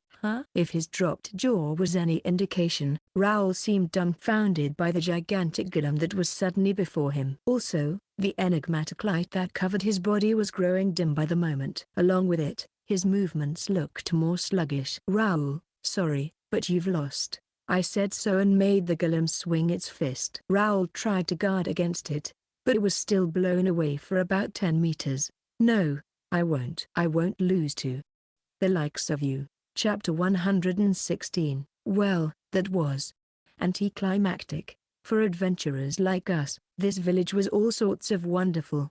Not only did it provide delicious food and clean beds, it also had a dungeon where we could earn our keep. And on top of all that, we were able to receive our gifts because of this village. For all those reasons, I decided to fight for the village. The enemy was said to be village chief's half-brother, but as long as he aims to destroy the village, I had no intention of holding back. With my gift, I felt stronger than ever. I even felt like I could take on 100 normal soldiers all by myself. Well, that was anticlimactic. I thought we were supposed to be fighting 5,000 soldiers. Yeah. I found myself agreeing to Hazener's words of disappointment. The enemy general has been captured, thus ending the fighting. In fact, it was a complete victory. No one from our party even got wounded. Not even 500 soldiers reached this far. I mean, what was that maze of walls anyway? They weren't there yesterday, right? I obviously think that Chief Luke is an amazing person, but it would seem our assessments of him were off. Chief Luke, he's utterly absurd. Section. Ha. What a fool I was to even have worried. I watched it all unfold from the top of an observation tower in the center of the village. My guards including Bizarro weren't with me at the moment since they were in the battlefield below. Instead, I was with Milia Sama, Luke Sama's maid, and a few others. When Raoul Sama's 5,000 soldiers first arrived, Luke didn't even break a sweat. For why would he, when the labyrinth he made took care of most of those soldiers? That said, some of them still broke through. When the remaining soldiers charged, a moat, likely built by Luke Sama's gift, suddenly appeared in place of the ground. The soldiers fell to the water, dampening them and their fighting spirit. That gigantic tree in the fields. It's a tree dragon, I had exclaimed so when I saw the tree suddenly move and then charge at the enemies. I just couldn't believe they had tamed even such a monster. In the end though, the two armies, or what's left, clashed against each other. Thankfully, the side that triumphed was ours. Better yet, our triumph was an overwhelming one. None of us were seriously wounded. In fact, Bazara, who was prepared to kill and to be killed, had the chance to engage only a single enemy. That enemy was already tired and wounded when they fought, so when Bazara attacked them, they immediately fainted. I should show my appreciation for his efforts later. At any rate, with that, my family was now safe. My wife, who was in furious opposition right to the end, should now be able to find some way to forgive me. Or at least I hope. If things didn't work out, I fear she'll have killed me before any announcement of my execution was made. I had lost my position as governor of the north and there was no chance of getting it back, but that was nothing. I was of the mind that our family should move here in the village anyway. I would very much like it to see how the village would develop, preferably first-hand and beside Luke's armor. And whenever possible, I would like to make use of my experience as governor alongside whatever else I could offer to contribute to the growth of the village. Section. It's so absurd. Celius remarked so. More than he was delighted by the fact that their side won, he was shocked. His sister had told him to return home, but in the end, he decided to stay in the village. Of course, not just as a spectator but as a soldier should the situation call for it. It's just that the situation never called for it. He was on standby in an observation tower all throughout the fighting. The battle aside, it was clear to him that the observation tower he was in was odd. Even from the tower, he was able to see a small stone in the ground so clearly. It was as if his vision had improved multiple times. And thanks to that, he was able to see her dignified beauty as she stood in the battlefield, bow in hand. Of course, he tried to avert his sight away, saying to himself that this was not the time for such a thing, only for him to look at her again. Huh? That's when he tried to avert his eyes away from her again. He saw a group arrive in the wasteland. Thanks to his enhanced vision, he saw that the group was armed, making him think they were enemy reinforcements. But then, he recognized a person in the vanguard. For how could he not recognize the person? Father, Chapter 117. Act like I believed in them from the beginning. Double time. Rousing the 500 troops behind him was Sed's Bazirata. Most of the troops were foot soldiers, yet they still tried as much as they could to keep up with the pace of their lord in horseback. As for where they were headed, it was to the wasteland in the north of the Albert territory. Damn. The fighting must have started by now. We have to make it there before it ends. Seds was in such a haste all the way from the Bazirata territory because he received a report stating that Raoul, the next head of the Albert House, was marching with 5,000 soldiers toward the city in the wasteland where his children were currently in. I think this is the first time I've seen Sed's Sana be this impatient. But who can blame him? As things are, he stands to lose his 2 children. Still, can an army this small overturn that fate? Not only are we against Raoul Sama and his gift, we also have to worry about 5,000 soldiers. No matter, I'll fight to the end if I have to. Resolving himself to fall with his master, the retainer marched alongside Seds. If it gets known that those 2 are on Luke Sama's side, it'll be the end of our Bazirata house. No matter what, I must get there before the city falls and offer reinforcement to Raoul Sama. That's the only way our house will be forgiven. That's it? The retainer thought Seds has chosen to oppose Raoul in order to protect his children, but it now seemed the other way around. He's abandoning his children to save his own skin? No. More likely, the reason he wants to cooperate with Raoul Sama is so that he can plead for his children's lives. Yes, that must be it. This way, no harm will come to the Bazirata territory as well. Such an impressive plan, said Sama. Like that, they marched on. Eventually, they reached the wasteland in question, and there, they saw something odd. What's that?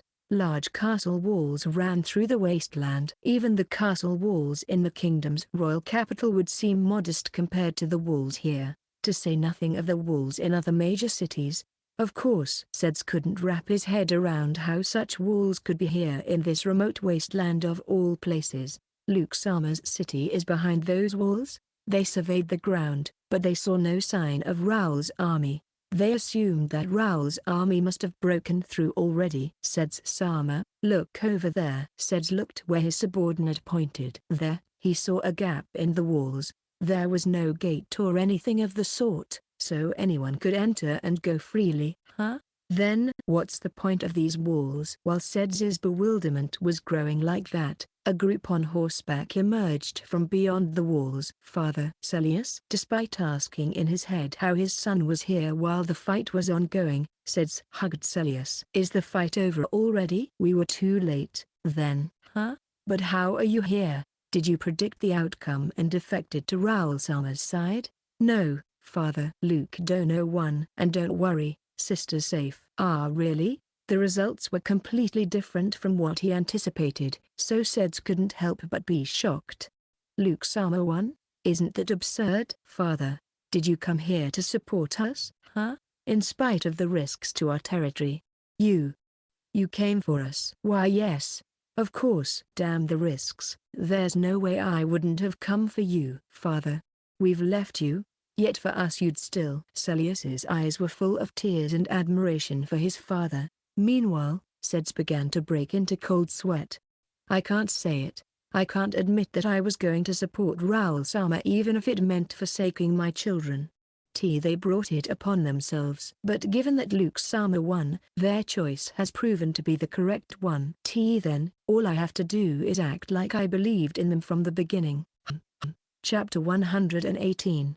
It's what our village chief wishes. Well then, Belrith-san, I'll leave the rest to you. Understood. Like that, I saw the village chief off as he returned to the village with the unconscious enemy leader. The enemy leader was supposedly the village chief's brother, and the battle was apparently due to a dispute on who would be heir. I wasn't really knowledgeable on the subject, but when I heard that 5,000 soldiers were marching towards the village, I was struck with terror nonetheless. Even so, I was confident that we would win, especially after I saw the labyrinth of castle walls that was built overnight. It goes without saying, but our village chief truly was extraordinary. At any rate, the battle was already over now.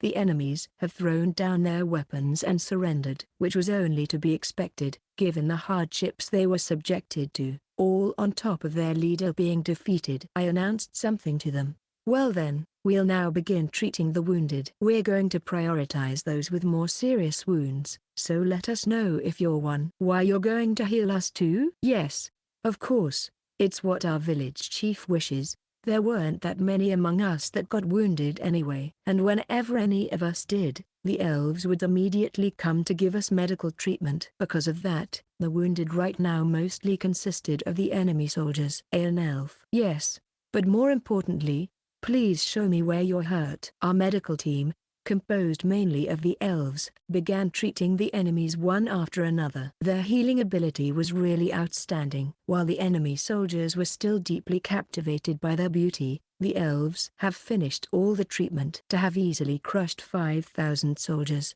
plus the kindness of healing those enemies. And he has the ability to create a city in no time. Yeah, it'd be nice if Luke's armor was the next lord, wouldn't it? I heard such comments from the soldiers. Ha ha ha, so you two now know the magnificence of Luke's armor.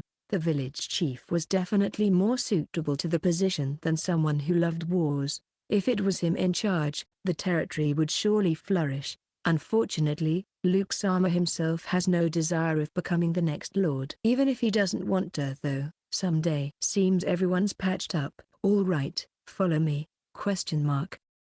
I guided the puzzled soldiers into the village. We stopped when we reached a certain spot. That spot was where a few apartment buildings were located. The village chief probably thought that the soldiers have grown weary from the battle as well as from the journey, and thus built these buildings specifically for them. All 5,000 of them. What are those structures? They're as tall as... No. They're even taller than those walls. With 5 stories each, the apartment buildings were indeed taller than the castle walls. There were more than 30 of those buildings lined up here, which no doubt stunned most of the soldiers. One could argue that these buildings would be needed anyway when the population of the village grows in the future, but that still didn't stop me from admiring the vastness of the village chief's heart for giving such considerations to the soldiers who attacked his village. You all must be tired. For the time being, please rest within these buildings. While explaining so, I inwardly became excited. After all, once they got to know the comforts of the apartments, just one night's stay should be enough to make them want to live in the village. Fufafu section. The soldiers entered the mysterious buildings and immediately became amazed. Look at this. Water comes out of this thing so easily. It can produce hot water too. So, we can really take a bath whenever we want. Each room here's got its own lavatory and kitchen. This bed, it's so soft and comfy. ZZZZZ. Oi, don't sleep yet. Weren't you listening? They're serving food later. It didn't even take a full night to convince them to stay. Chapter 119. As you can see, it's a barbaric. When will we get out of here? The knight and the force he led were trapped within the walls, and he found himself unable to do anything about it. He, a loyal retainer of the Albert House, had participated in the recent war against the Schneer House, and there, he saw the might of Raoul firsthand. Due to that, he thought victory would come easy this time as well. Things didn't go as expected though. Some time ago, they heard a thunderous roar, making them shiver with the thought that monsters from the nearby monster-infested areas were set loose to attack them. Yet, things remained calm and seemed to remain so for some time, and after a while of it, he and the soldiers have grown bored and sat on the ground. "Can you hear me?" Exclamation mark. He suddenly heard a voice. Without thinking, he looked around to find the source, but the soldiers around him were minding their business and were unlikely to be the one that spoke to him. "I'm not nearby. I'm speaking directly into your mind." Directly into my mind? Regardless whether it was through magic or a gift, the fact that they had an enemy with such ability was enough to make him increase his vigilance. "The battle is over. Your leader has been captured, and the main body of your army has surrendered." What? Stop spouting lies. There's no way Raoul Sama's been defeated. Having heard that information, he shouted without meaning to. This caused a stir among the soldiers, leading him to think that this was part of the enemy's trap. "You're just saying that to rattle us up, aren't you?" "We won't fall for that trick, you bastard." "What good will rattling you up do?" "You're trapped there. There's nothing you can do against us anyway." What the other person made sense to him, making him unable to offer a rebuttal. "Listen, if you want to get out of there, you'll have to follow my instructions." "Your instructions?" "Firstly, I want all of you to throw your weapons to the ground. If you don't want to, it's fine by me. Just don't blame us if you starve to death in there." Having heard his side of the conversation, the soldiers talked among themselves. Things like, was Raoul Sama really defeated? Then, is the battle over? I hope they let us out of here soon could be heard here and there. Like that, it was now impossible to maintain morale without doing what the voice instructed. "I understand. We surrender." He then gave instructions to the soldiers to throw down their weapons to the ground. In the first place, the soldiers didn't really support the justification for the battle that they were given. Add to that the unheard of things that happened, like the maze and how it trapped them with its walls, and it was really to no one's surprise that not a single soldier was against surrendering. Zuzazazazazu, the walls. "We can finally get out." The walls that locked them in moved, allowing them to get out of the enclosure. There was still the maze to contend with, but the voice provided them with accurate instructions on how to overcome it. Before long, they saw the city and the wasteland. What are those tall buildings? There's so many of them too. Is this place really built in just a year? Thanks to the series of unforeseen events, the retainer grew dizzy. More importantly, where's the main army, and the others as well? "Don't worry, they're just up ahead." Okay. Still vigilant, the retainer followed the voice's instruction. What they found ahead was, "Man, this meat's so delicious." Not just the meat. Even the vegetables are so unbelievable. They found their allies enjoying a barbecue. Huh? What's happening? When the aromatic scent reached him, he couldn't help but drool. As you can see, it's a barbecue. There's more than enough for you guys as well. Feel free to eat as much as you want. After a little while, familiar people called out to him. Peldono, you're here. Better start eating, haha! ! Sealdono, and Badendono too. These fellow knights were in charge of their own units, but have since surrendered as well. What's happening here? Drool. Luke Sama arranged this for us. Nom nom, he knew we'd be hungry and nom nom, prepared this for us. Please decide whether you're going to talk or eat. Drool, says the one who can't stop himself from drooling. Due to the deployment being rushed, their army actually didn't have enough provisions for a prolonged battle, and as such, food was rationed quite conservatively, leaving the soldiers fairly hungry. Anyway, Peldono, shouldn't you give your subordinates the permission to eat soon? The more you delay, the more they'll resent you, you know! After being told so, the retainer looked behind him. There, he saw his subordinates looking at him with frightening looks on their faces. Even if they were hungry and even if the food was right before them, the soldiers knew better than to eat before being given the permission to do so.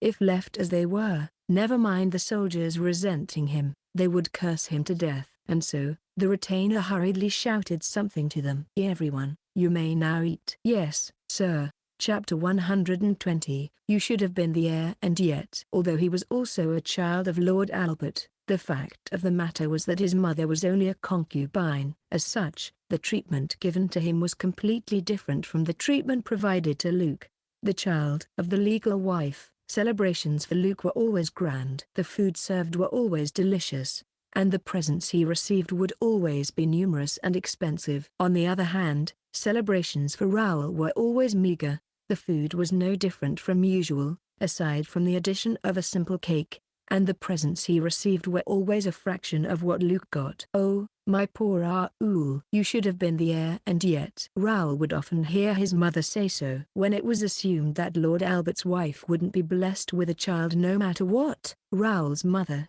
who was serving as a maid back then, was chosen to be a concubine. And in just a year after that, Raoul was born. Raoul's mother was from a low-ranking noble house and thus had no gift. But just the fact that she became pregnant was enough to make House Albert rejoice, and when she successfully gave birth to the heir apparent, they all celebrated. However, not long after, in only a few days in fact, it was discovered that Lord Albert's wife was with child. After a few months, she successfully gave birth to Luke. As a result, Raoul was no longer considered to be the heir. Furthermore, it was decided that Luke, despite being born later, was to be considered the older brother and Raoul was to be the younger. I'm so sorry, Raoul. If only your mother was from a better noble house. Or if I had a gift. Maybe then, your position as heir wouldn't have been stolen away from you. I'm so sorry. Raoul would always be rendered speechless whenever his mother would apologize profusely like that. At first, he blamed himself for it, then his fate, until eventually, he blamed Luke. In his mind, his mother wouldn't be suffering like this if only Luke wasn't born. His feelings turned into hatred, and only grew over the passage of time. However, when they turned 12, everything changed. Luke Albert Sama, your gift is... Let's see, village building. During their blessing ceremony, it turned out that Luke failed to inherit their father's swordmaster techniques. Moreover, the gift he got seemed entirely useless. Raoul Albert Sama, your gift is... What's this? Your gift is... Swordmaster techniques. On the other hand, against all odds, Raoul managed to inherit their father's gift. Lord Albert, who has been partial toward Luke, showed Raoul a smile for the very first time. As for his mother, she was so overjoyed that she began to cry. From that day on, everyone's treatment of Raoul changed. Even his mother, who was pretty much driven into obscurity, became treated favorably, thanks to his success in getting Luke exiled as well as the opportunity to showcase the power of his gift and his leadership capabilities in the war that occurred soon after the blessing ceremony. His position as the heir was pretty much secured. Or so he believed. 2 layers of walls, each one better than those in the royal capital. A population of at least 10,000. A dungeon. What is this nonsense? You.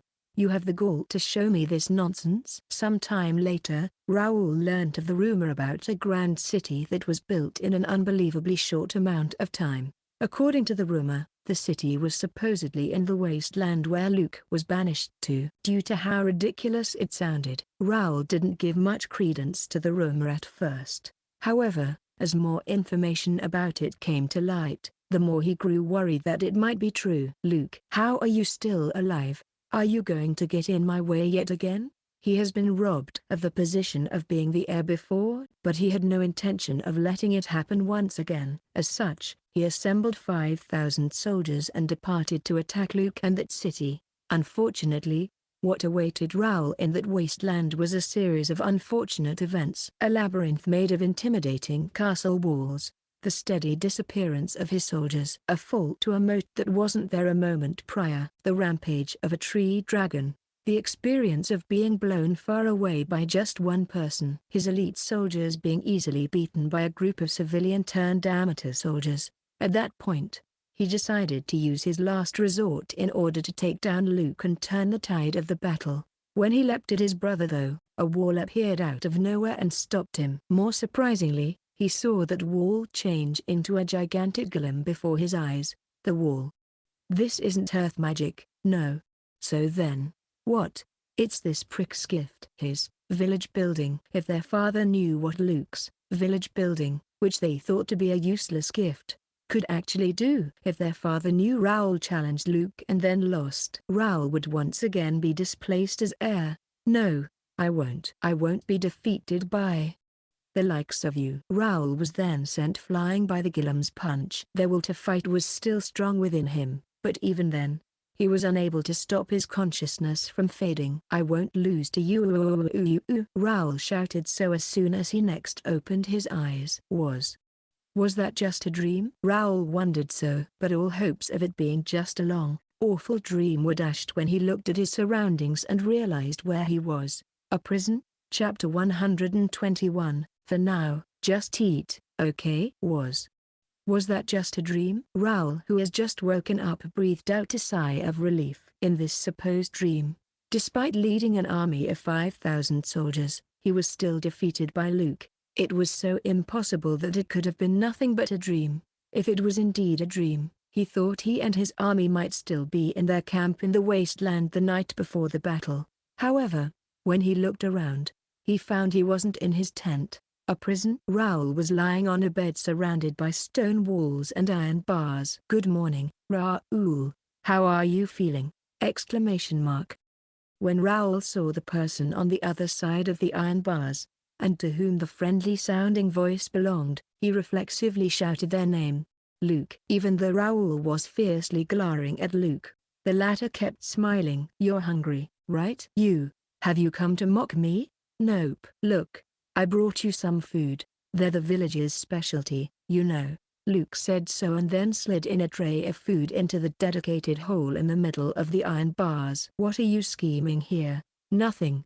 I just want you to eat. There's no poison in it, if that's what you're worried about. Angered, Raoul tried to throw the tray away, but paused to look at its contents when the aroma hit him. There, he found a massive steak. It was still making sizzling noises on a metal plate it was served in. Based on its looks alone, Raoul could tell that it was some high-quality meat. Gulp. Growl. His throat and stomach told him so at the same time. While his pride and his appetite were battling it out, Luke proceeded to tell him something. It's minotaur meat from our dungeon. Minotaur meat? No. More importantly, what? Your dungeon? There's a dungeon near here? Yup. But let's talk about the details of it later. For now, just eat, okay? TCH. The only time that Raoul has ever eaten minotaur meat was during the celebration feast after he got his gift. Its taste still lingered in his mind, and just remembering it was enough to make him salivate. Given that all his equipment was taken, and that he was being imprisoned by the thick iron bars, there was nothing much he could at the moment to help himself.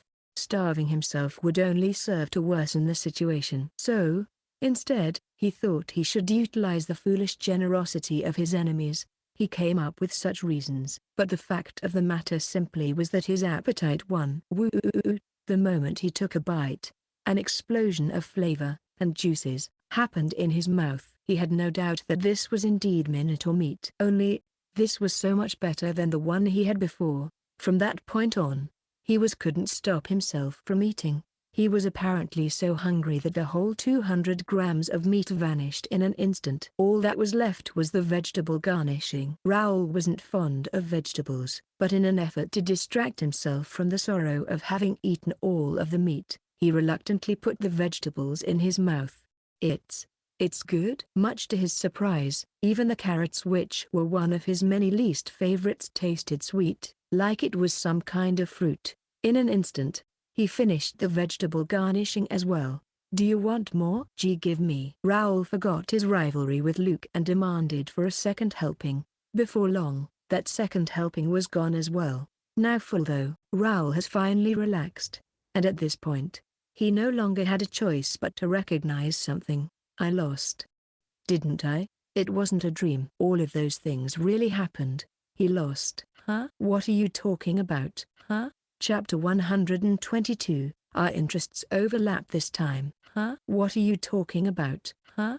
Luke seemed confused, making Raoul bewildered as well. I'll just say, thank goodness you were here. I don't know if we would have been able to drive away that tree dragon without you. It's just a shame that it managed to knock you out with that last desperate attack. Oi, what are you saying? Raoul was now even more bewildered by Luke's fabricated tale. Huh? Didn't you lead your army here to repel the tree dragon that came from the monster-infested forest? Did that blow you took mess your memories up? Exclamation mark. Raoul finally realized what Luke's intention was, to shift all the blame to that monster and make peace. It left him quite dumbfounded. How much more do you want to make fun of me before you're satisfied? I'm not making fun of you though. I'm just saying our interests overlap this time. How so? You want to keep being the heir of the Albert house, right? I, on the other hand, don't want to be. I would much rather live my days in peace here in this village. Luke's eyes were resolute when he said so, which made Raoul acknowledge Luke's sincerity. So, how about we move on like no battle happened between us? Of course, Father would have to be kept in the dark on everything about me. Like that, we'll both get what we want. For Raoul, who led 5,000 soldiers but still lost spectacularly, there might not be a better offer than this. Nevertheless, his pride prevented him from accepting right away. You've successfully built a city in a barren wasteland within just a year. If you so wanted, you can take over the Albert territory, or even the country. Hell, even the whole world might be up for the taking. Yet you expect me to believe that you're perfectly content on being in this wasteland.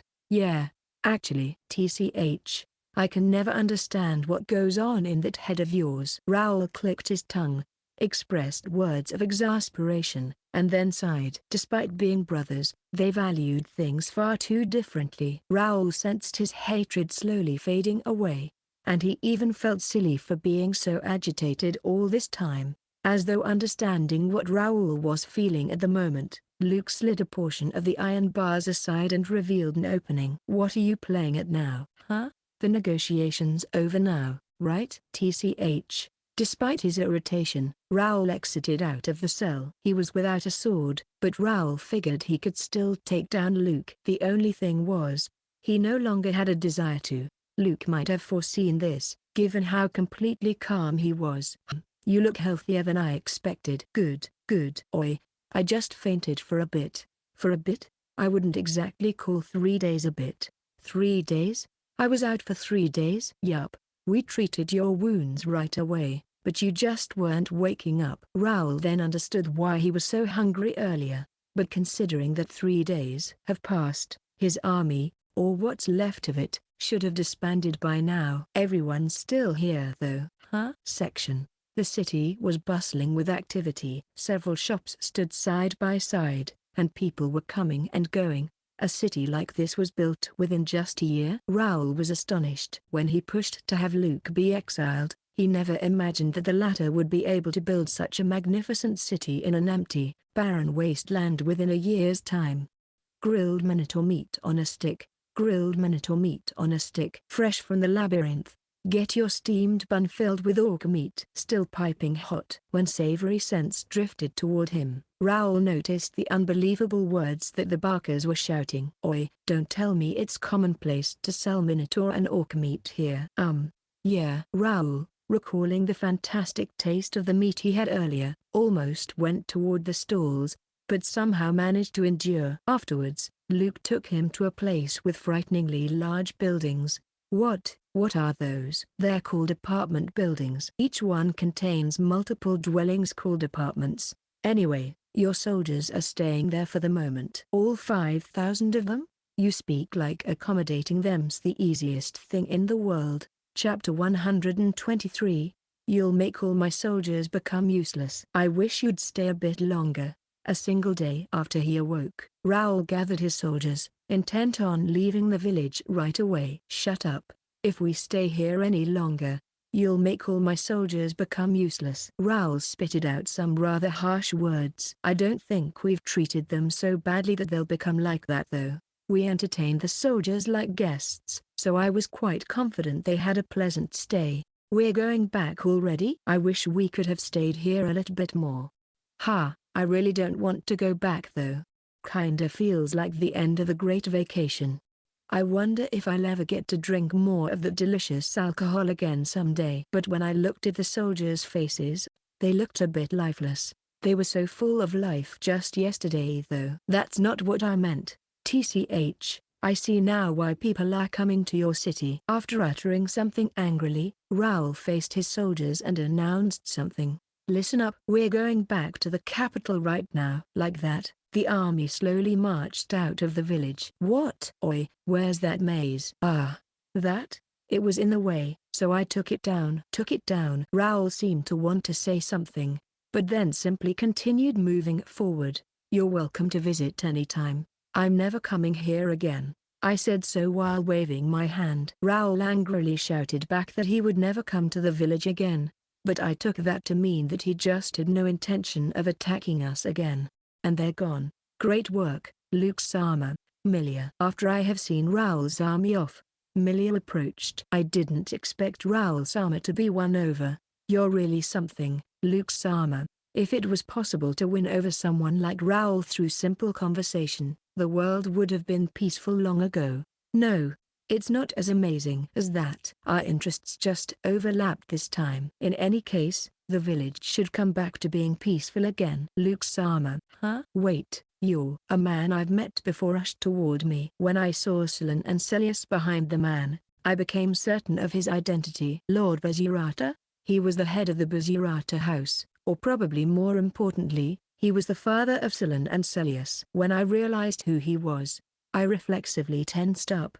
Thank you for looking after my daughter and my son. But I must say, it is truly amazing that you were able to build a city as grand as this in such a short time. When I first heard that you were sent to develop a wasteland, I was quite astonished, but looking back, Lord Albert must have believed that you can do such a difficult task. I initially thought that Lord Bazirata journeyed all the way here to take back his children, but the mood around him suggested that it might not be the case. You're singing quite the different tune now that Luke won, aren't you? I mean, didn't you march here to help Raoul? Silan snorted in dismay. My sister, it isn't like that at all. Our father has brought troops solely so that he can help us. Oh, obviously, yes. What Celius just said. Really? At any rate, Luke Sama, please continue looking after my children. I fear I must now bid you farewell. He explained that there was something pressing he must attend to back at his territory and so must depart as soon as possible. I wish he stayed in the village a little longer. No, it's absolutely better he doesn't. At least stay for a meal. No, it's absolutely better he doesn't. For some reason, both Silan and Celius zealously stopped me from asking Lord Bazirata to stay longer. Are they not close? I mean, it'll be troublesome if he ends up saying he never wants to return home again. As expected, if even my lord further leaves the territory, ? I did not get why the two looked so worried, but in any case, their stay in the village was now officially allowed. Thank goodness for that. Chapter 124, Get them acquainted with the underworld. It was after Raoul's army left. I walked up to the now vacant and now quiet apartment building his soldiers used. There's someone hiding here, right? Exclamation mark. It's all right. I'm not here to reprimand you, so please come out now. A young man then emerged from the closet of an apartment unit. Yes, he was one of the soldiers in Raoul's army. You do know that everyone has left, right? I do. But this village is too great. I don't want to return. Oh, that's why. I initially thought he just didn't want to put up with the strictness of being in the army anymore. He wasn't the only one hiding in this apartment building. There were about 30 of them. Normally, finding all of them would have been quite the task, but thanks to my intruder detection village skill, I was able to do it easily. Even so, is it normal for there to be so many deserters? Well, they did leave in a hurry, so I guess it's understandable that they didn't do a thorough head count. Please, let us stay in your village. Please. The deserters desperately bowed their heads and asked me so. When I asked for more details, I found out that everyone here had other jobs and were conscripted only because of the urgency. In that case, I thought there wouldn't be a problem in letting them stay. Whether they left with the army or not, they would soon return to being civilians anyways. Okay, but only after you've notified your family and maybe folks in your hometown, yeah? If they decide they want to live here as well, that's fine as well. Thank you. Like that, they temporarily returned. Speaking of people wanting to migrate, they weren't the only ones. Huh? You don't want to go back to Reason, Dan-san? Yes. If it's all right with you, I'd like to stay here in the village. I obviously don't mind it. But are you sure that's wise? Even if I go back now, there's no reason to hope that I'll remain as governor of the north. I dare say it's only a matter of time before my replacement arrives. Which I guess was to be expected, given that he did oppose Raoul. I see. Then, it's a pleasure to have you. Thank you, Luke-sama. Oh, thank goodness. My wife ended up liking the life here so much, I was afraid what would happen if I told her we had to go back. For some reason, Dan-san quickly became teary-eyed. I guess deep down, he really wanted to keep being the governor. Section. Idel-sama, a report. The town of Menia has capitulated. The rebel leader, Ryan Schneer, has taken their own life. I see. So, all of Schneer's assets are fully mine now. Even after hearing the report from his subordinate, the expression on Marquis Idel Albert's, Luke and Raoul's father's, face didn't change a bit.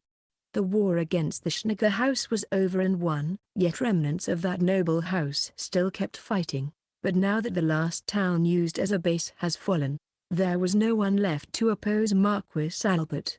Originally, there were 5 so-called superpowers in the country. Up-and-coming noble houses of Marquis Albert in the northeast and of Marquis Schneer in the southeast. The old and established noble houses of Duke Iron in the northwest and of Duke Talister in the southwest, and, of course, the royal family in the heart of the country. However, things have changed since the Albert House has defeated the Schneer House and absorbed the latter's assets.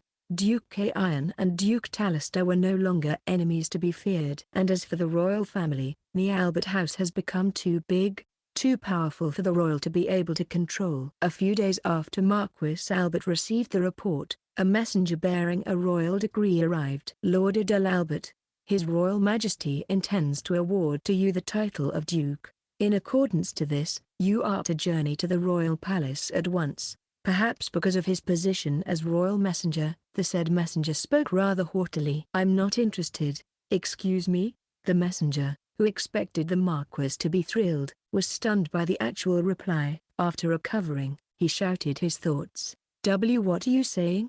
This is the highest possible honor you can have, and yet you're refusing it? At present, the only ones to hold the title of Duke were Duke Iron and Duke Talister. So, for a relatively young noble house to attain such a title, it was one for the history books of this kingdom. Like the messenger said, it was indeed one of highest possible honors. What kind of peerage can be given by a royal family who not only is being manipulated by corrupt court nobles but also has lost their sovereignty over their country? Granting a promotion to the Albert House was nothing more than a way for the royal family to announce to everyone that they still had the Albert House as their vassal. Lord Albert did not like that one bit. "Why you? How dare you mock the royal family?" HMP. "Do you think there's any reason left for me to fear the royal family? Just how long will you people delude yourselves into thinking you're still the ones at the top?" "Enough with your slights." The messenger was bright red in his fury. However, when Adele Albert stood up, just his intimidating presence was enough to overwhelm the messenger into falling down while letting slip an ape. "Go back, and tell your incompetent king and his swine nobles this: I do not want to be duke, rather, I want to be king!" Either they hand me the crown, or... Adele grabbed the messenger's hair and pulled it up to declare war. "I'll attack the royal capital and get them acquainted with the underworld." List of revisions. Due to various reasons, several changes have been done to the setting, and have been gathered here. These changes are applied from the third volume onwards. Regarding village skills: before, Level 1 None, Level 2 Villager Appraisal, Level 3 Reposition, Level 4 Intruder Detection, Level 5 Facility Customization, Level 6 Territory Takeover, Level 7 Villager Appraisal 2, Level 8 Villager Strengthening. Now, Level 1 Facility Construction, Level 2 Villager Appraisal, Level 3 Reposition, Level 4 Facility Upgrade, Level 5 Facility Customization, Level 6 Territory Takeover, Level 7 Villager Appraisal 2, Level 8 Villager Strengthening. More specifically, Level 1 now has Facility Construction skill, and Level 4 has been changed from Intruder Detection to Facility Upgrade. Facility Upgrade makes it possible to increase the performance of a facility. For more details, looks below at regarding the facilities that could be built. Intruder Detection has been incorporated into the map ability, which can be used at the default level of the gift. It's an ability that lets the user know of the location of its villagers as well as its intruders. The map ability also helps in using reposition. Regarding the facilities that could be built: before, Level 1 Shed 20, Flowerbed 20, Watchtower 20, Storehouse 20, Moat 20, Earthwork 20, Earthen Wall 20, Field 20, Water Well 20, Small House 50, Level 2 Landfill 20, Paddy Field 30, Public Park 30, Animal Barn 80, Terrace House 80, Level 3 Stone Wall 50, Incinerator 60, Outdoor Kitchen 60, Jailhouse 80, Medium-Sized House 100, Level 4 Barracks 80, Workshop 80, Public Lavatory 80, Rehabilitation Facility 100, Church 150, Level 5, Road 5, Canal 10, Observation Tower 100, Public Bathhouse 150, Large House 200, Level 6, Underground Tunnel 20, Bridge 20, Orchard 250, School 250, Apartment Building 300, Level 7, Store 50, Restaurant 100, Playground 100, Graveyard 200, Hospital 500, Level 8, Ramparts 100, Castle Gate 100, Drawbridge 100, Library 300, Extra Large House 500. Revised: Level 1 Hedge 10, Shed 10, Watchtower 20, Storehouse 20, Moat 20, Earthen Wall 20, Garbage Incineration Area 20, Field 20,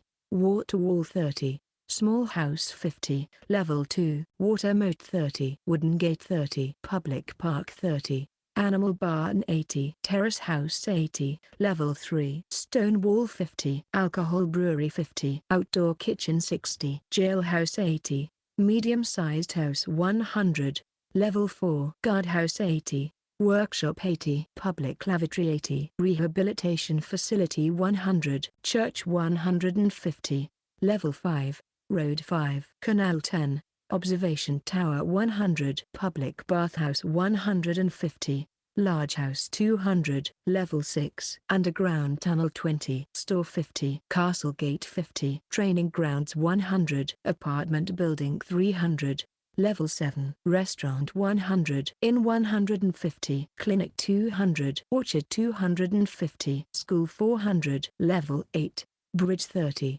Rampart 100, Library 300, Hotel 400, Palace 500. Each facility comes with an explanation, like the ones below. Luke can check for these explanations at any time. Field, a cultivated land with good quality soil, speeds up the growth of crops as well as improves their quality.